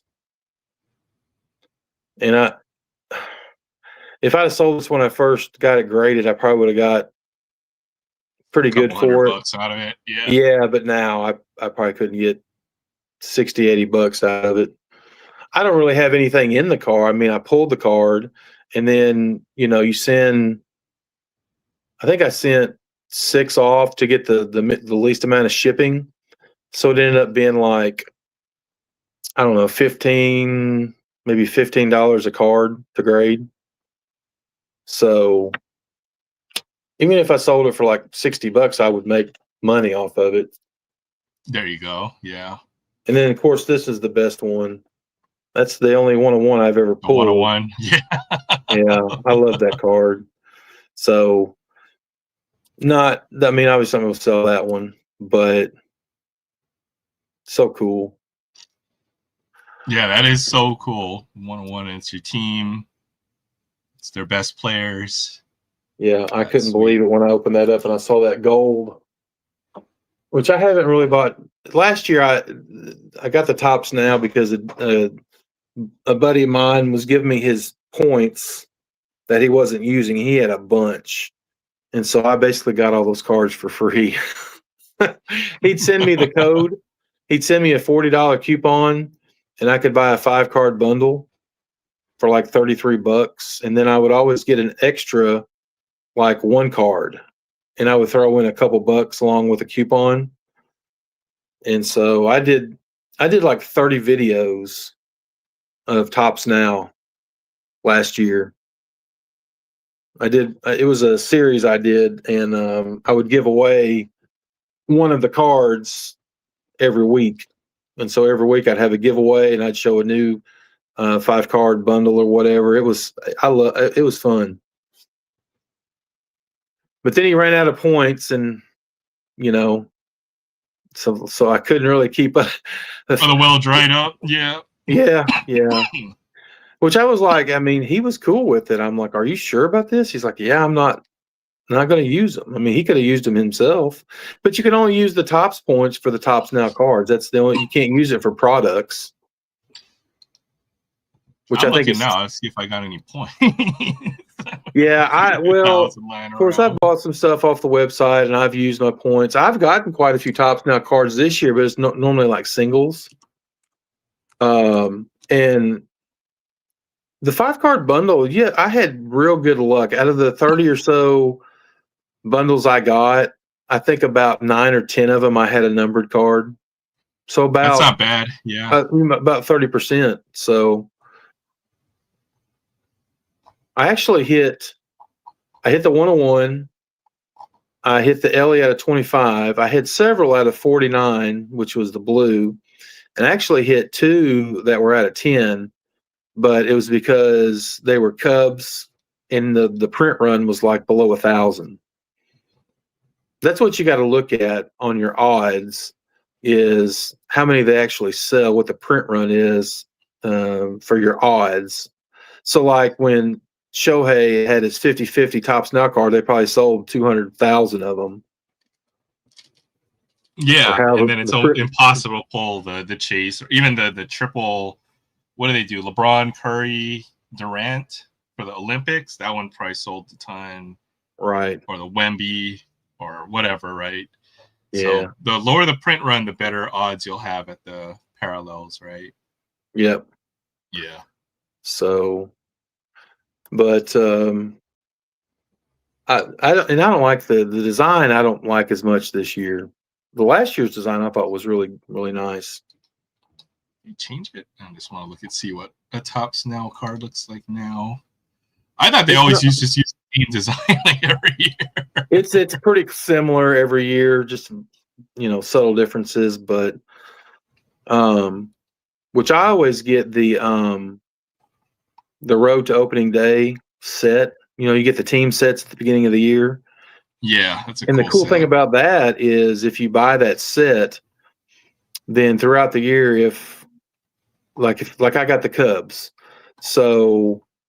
and it's so funny because if you're the team that you bought the set of, if someone throws a no-hitter or someone hits three home runs in a game or someone hits for the cycle, you get a bonus card variation free. And so last year I got the Cubs threw a combined no-hitter, 4 pitchers threw a no-hitter. So I got an extra card for that. This year, even before I got the actual set, like the 10-card set, Carson Kelly, who is one of their catchers, like at the first week of the season, hit 3 home runs. So I got the bonus card on that even before I got the set, which was crazy. Nice. And then something else happened. We got a bonus. Someone else hit 3 home runs. It was Michael Bush, I think. Michael Bush hit 3 home runs in a game. So I actually got 2 bonus cards off of that. So, and then those are variations. So they make the Topps Now card, and then there's the one you get. The bonus card is a variation to that. So it's pretty cool.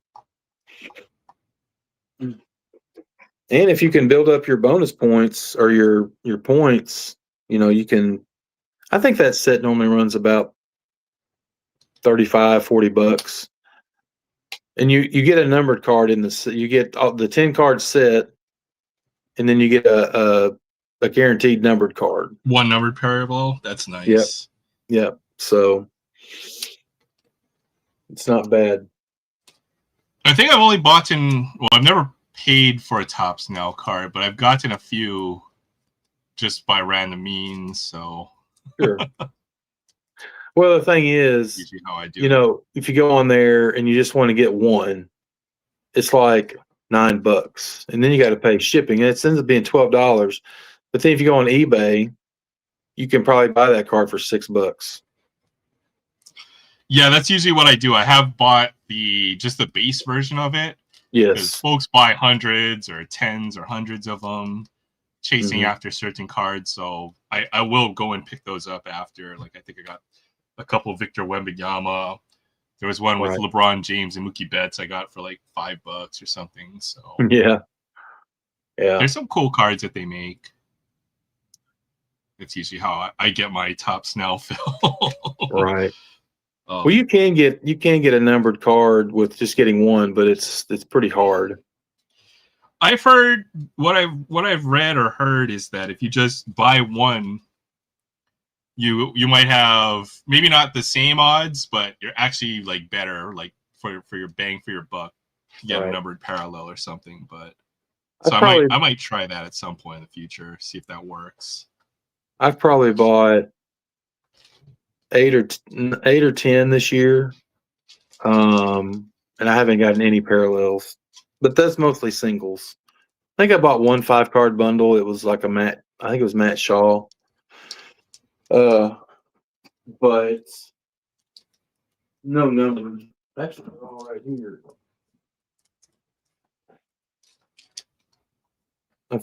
Like here's the bonus. Like this is the Michael Bush bonus that I got. So it'll say bonus card up there. Oh, interesting. That's cool. I've never seen that. But I don't know. I think I bought let's see and here's the other one. So here's the Carson Kelly bonus. So pretty cool. I mean, those must be pretty rare, I imagine. Well, I mean, it's for anybody who bought the team set. I was looking to see. That's not it.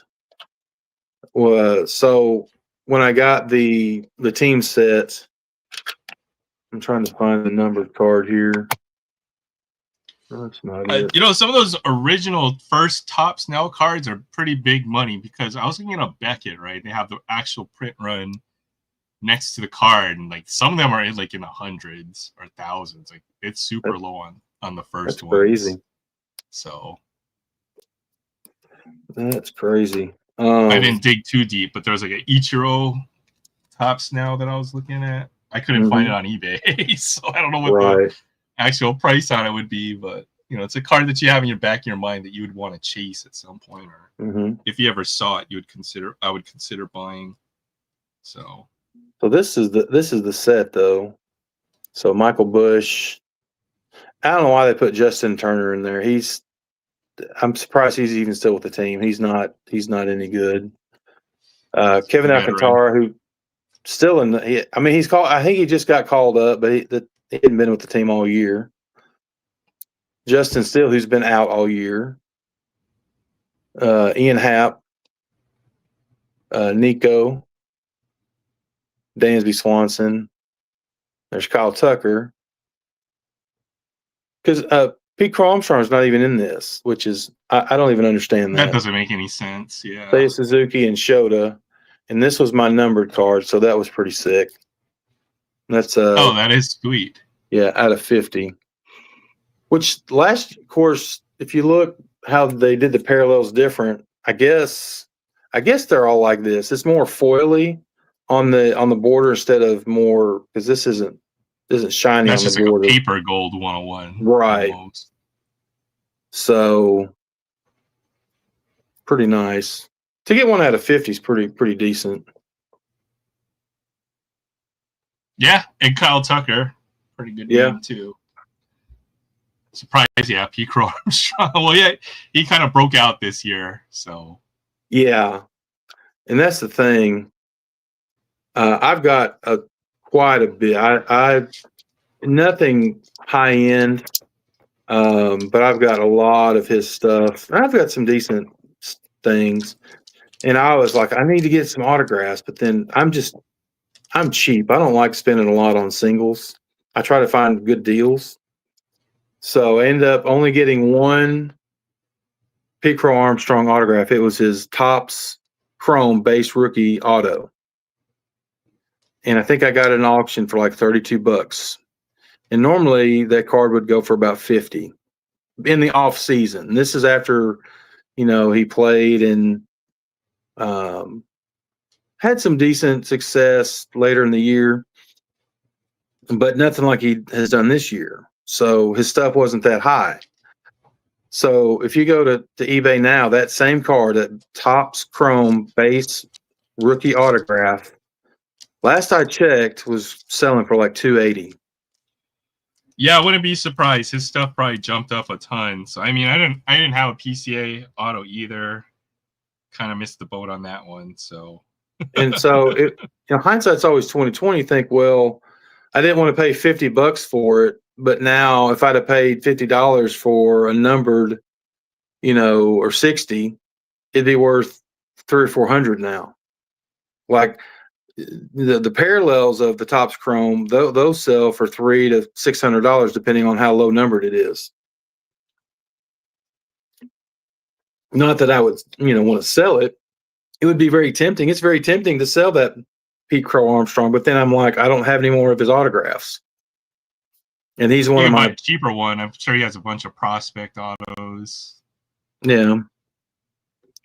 That might even be better. Yeah. You just never know. But then again, he's cooled off since after the All-Star break. I mean, he hasn't hit 2 or 3 home runs in 2 months. He's kind of back to around. Yeah, he's sitting in the 250s. And Seiya Suzuki's, man, he's really cooled off too. Because they were both like 1-2 in the RBIs in the NL at the All-Star break. So It's how it kind of goes, I guess. Even Aaron Judge has kind of cooled off in the last couple of months. He's had some injuries, but yeah, that's why it's I hard think to do it. so. That's something, because if Cal Raleigh wins the MVP, that's going to cost me $100. Oh, for the buybacks or stuff? Yeah, because I got one of those No. Prism Refractor. I've got a Ray Wave. He's not even in the set, right? I mean, that's Cal kind of Raleigh's not in the ridiculous. set. So there's a 40, a 40, and a 20. And I do have this Otani sepia, which everybody still thinks he's going to win it. I don't know. Kyle Schwarber is going to give him a run, but after he hit those 4 home runs in that game, I'm like, he's, He's got a chance, but I don't know. I feel like they're just going to give it to Otani. It's kind of the golden boy of Major League. Yeah, right now. but I don't know. Stranger things have happened, but Schwarber's just crushing it this year, so it's crazy. Yeah. But 50, 49, something like that. Yeah, he's got like 100, over 120. I haven't looked at his stats lately, but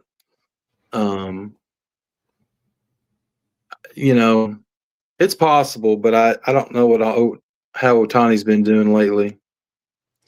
Otani's been, I mean, he's Otani, but he's hitting like, I'm looking him up right now. He's hitting around 270 or something right now. Mm-hmm.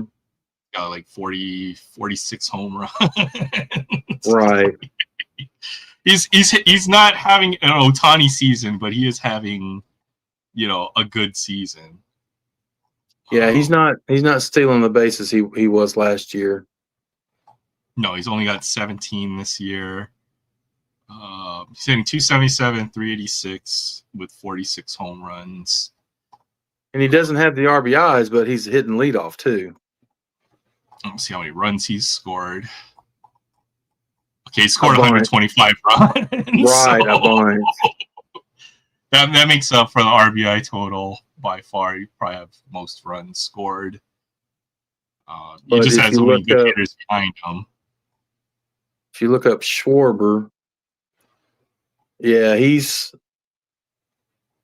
after that 4 home run game, he hasn't done much. He's hitting 243 with 49 home runs and 119 RBIs. Doesn't have high enough batting average, yeah. Yeah. So he's 366 on base, but he doesn't, other than home runs, like he doesn't do much else, Yeah. 20 doubles. And then he doesn't pitch either, so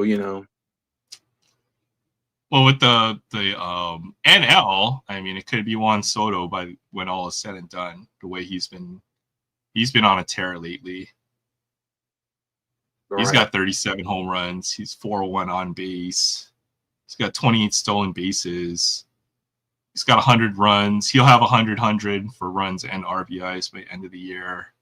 Right. So could be Juan Soto when all is said and done. NL is interesting this year because there's a few different guys who could be MVP candidates. Those 3, I think, are the top in my mind.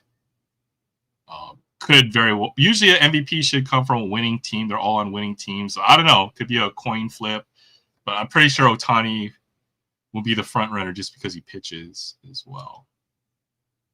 Right. Even if he doesn't pitch big innings, looks like he's starting to get in a little bit more. I'm looking at some of his recent, see his game log for pitching. 5 innings. Yeah, he's starting to go a little deeper now. So he might be back to starting. Well, he got touched up a couple weeks ago against the Rockies. But other than that, yeah, he pitches. He's going to probably pitch about 80 to 100 innings. No, not even close. Maybe about 60 or so innings. I don't think his pitching matters so much this year. So I don't know. Maybe not. Maybe not Otani. But he's gonna have over 50 home runs by the end of the year, so or close to it. That's hard to argue. And Schwarber's gonna have around 55 or so, if I had to guess. So difficult. Cal Raleigh, of course, looking at his stats on the other side, 242, He's 90 runs, which isn't too bad. 125 hits, which 51 are home runs. So that's a large percentage of his hits. I think it's 109 just because he plays catcher, I think, too, Right. right? Because of the But offensive. that's the thing. I mean, he catches all these games. I'm assuming. I don't know if he's ever DH'd. He may have some, but he's pretty much caught all those games. And so, I mean, even last year he had 34 home runs and 100 RBIs. So, Yeah, just for that reason, I would think Cal Raleigh would be the front runner. Yeah, because then Aaron Judge, of course, Aaron Judge has a way high batting average. He's hitting over 300, obviously. So, and probably has not struck out as much. Cal Raleigh, well, he struck out 144 times. Raleigh struck out 163 times. And his average is 322. So that's higher. 112 runs, more hits, less home runs, less RBIs, higher OBP as well. His OBP is 442. It's hard to argue with Judge because he's got a 1103 OPS. It's just like Right. ridiculous. It's like that's like a Barry Bonds or type of close in that territory. That's ridiculous. It's because he has he has 153 hits and 101 walks. Yeah. So yeah, so that's on base plus slugging. Because Raleigh's OBP is like 360. Yeah, Something so like that. Raleigh's probably like 900 350 OPS or something like that. Yeah. Well, I can get the full stats here. 926 OPS. So Judge is like 20% better offensively. Right. But just the fact that he plays catcher, I think, Right. should make Cal It's a Raleigh very taxing position. Yeah, I mean, he's having a historic season from that perspective. Aaron Judge is the best hitter in the major leagues, right? So Right. it'll be a tough decision. It's not a clear-cut runner like it has been in previous years, which is interesting. Yeah, you're correct.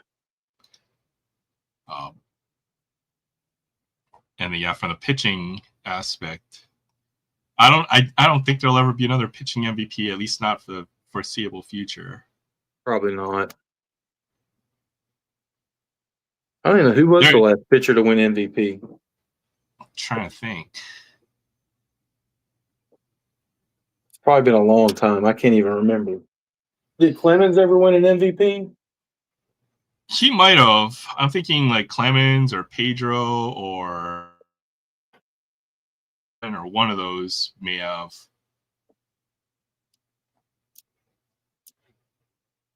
Maybe Verlander won the MVP.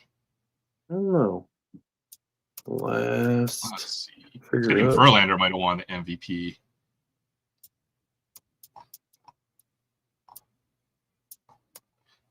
The rookie class, I don't know, the rookie class coming up for baseball cards is going to be interesting. So it's either going to be update this year or 26 Series 1. That's going to be really good.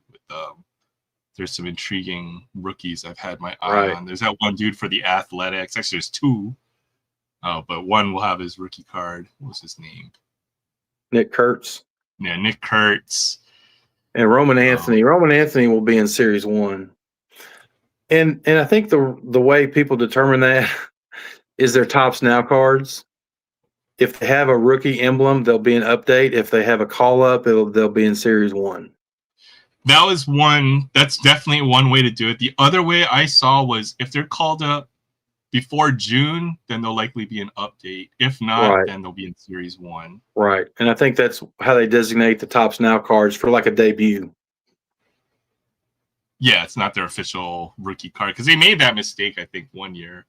They stamped like Wander Franco with the rookie logo like a year before or something.